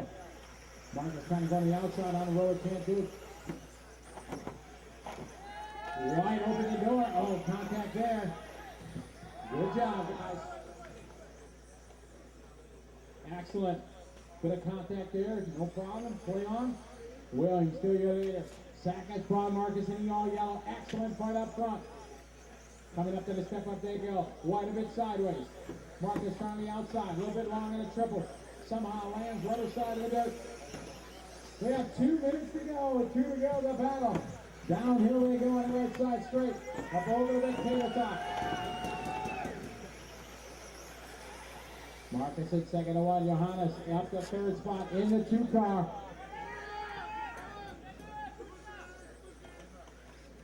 Oh, trouble over the backside triple. And now we got a race for the 2 spot. Things are changing around here. Trouble looks like for the 1 car. Looks like William White is out. Your new leader is Marcus, 2nd spot. The battle in the triples. Johannes now up to 2nd in the 2 car. Over the roller goes. He's got 3rd and 4th right behind him. Excellent fight. Dimitri now closing in. Wow, they both follow on the downside. We're at minute 15 to go. Your leader, all yellow and Marcus. The race right now. Around the bricks they go. The 2 and the 9. As Wild Missile tries to reel in Johannes. 1 minute to go. 1 minute to go.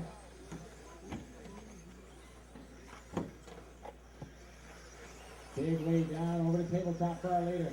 Second, Scotty Ernst. Here comes Ralph. Over the roller they go. Big air, no problem. Here comes Ralph. Ralph maybe closes in a little bit. Coming to the hairpin. Ralph now closes in on Johannes. Over the backside triple. Under the bridge. 34 seconds to go. The 2 car and the 9. Over the bridge goes Johannes. Holding on the second. Ralph closing in. Around the carousel they go. To the step up. Into the triples. Double single, perfect. 20 seconds to go. This is the final lap. The 2 car. They're cheering on Johannes to try to hold on for second. Our leaders are all yellow. Got a huge lead under the bridge for the final time. 10 seconds to go. Second spot over the backside. Triple he goes. Under the bridge one more time. Oh, Ralph gets it wrong. That is time. Finish the lap you're on. That is time. Drivers, finish the lap you are on.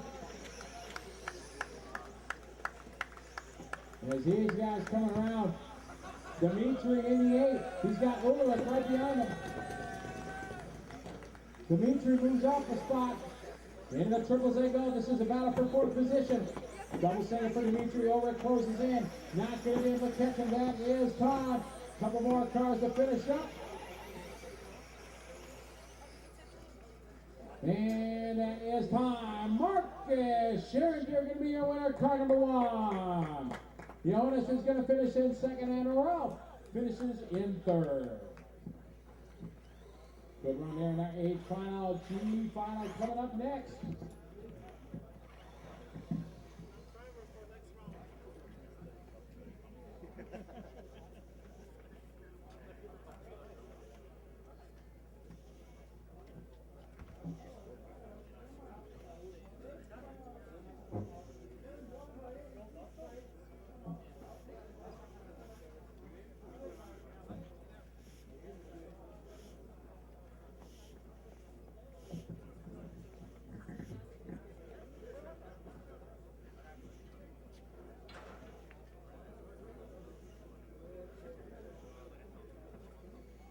Gratuliere. Super. Mehr da drin, lass mal übergehen, aber. Ja, der Horst der Baker. 3 minutes to start.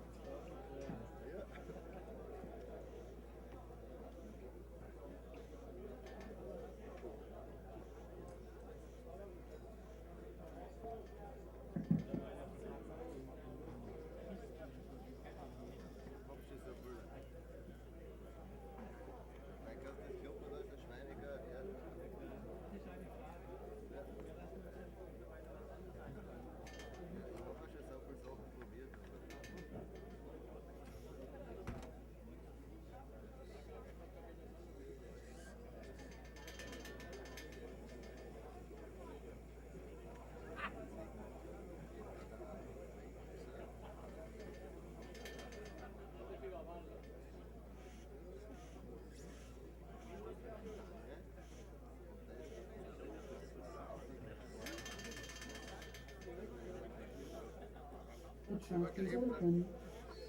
Track is open, guys. Practice is open. G final.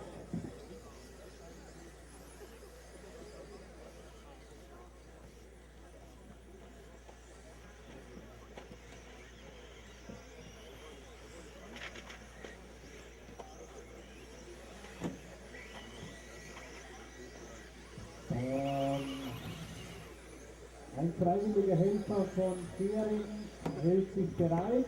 The next Marshal 5 and the next Marshal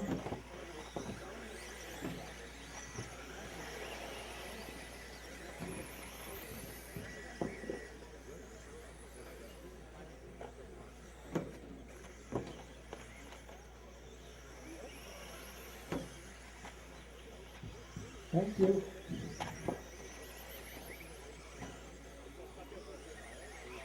One minute to start.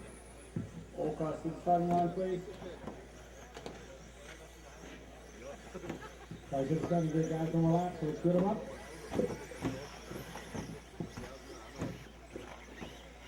45 seconds to start.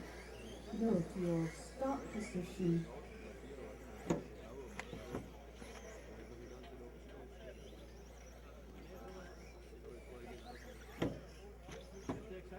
30 seconds to start.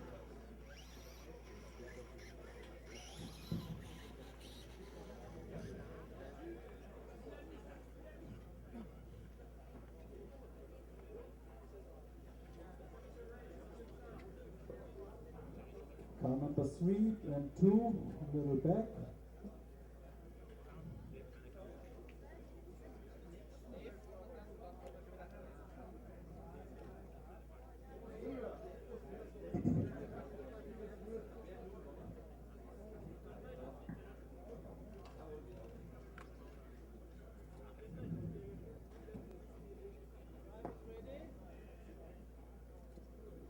Ten, 9, 8, 7, 6, 5, 4. All right, here we go, guys. Let's have a good start. Very good start. Let's go racing, guys. This is the G final.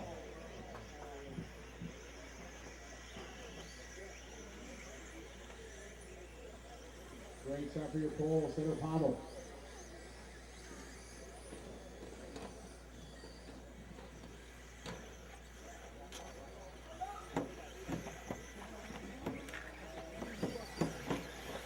Pommel can go penalty for car 7 for pushing.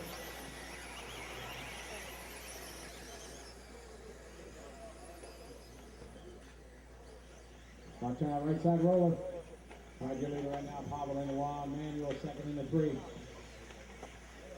On the brakes they go, the 1 car, the 3 car. Back behind is the 4 and the 8.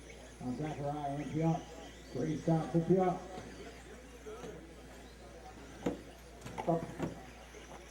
And go. Down the spitter, here's the battle, the 1 car and the 3. As Manuel starts to close in on the leader. Over the big air tabletop they go. To the corner tabletop and on the hairpin. Outside triple, perfect by both. Over the bridge goes our leader. We got a minute 30 complete, 1:30. Pavel, Manuel, Patrick up to third. 4 spots going to Zacharias, followed by Jesper, Nicholas, Julian, Piot, Sammy, and Sven. Down the front, there they go. Pavel, still your leader.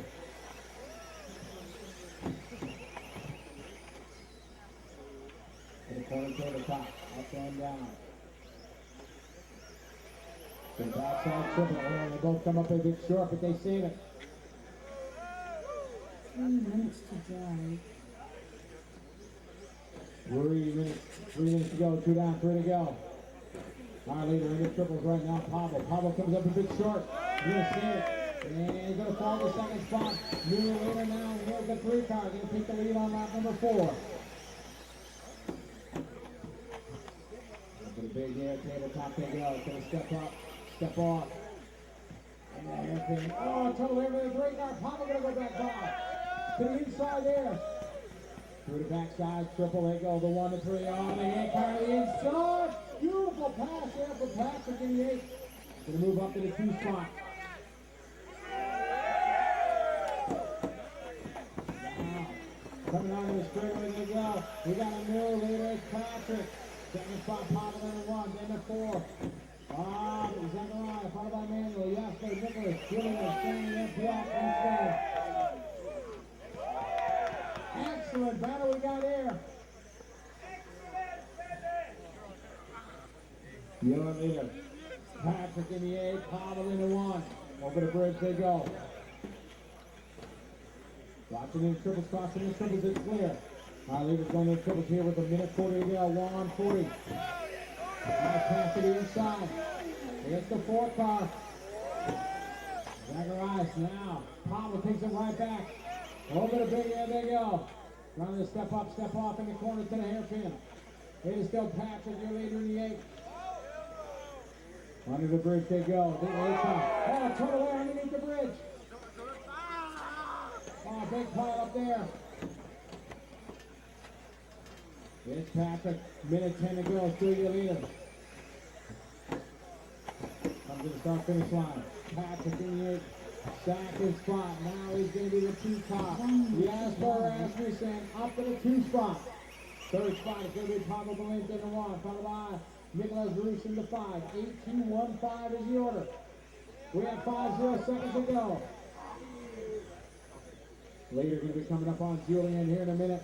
But the race over the bridge. Second, third, fourth, and fifth. 35 seconds to go. Maybe one more lap.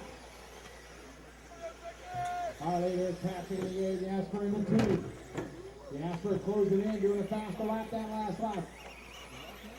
Big air over the tabletop, coming up the inside. Oh, beautiful pass, coming in to step up, step off. 15 seconds to go. Underneath the bridge they go. Excellent fight, the 4 car and the 1 car. Zacharias and Pavel.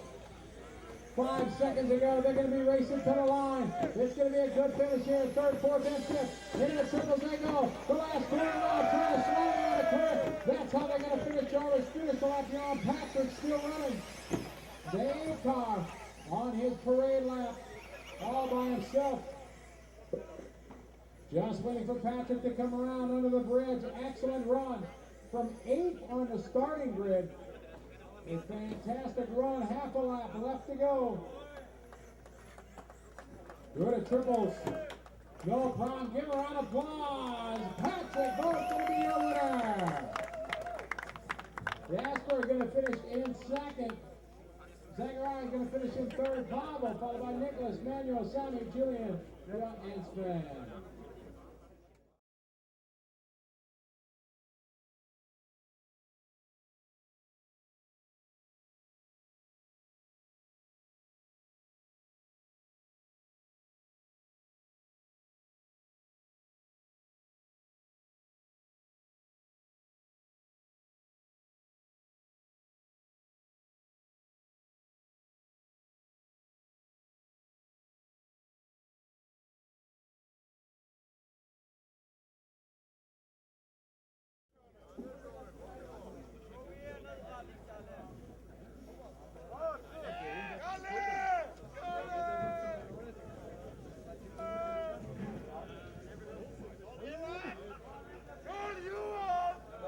Minutes to start.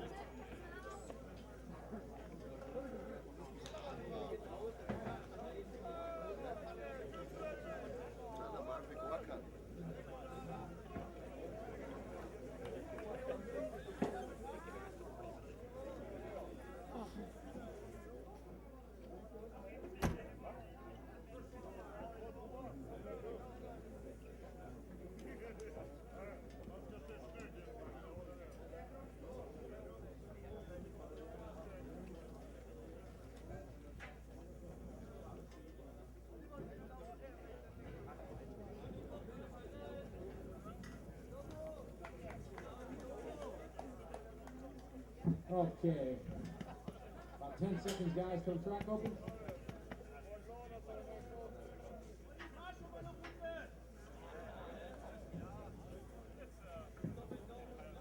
The track is open. All right, track is open.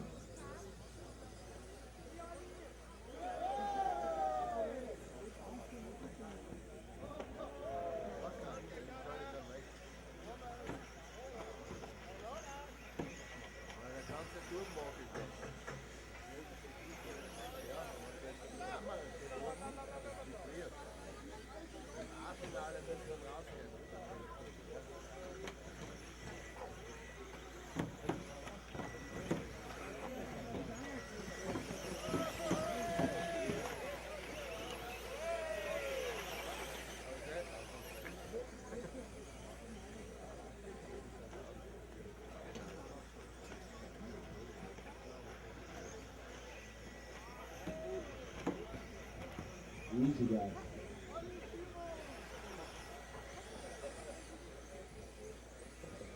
One minute to start. All right, so the starting grid, please. Close the starting grid. This is our F final. We got A final coming up next. A final number 2 coming up next. Marshall's number 10 and 1. Marshall's 10 and 1. Move to 4 places, please. Marshall, take to position 1. Go to your start position. Okay, thank you.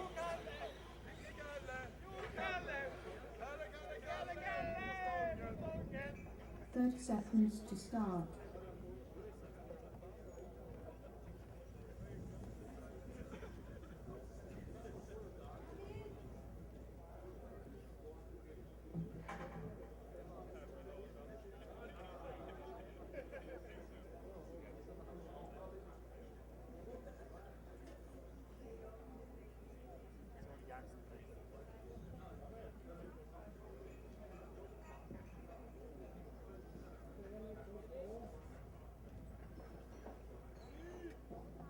Ten, 9, 8, 7, 6, 5, 4.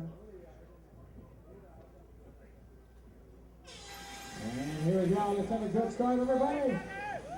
It is time. This is our F final, F4 Fantastic.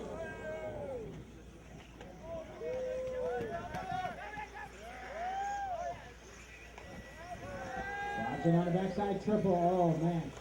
Big crash here. Going to cost our leader.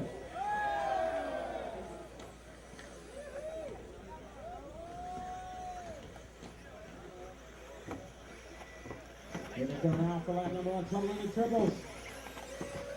Good start there from the 2 car. Andreas. Followed by the 5, the 4, the 3, the 7, 1, 8, 9, 10, and 6.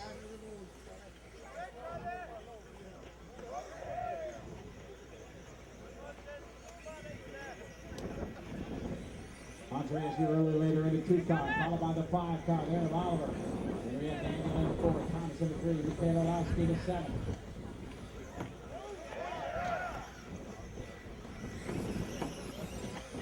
Down the front straight, here goes the 2 car, Andreas Schaefer.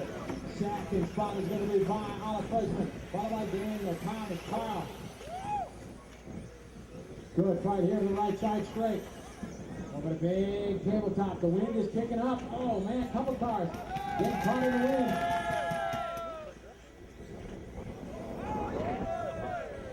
Now later, around the infield carousel.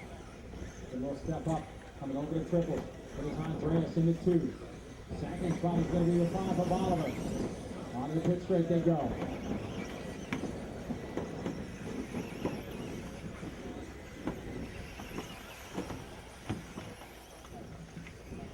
We have 1 minute 50 seconds complete. Oh, till the end of the front straight. 3 minutes. 3 minutes to go. 3 minutes. Pile up in the hairpin. Our leader still the 2 car. Andreas over the double single through the triple. Second spot is Oliver at the 5. Oh, our leader touches the third. Here comes Oliver now, starting to close in. Over the big tabletop they go. Over to step up, step off. Down the hairpin they go. Oh, trouble in the backside triples. Here comes Oliver. Over the inside. Oliver's going to go to the front. Second spot is there too. Here comes the 3 car, Thomas Halicki.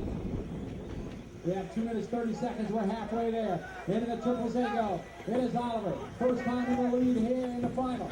Coming across start finish line. Going to lead lap number 5. Second spot is going to be 2. Followed by the 3. 4 spot. Still going to be Daniel in the 4. Over to Big Air. Good fight here to the left side hairpin. Over the backside triple. Perfect for our leaders. First, second, and third make it through. Under the bridge they go. Sliding around the bricks.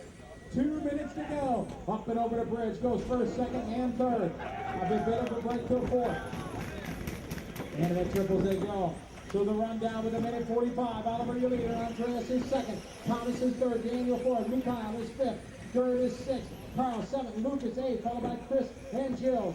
Minute 30 to go. Our leader's going to step up, step off on the left side.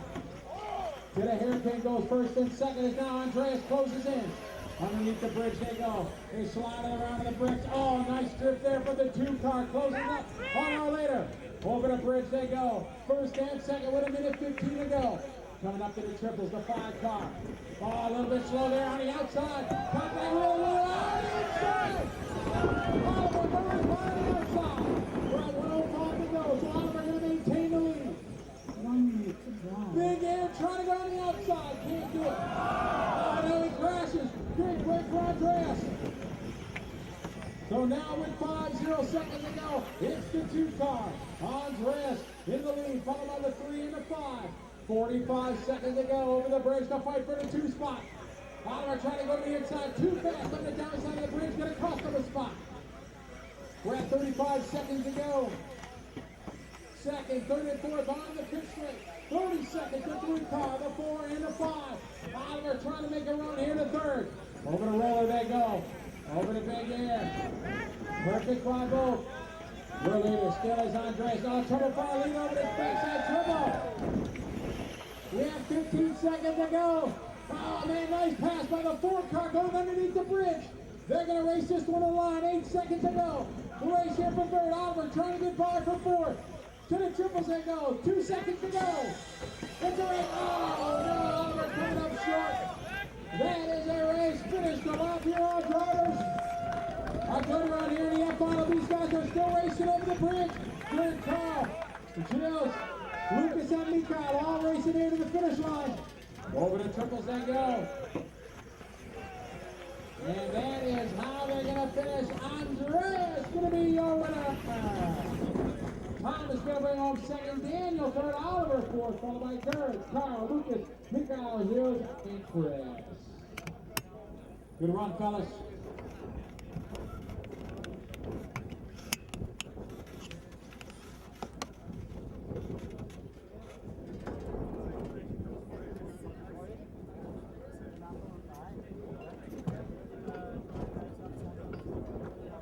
Ready?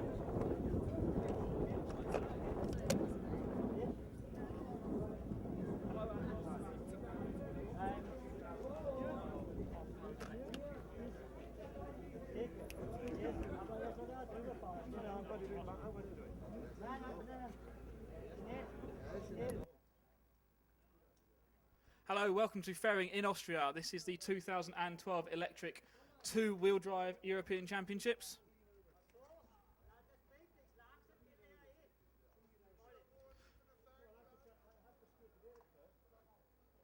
We have got the A final leg number 2 coming up now. The drivers are going to be putting their cars out onto the track shortly. We saw a very interesting first leg of the A final. So hello to everyone that's watching along online. This is our commentary position for the A finals. Hopefully you're enjoying all of the feeding we're doing live at www.efra.ws and www.rcracing.tv. Don't forget you can see all of our videos from the week. We've still got all of our usual features. Those are all up on the website as well. So you can see when we had a look at the track yesterday, Matt and I summed up yesterday's qualifying action with help from lots of the top drivers. So thank you to everyone who's been chatting to us over the weekend. Thank you to everyone who's been sending by Twitter or on the live stream. We do read all of your messages, and I will try and give you some more shout-outs as we go through the week. But thank you very much for tuning in. So we can see there down in the pit lane we have got the touring car world champion Mark Reinhard. Of course, he's a former European champion at electric buggy race as well in the 4-wheel drive class. He's there pitting for Lee Martin. Mark, I think, has been away doing some testing of his touring car the last few days, but has come over here to support his teammate for this finals day action here in Austria. So we've got the cars lining themselves up in the pit lane. We can see all the mechanics down there. Let's sort of see who we can see down along that pit lane. We've got Neil Cragg and his dad nearest to us at this end of the pit lane, stand next to them. It's going to be we've got Mark standing down there as well.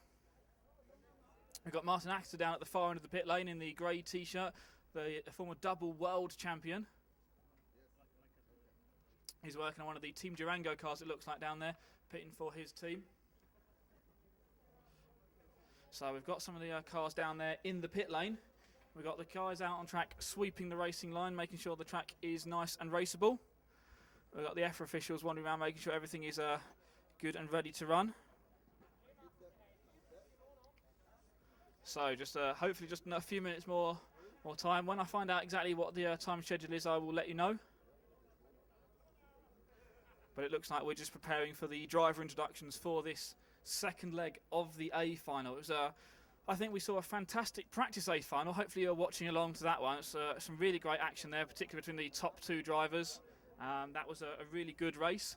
And then come the first leg of the A final, we saw a mistake from the second place car of David Ronnefeldt on the opening lap of the first leg of the A final, and that sort of dropped him right back from Lee and kind of gave Lee a fairly easy run to take the first leg win. But pressure is all back on again now. Forget what happened in the first leg. Only 2 legs count, so someone can ditch that first leg of the A final. And we can see Paul down there in the far corner of the track get ready to activate some of our cameras. We've got what have we got? We've got about 1,700 cameras around this track. So when you get to see this on the full TV edit, we will have multi-camera action for you.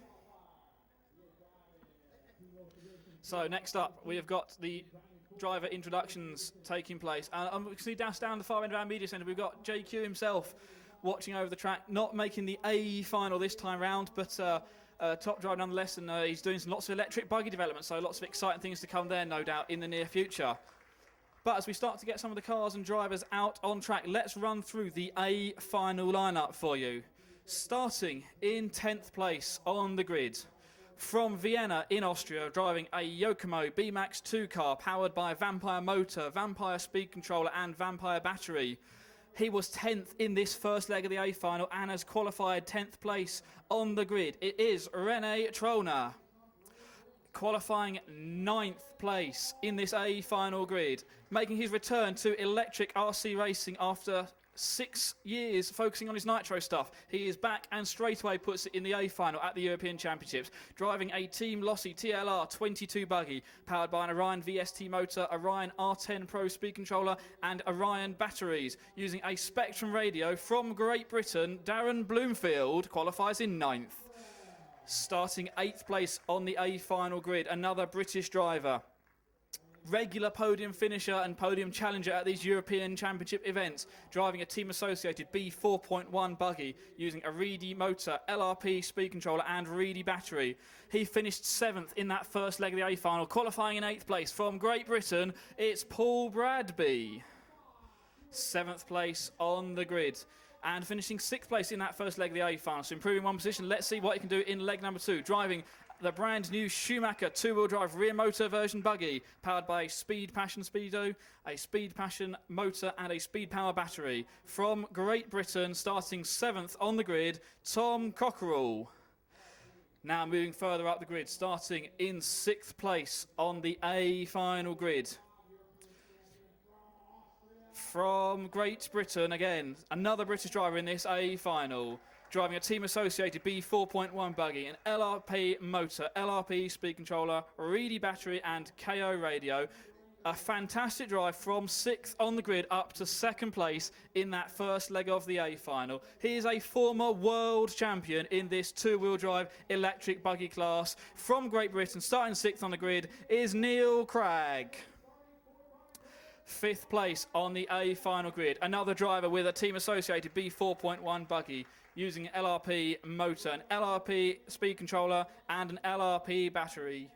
Using Sanwa radio gear and finishing 4th in the first leg of the A final. From Vienna, Austria, and a key mover in making this event happen, 5th on the starting grid, is Peter Pinish.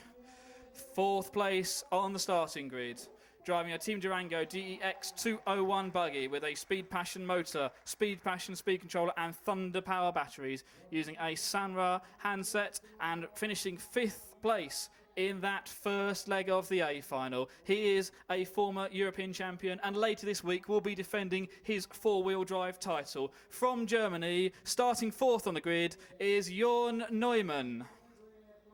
Moving up into the top 3, and these are 3 big name drivers, starting in 3rd place on the A final grid, driving a Team Durango DEX 201 2-wheel drive buggy using an LRP X20 motor, LRP SXX speed controller and LRP batteries, using a Futaba radio gear, finishing 3rd place in that first leg of the A final. From Vienna in Austria, Hupo Honigel.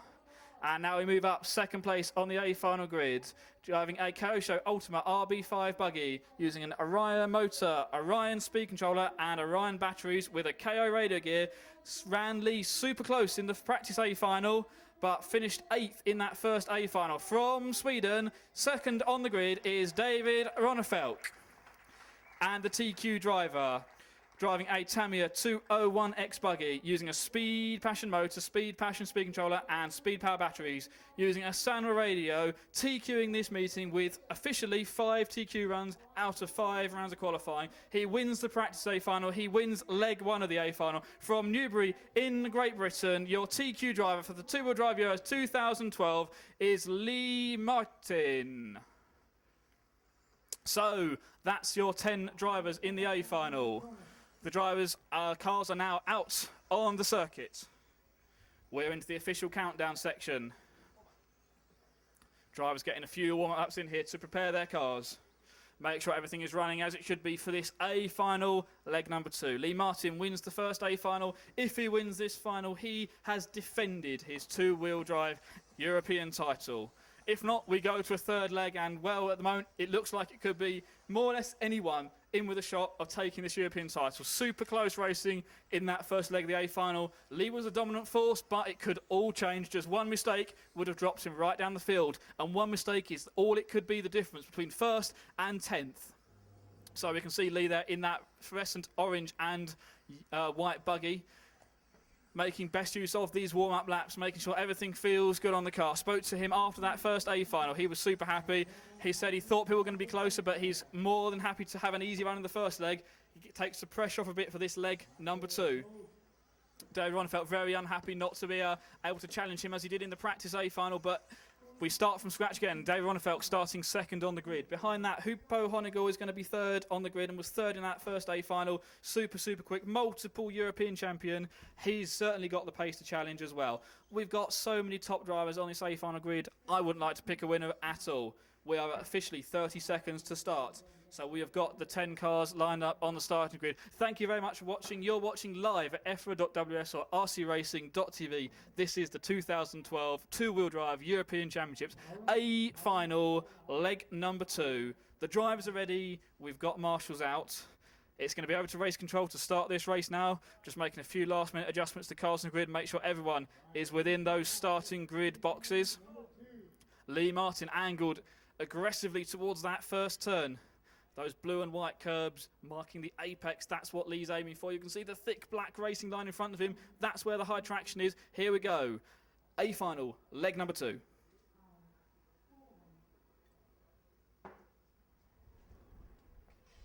And it's a good start once again from Lee Martin. He gets to that first corner. He pulls a good lead going down that back straight for the first time across the ski jump. Oh, he lands a bit sideways to come off there, and Ronefeld goes straight through to take the lead. So car number 2, David Ronefeld, up into the lead, coming off of that tabletop jump. It was Ronefeld who made that mistake in the first leg of the A final. This time it's Lee Martin makes a mistake as they go across the jump. Ronefeld in the 2 car out in front. Lee Martin the 1 in second place, and it's Jon Norman in car number 4. Works way up into third place. That's Hupo dropping right down the field. Ronefeld, he messes it completely up on the triples, and we've got the car 1. Lee Martin back in the lead, and look who's behind him. It's car number 4, Jon Neumann. If you're with us in Vienna in Austria 2 years ago, you saw these 2 cars battling for the European Championship then, and it looks like we're having that all over again. The cars land coming off the tabletop jump. Oh, Lee gets, sorry, that's Jon gets very sideways coming off the corner tabletop. It's the orange and white buggy. Lee Martin, car number 1, now starting to get the hammer down. He's got into the rhythm. He's on the track. He's in the groove. He's off in the lead once again. Jon Neumann in the yellow and red buggy with the black wing running in second place. Bright yellow wheels on that buggy. They go across the triple jumps. We've got David Ronefeld running in third. Down the front straight they go. This is first, second and third. Nose tail coming up the back straight and across the ski jump. The fluorescent orange and white buggy. Lee Martin lands sideways coming off the big tabletop jump, and Jon Norman is all over the rear wing of the orange and white Tamiya buggy. They go across the 3 things, and Lee makes a big mistake there, puts it on his roof. Lee Martin upside down. Oh, that's awful marshalling there, puts him right back through the field. So it's now the yellow, red and black buggy, car number 4. Jon Neumann out in front. The number 2, David Ronefeld, right behind him in second place. Then behind that, it's going to be Cockerell, Bloomfield, and then Martin. These 2 cars, as Jon makes a mistake at the end of the pit straight, and that puts David Ronefeld, the 2 car, up into the race lead. The young Swedish driver, super, super fast, had a penalty in qualifying. Could have TQ'd the last round, but had that time disallowed after failing to marshal. He pushed Lee all the way in the practice final, but had a very poor leg number 1, dropping right down the field, and now leading leg number 2 of the safe final. Across the bridge they go. The white and green buggy, car number 2, is the race leader. Goes round the hairpin, hits the triple jumps. First and second place. You can see, nose out how close they are. Behind Lee Martin, still running in the 5th spot. We'll focus on these battle for the lead. Oh, that's David clipping the inside corner. Jorn gets a run on him, but can't find a way to get past. Across the tabletop jump they go. Hitting that corner tabletop. Both of them landing it nicely. And behind Lee Martin has worked his way back up into 3rd place. We had a mistake there from Bloomfield and Cockerell. That puts Lee Martin up into 3rd. So he is coming hard for these guys. But meanwhile, out in front, it's the 2 car followed by the 4 car. David Ronnefeldt leading the way. Jorn Neumann running second. Oh, it's the triple jump that catches David out once again. But he hangs on to the lead just. These 2 cars out in front. Across the ski jump, slight mistake from Ronnefeldt because he hits the ski jump. Neumann trying to find my pass. Then Neumann lands a bit awkwardly coming off the big tabletop jump. And what does that do? Yes, that allows Lee Martin to close the gap down. Lee Martin is charging hard at the moment. This race is far from over, and it's not just these 2 cars that could win it. Lee Martin is posting some of the fastest lap times of this race. He is 1 second lap quicker than these 2 cars on the last few laps. But it's about car 2 and car 4 at the moment. We have got 2 minutes left in this race. As Ronnefeldt rolls it, coming off the triple jumps, Lee Martin's there, and Lee gets caught up with the Marshall. That drops Lee back a little bit. So out in front is the yellow, red and black buggy. Jorn Neumann, he clears the corner tabletop jump down to the hairpin.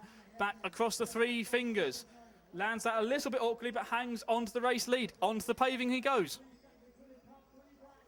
Now approaching that big jump in the middle of the track, the bridge.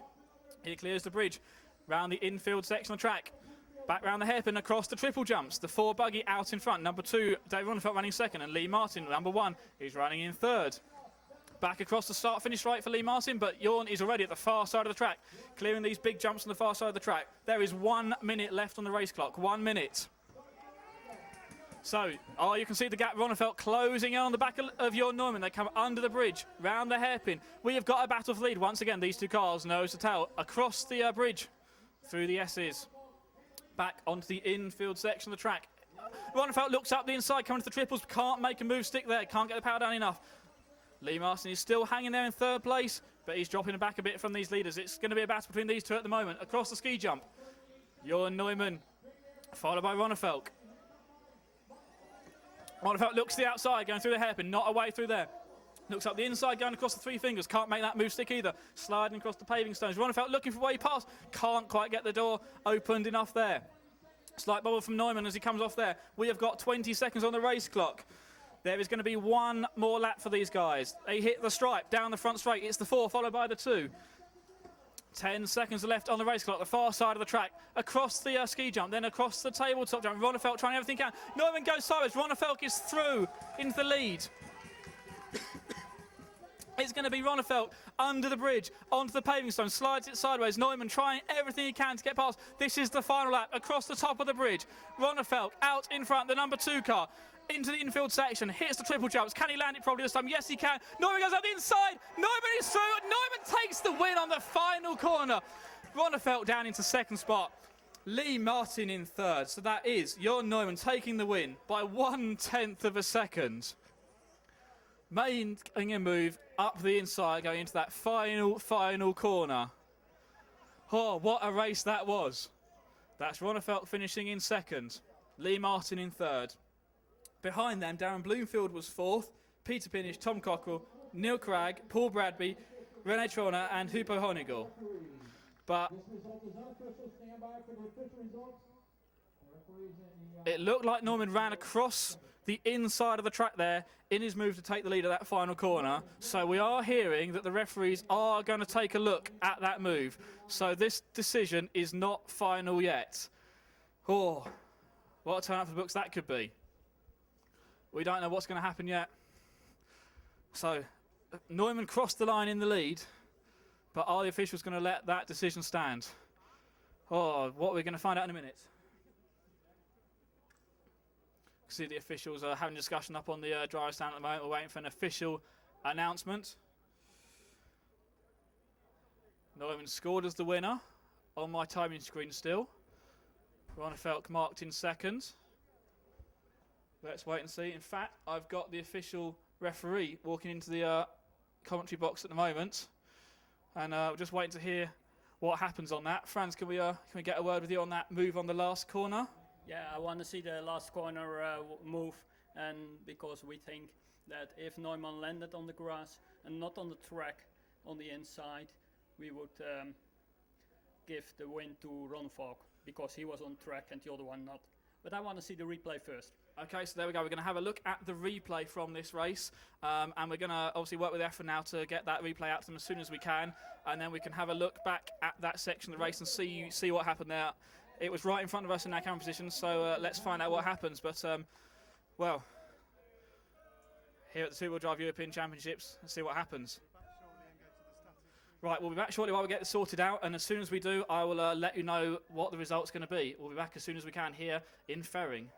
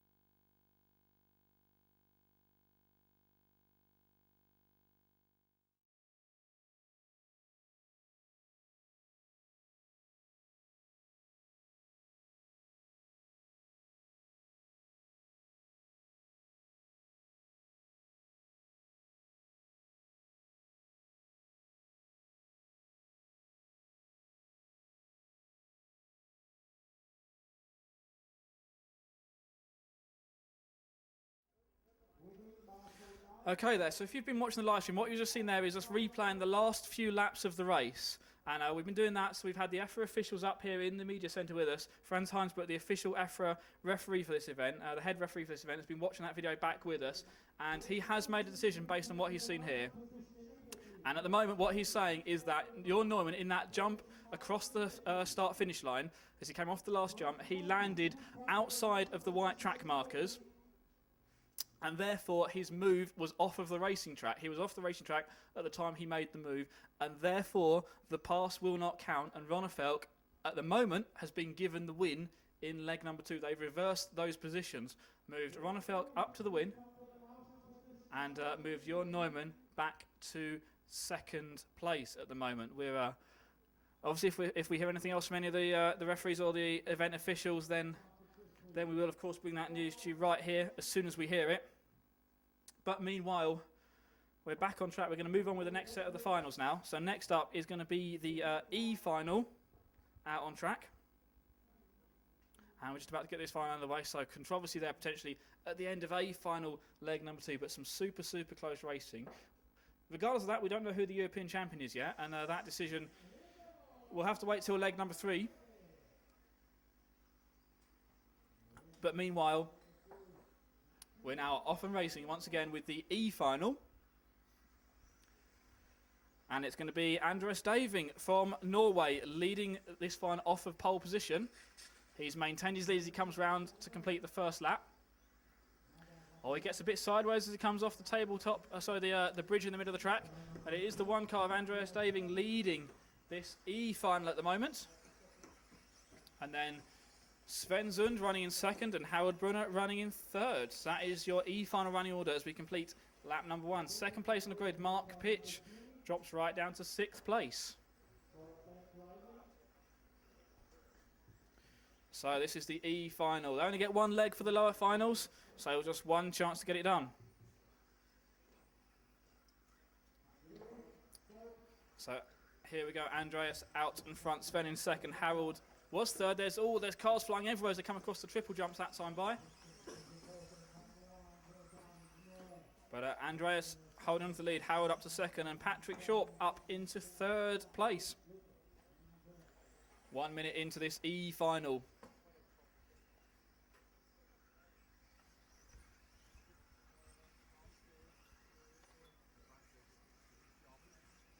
They have 1:30 complete. Andreas, your leader in the one car. And the triple B goes. And the top start finish line. There's a 1, there's 5, there's 7, 9, 4, and 2 is across the start finish line. Excellent race up on the front on the downside. So this is the E final out on the track at the moment. Andreas is still held on to the lead, Harold still running in second. The 1 car followed by the 5 car. Oh yeah, he's oh, and just as I'm talking about, then there's a massive pile up on the infield section of the track, and well, Andreas is clear of that. It's the battle for second place that's changing. It now looks like we've got the number 9 car we did have leading briefly, side by side across the finish line. Patrick Shorp and Mark Pitch running side by side for second place at the moment in this E final. We're halfway through, so they've still got 2.5 minutes of racing to go. So Andreas Daving out in front, Patrick Short running in the second spot.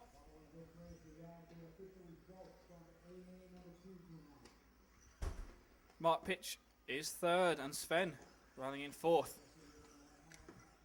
We've got 2 minutes to run in this E final. Don't forget, if you're waiting for the third leg of the A final, that will be up at the scheduled time. It's 17:45 local Austrian time, so in about 40 minutes time. Not long to wait until that third leg of the A final. Meanwhile, here in the E final, it's Andreas out in front, Mark Pitch in second, Patrick Short running in third now.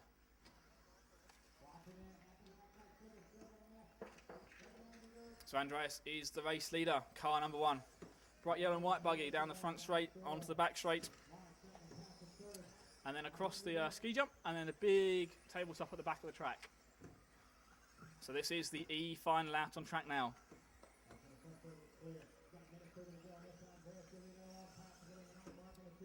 If you want to go back and watch the A final again, of course, all our footage is going to be archived, so you will be able to go back and watch it. And of course, at the end of the day, we are going to bring you a full highlights package from the main A final action.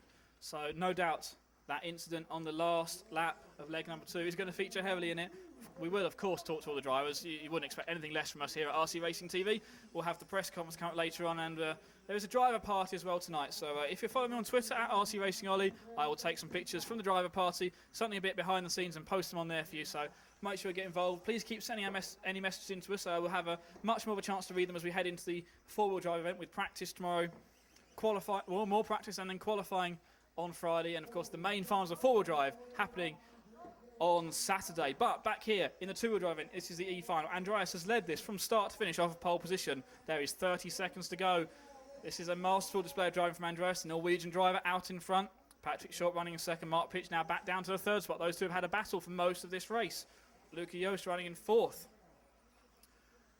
Oh, this is close racing in here, and I have been asked if by some of the British drivers watching online at home, talking about Gareth Stanton, currently running in the 7th place in this race, but running out of time to make a move, so Gareth down in 7th in this final, but he started 10th, so he made up some ground in this E final. 5 minutes has expired, so it's now a race to the line. The race leader is going to come across the tabletop bridge to take the win. We've got a broken car crossing the line sideways, and all the other drivers finish behind. Andreas takes win, Patrick in second, and Mark Pitch in third. And look who's walked into our RC Racing TV Media Centre, none other than touring car world champion Mark Reinhardt. Mark, wow, you're here to support Lee, obviously, for this finals day. That was a great leg number 2, wasn't it? Yeah, I mean, it was not the best for Lee. I think the wind made make it a bit worse than in A2 and A1. But yeah, to watch it was pretty interesting because many times the lead changed and it never knew what happened on the tabletop if a car flies sideways or we can make it good. So yeah, it was interesting. Yeah, obviously you're a former European champion in the four-wheel drive class, so you know a bit about buggy racing, but you're not racing here at this event with us this week, but you're still here to support your team, cheer Lee on hopefully for the win. Yeah, exactly. I was here last week for the ETS final in Vienna, so it's just like 1 hour to here, 1.5. So I thought, okay, I'll stay anyway till Thursday, gonna watch the finals at least, and in two-wheel drive. Yeah, and I try and hope that Lee gonna take it again. Well, certainly you'll be cheering on your teammate. Now, we'll talk about that incident on the last lap. I don't know if you saw it where Jorn sort of landed. It looked like he landed off the track and then made the move stick on there. And what was your thoughts on that move? Yeah, even that I'm a German, I think. I mean, he had to try to make this move in the last lap on the last corner, but actually he landed like not on the track. He landed like on the crest. So and then he turned. So I think, in my opinion, this is to me a corner cut. If he lands on the track next to him and he passes him clear, it's fine. But like this, I think. Was a hard one. Yeah, it certainly was, and we're obviously waiting for EFRA to see if that decision that we heard earlier is definite, and that looks like they are going to reverse the positions, but we'll wait and see before that's definite. But I guess while you're here, we'll talk about, we've got the touring car and Worlds coming up in just a few weeks' time. You looking forward to that? Yeah, I think that's why I don't drive off-road this time here, because in 2 weeks it's already the Worlds, so I just concentrate on touring car, not on buggy. So yeah, for sure I'm looking forward, but it's going to be also a tough event. It certainly is, and of course we're going to be there to cover it as well, so we'll catch up with you there. But I guess leave us with your thoughts about this track. Obviously, you're not racing it this weekend, but you know, you're a bit sad to be missing out on this race. For sure, I'm not sad to miss two-wheel drive, but four-wheel drive is always was not too bad for me. But yeah, I'll be back next year. Oh, excellent. We'll look forward to seeing you back in buggy next year, and of course we'll see you, no doubt, many more events throughout the summer. And good luck with all your racing. Thanks very much for coming to talk to us, and wish Lee luck for us. And of course we'll see what happens in leg number 3. Exactly. Excellent. Thanks very much, Mark, and we'll no doubt catch up with Mark later on as we wander around the pits later. But no, there we go. Fantastic to see the touring car world champion here at this event, and say he's was nearby, so came down supporting his team. And if you saw the video from Matt earlier on, where Matt looked around the pits and had a quick chat with Lee Martin about Lee not having any friends here, well, he's got a friend here now, and not working so well for him. Now had a slight incident in that leg of the A final. He's still actually he's pretty gutted actually in the pits. I've just spoken to him and he's uncharacteristically, I wouldn't say emotional, but I think he's very disappointed with what's happened. There was, right at the beginning of the race, a huge gust of wind. I felt it holding the camera, and it shook the camera stand and put me off, and I had sand in my eyes.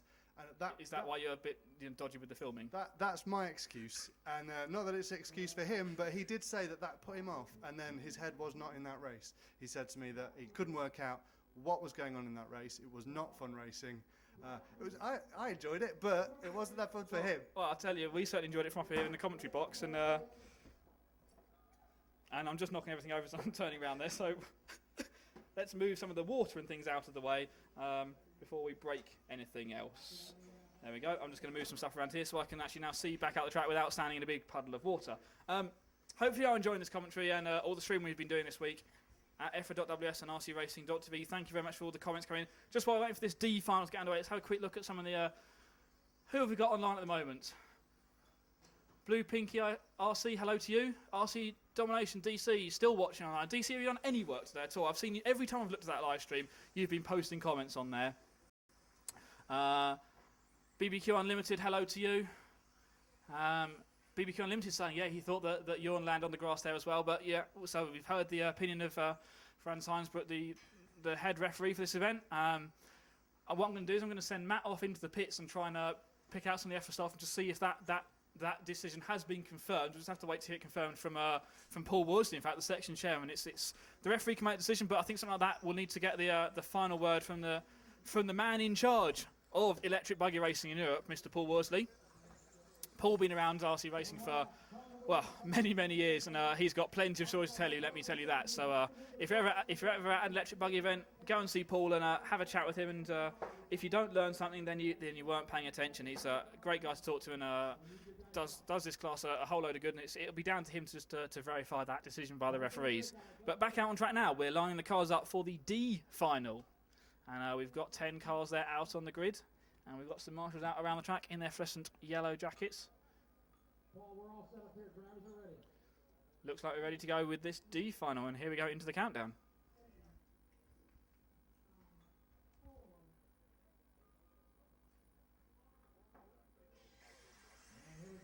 So the D final is underway.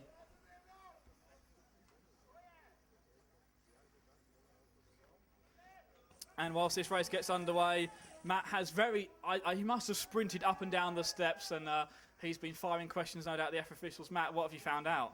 Investigative journalism at its best. I can confirm that the... Exclusive, well, is it? I don't know.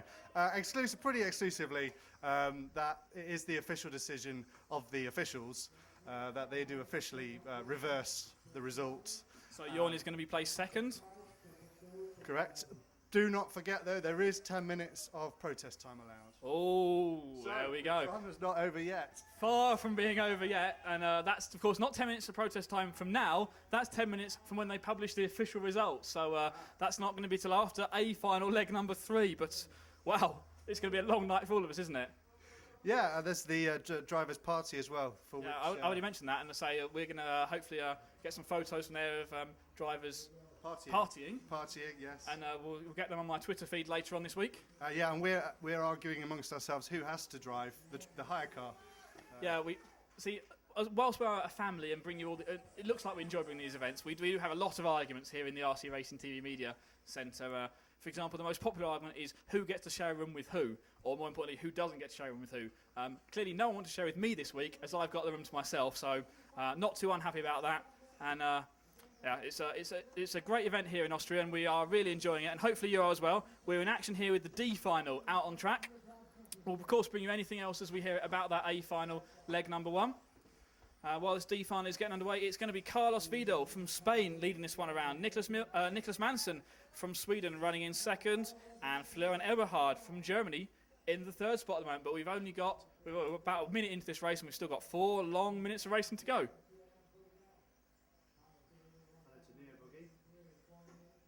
Oh, hello, of course, we're looking at our live feed now. Hello to Neo Buggy. I assume that's Phil that's watching online. Hopefully you're enjoying this, Phil. It's good meeting you at the Neo race a few months ago, but it's not quite as cold and wet as that here. In fact, a bit of rain would be quite welcome by us 3 sweating away in the RC Media Centre at the moment. Phil Slay as well on our feed. Hello to you. Just to you, Kosho UK say hello. And Kosho UK apparently say hello just to me, so hello just to Kosho UK as well. But we're halfway through this D final. Out on track, Carlos still in the lead. Nicholas Manson still running second. Florian still running in the third spot. You've missed nothing. In fourth place is double world champion Martin Axer, also from Germany, running in the fourth spot at the moment. And as I say that, he moves up into third. So Florian down to fourth, Marcus Prihoda running in fifth.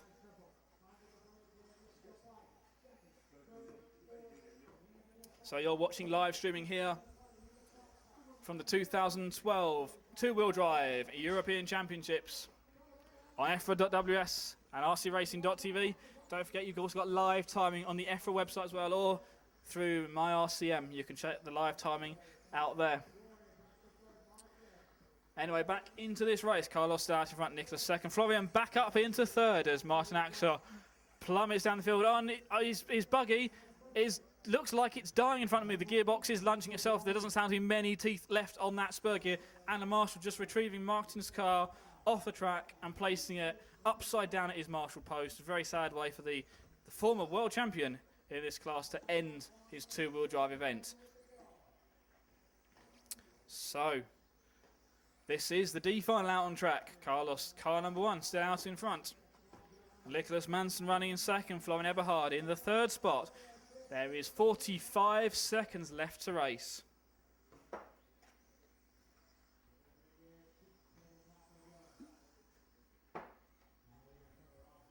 So if you're watching online and you know anyone at the track, if you want to send them a text or give them a call and tell them to pop up to the RCTV Media Centre, we'll be welcome to have a chat with anyone from around the track. During these A finals, we're streaming all the rest of the finals to you live here at EFRA.ws and rcracing.tv. This is the D final out on track now. The time here in Austria, 5:15, so we've got about just under half an hour until we have the final leg of the controversial now A final. Let's see what happens with that later on. We're running out of time here in the D final. It's Carlos out in front still, car number one. Nicholas Manson running in second, Florian in third. We are running out of time here. The drivers are racing for the line. Nicholas finishes in second spot, Florian in third. And where is our race leader? Let's pick him out as he comes down his final lap, all by himself, on the slabs, on the paving stones, across the bridge, in the middle of the track, through this tricky infield section, across the triple jump right in front of me here, clears the first two nicely, and the third out of the final corner. Carlos Vidal takes the win in the D final. Well done, Carlos. Well done, Spain. Nicholas Manson finishing in second place. Florian finishing in third. Marcus Prihoda fifth. In fourth place, right here in the D final, live from Ferring in Austria. Two-wheel drive 2012 European Championships. So moving on next is, of course, going to be the C final up now. This is the part of the alphabet that I do know backwards. So drivers are going to start bringing their cars out for the C final later on.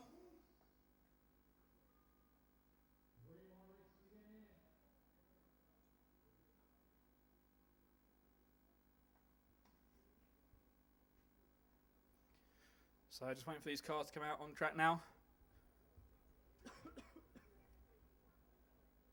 Super slick operation here in Austria. They're running exactly on time schedule at the moment. I've got sort of our counter up in the top screen on the screen, and we're running a moment 2 minutes ahead of the time, and the gap to the next race is 2 minutes. So there we go, perfectly on time. So that puts us on time for the A final later on this afternoon.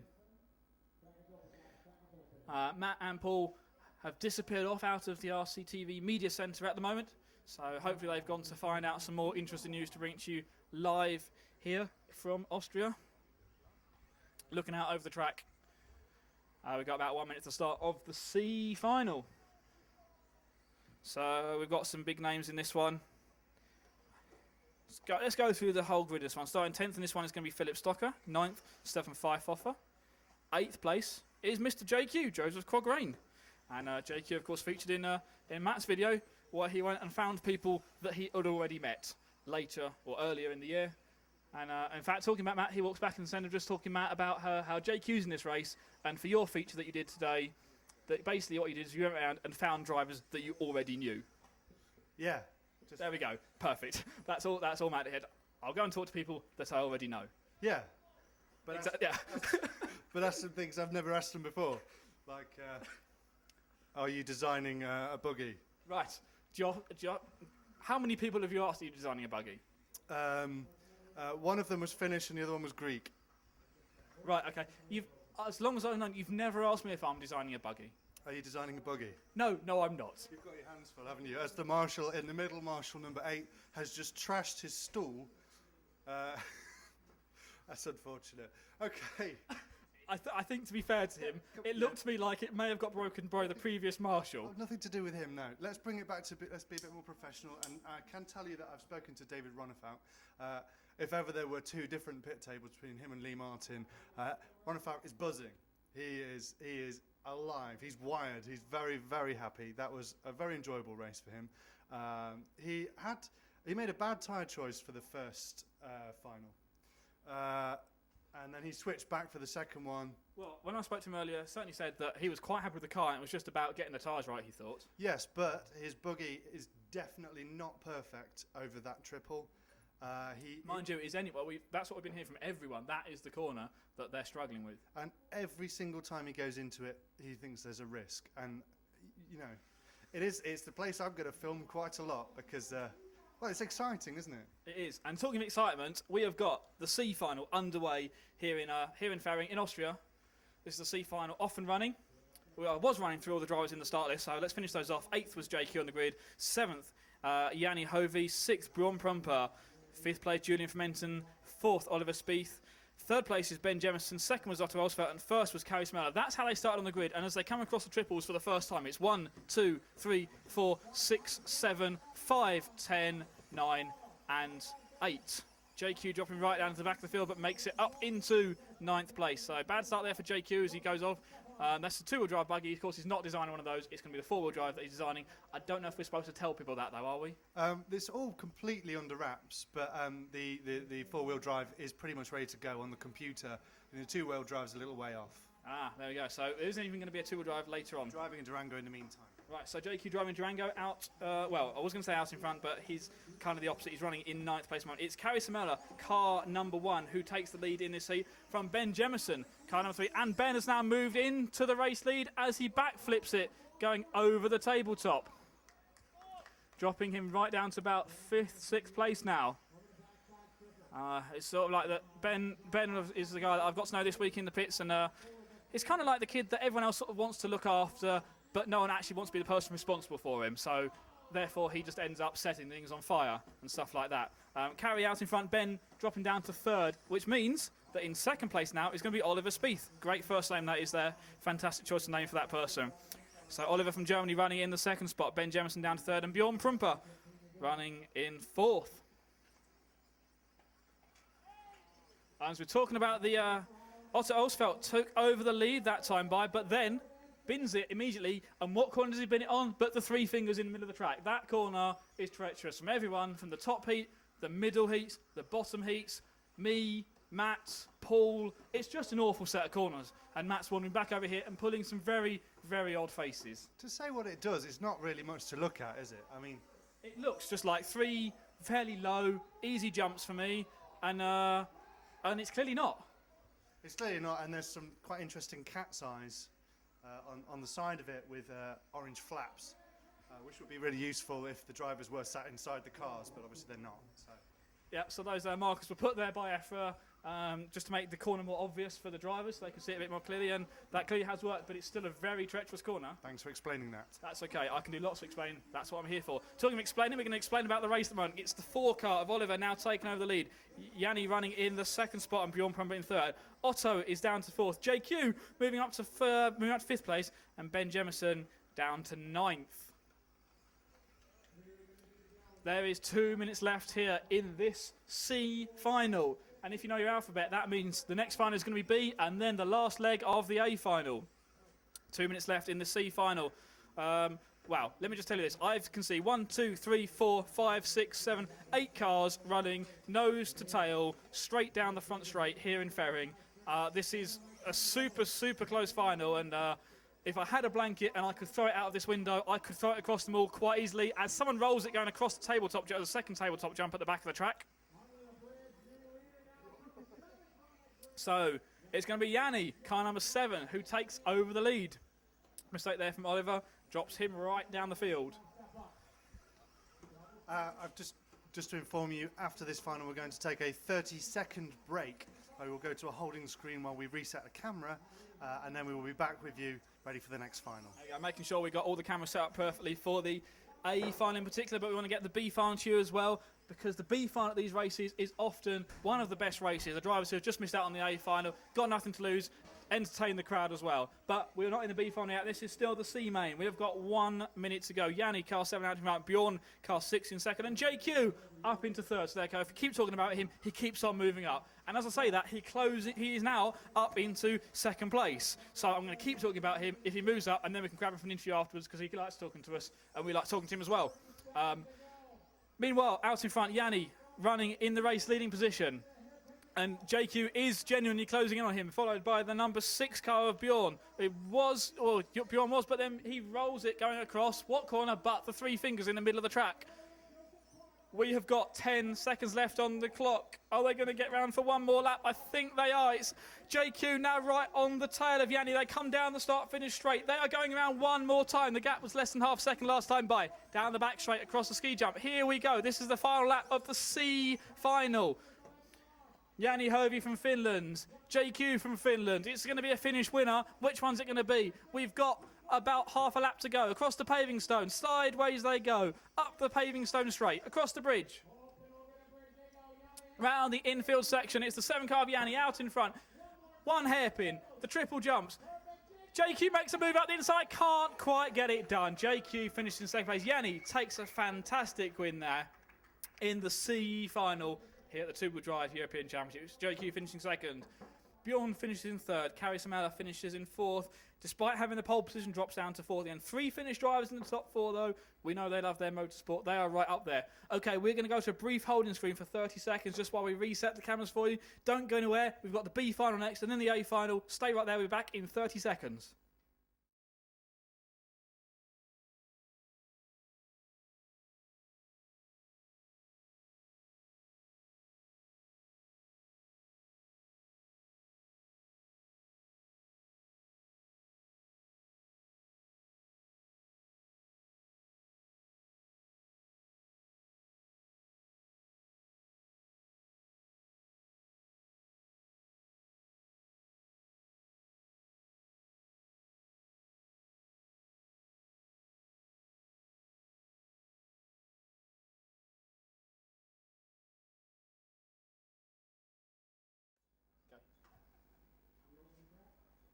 Hello and welcome back. Thanks for sticking with us during that. Just resetting the camera, and our cameramen are running off to their camera positions, ready and raring to go. We've got the B final coming up now, and then we're going to have the A final in, well, just about 5 or 6 minutes time. So we get the main camera set up, trained on the driver stand on the pit lane there. We're looking at the drivers and the pits. You can see fantastic facilities here in Ferring. This really is, genuinely is a first-class track. I do mean that. I know a lot of drivers beforehand weren't too sure because this was, well, so we had the 1/6 scale, large-scale buggy race here 2 years ago. Normally it's used for 1/8 scale racing. Drivers didn't know how it was going to adapt to being a 10th scale track, but, well, you've seen the racing we've had so far, and it's been absolutely first-class here. The organisers put on a fantastic track here. Really, really good. Excellent for racing. Really exciting to watch the racing on as well. Hopefully that's coming across in this live feed we're doing and the videos you've seen. The track will stay the same for 4-wheel drive when we start that tomorrow, but we'll reverse the direction, go around the track the other way. So that could get a bit confusing, but let's not worry about 4-wheel drive. Let's focus on this B final, 2-wheel drive. These are the warm-up laps of drivers. You're not missing any action on the track. We've got 1 minute to the start of this B final.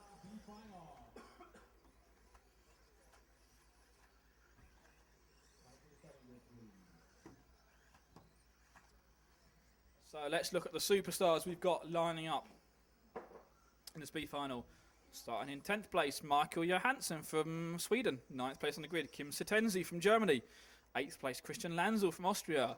7th place, Petri Strom from Finland. 6th place, Miguel Matias from Portugal. 1/8 specialist, one of Matt's friends, one of the people Matt actually knows. 5th place on the grid is Oscar Levin from Sweden. Arnaud Lathamieux from France. Starting 4th on the grid, Martin Crail. 3rd place on this grid. Martin made finals in the past, hasn't he? So big competition here. Oliver Schultz, 2nd on the A final grid. And on the pole position for this B final will be Patrick Hoffer from Switzerland. So Switzerland famous for its chocolates and other things. Here we go. B final 2012 two-wheel drive European Championships. And off and running in this B final. Patrick Hoffer from the pole position. A nice clean start. The cars fly epically across that tabletop jump at the back of the track. It's the one car. Patrick Hoffer leading them round. Oh, big mistake from behind. That looks like that was the 2 car, I think, dropping right, the 3 car dropping right back. So Hoffer out in front. And then it's the 2 in second place of Oliver Schultz. Yep. And then it's going to be the 4 car running third of Arnold. So first 3 cars down the front straight. Onto the back straight. He pops a wheelie out in front. Catching with Stone maybe. Or a slight bump in the track. Pulls the front wheels up in the air. But off the second tabletop they go. Across the 3 fingers. Everyone get across it clean this time? Yes, they do. Those first 3 do anyway. There is a massive gap behind these 3, so we'll see with these top 3 battle. And we've got the number 2 car making a move up the inside, coming off the bridge through the infield section of the track, across the triples in the last corner. I think we're going to call that yawn hairpin now. Down the front straightaway and through the pits turn. Down the back straight, we've got a car on its roof at the end of the pit straight. But off and running, first and second place on the corner tabletop now. Oh, and the 2 cars touch. Marshall's run out there. Or who's that in the lead? That is the 2 car. Oliver Schultz out in front, followed by the 1 car of Patrick Hoffer. And then the 4 of Arnaud running in third. And he's looking to challenge. Arnaud trying to move up at least 1 place, if not 2. And could quite easily do it in a single move here. 3 cars, nose to tail. Oh, the 2 goes really wide. Oliver runs massively wide, coming off that last corner. And that puts the German driver, Patrick Hoffer, through into the lead. Big air off that tabletop, and then across the corner tabletop. Round the hairpin. This is the B final. A final, leg 3 is up next. Across the stones, and then back over the bridge. It's the 1 of Patrick Hoffer, followed by the 2 of Oliver Schultz at the moment. But that could change, not in a lap's time, but in a corner's time or a jump's time. That's all it takes. 1 mistake. 1, 2, 3, 4, 5 cars now nose to tail across the start-finish line. Let's give you the running order. It's Hoffer, Schultz, Alathemu, Strom, Johansson, Levin, Matthias, Lanzel, Tenzi and Creel. Creel moves up to 6th spot now on that last lap. But out in front you can see the battle for the lead across the 3 fingers. Down the diagonal straight onto the paving stones. Round the hairpin. Across the bridge. It is the 1 leading the 2 and the 4. Patrick, Oliver, Arnaud, nose to tail. And Petri Strom, car number 7. The gold and black and white car. Looking to join in that party. Talking to party, we've got the driver party later on, but that's not the party he's interested in. The party is the race for first place on the track. Side by side, they come off the tabletops. Onto the paving stones. We're out, sliding it round the hairpin, getting caught up on the inside pipe. Oliver looking for a way past. Oh, he can't find a way past there, going over his rear wing. Oh, referee's giving a warning out there. Just to be careful of the driving, but no penalty going out. This is excellent racing here in the B final. Oh, big mistake there from Oliver at the end of the front straight. Give Patrick some breathing space. 1.5 minutes on the racing clock. 1.5 minutes to go.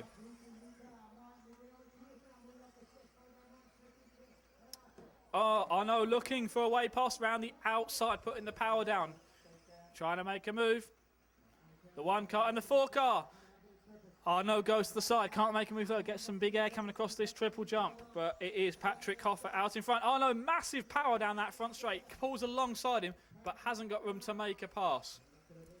Across the back of the track, Arnaud, massive air there, kicks the rear end of the car right up, trying to find a way through, trying to find a way past Patrick Hoffer, but he can't find a way past at the moment.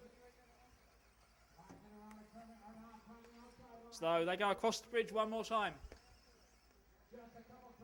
Through this infield section, it's nose to tail, looking for the inside line. Arnaud trying to find a way past, side by side. Across the stripe, Arnaud through into the lead. 30 seconds left on the race clock. What a move. Got alongside him across the jumps, went to the outside, looked to the inside, looked to the outside again, and found a way to make that move stick. 30 seconds to go. 4 followed by 1. Arnaud followed by Patrick.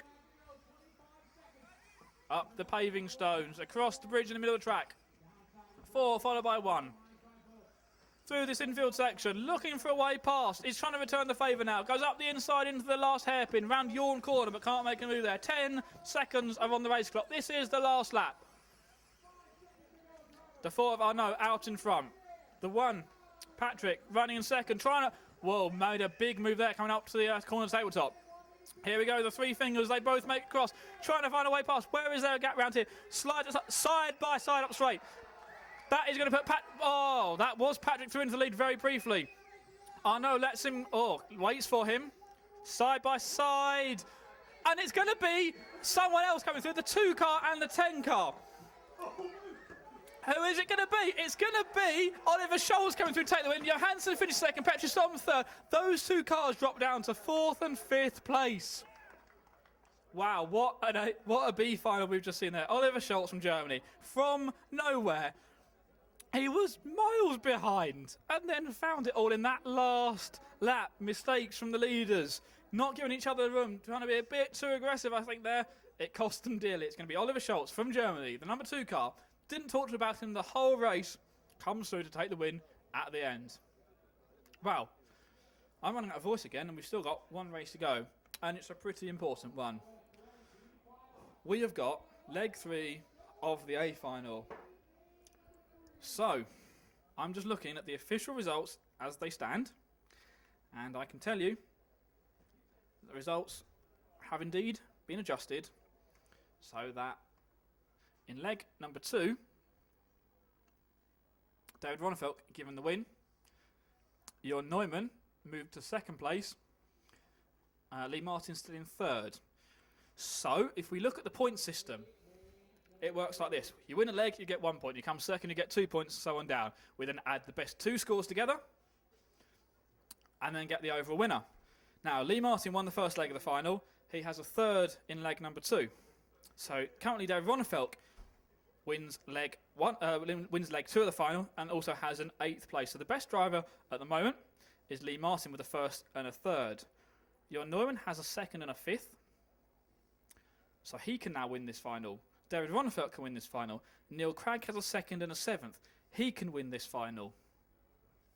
Hupo Honigel has a 3rd place from the first leg. He can win this final. That's 5 drivers, according to my dodgy maths, that can win the A final overall still. This is going to be a good 5 minutes, I think. This is going to be a very, very good 5 minutes. So once again, all the guys down in the pit lane. As Matt's filming the speaker at the side of the rostrum, if he can move the camera a little bit to the right, we might be able to see some drivers. There we go. So, 10 drivers up on the rostrum, ready for this A final. Leg number 3. I'm not going to try and do any maths as this goes on. Let's put it simply. If Lee wins it, he's European champion. If David wins it, he's European champion, providing there's no protest, and I don't think that would be upheld, given the officials have watched all the videos back, and very rarely is a decision like that ever going to be overturned. Of course, we've got the protest procedure, so we can't announce results completely officially until we go through that.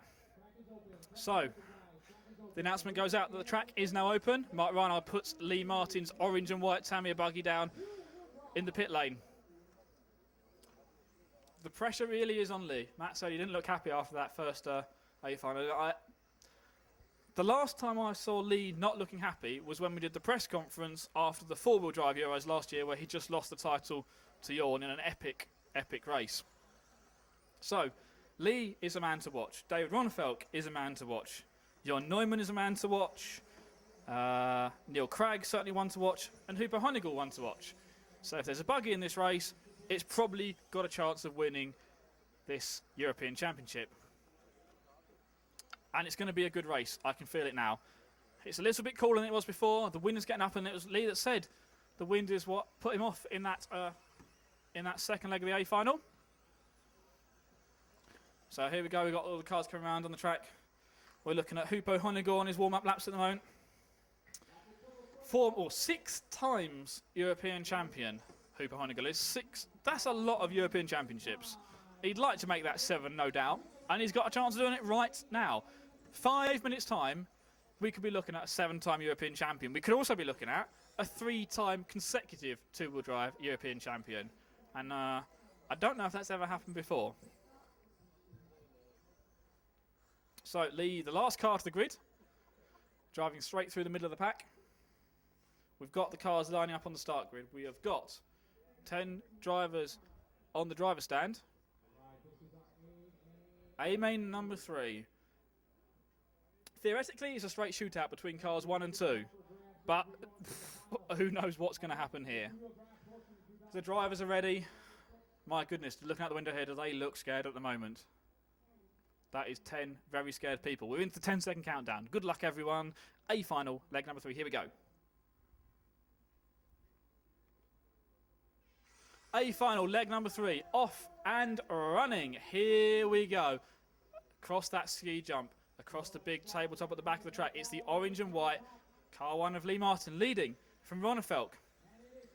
Very sideways Lee got coming out of that corner there, but hanging on to the lead. It's 1, 2, and then Peter Pinish up into 3rd, getting the jump over Jorn Neumann.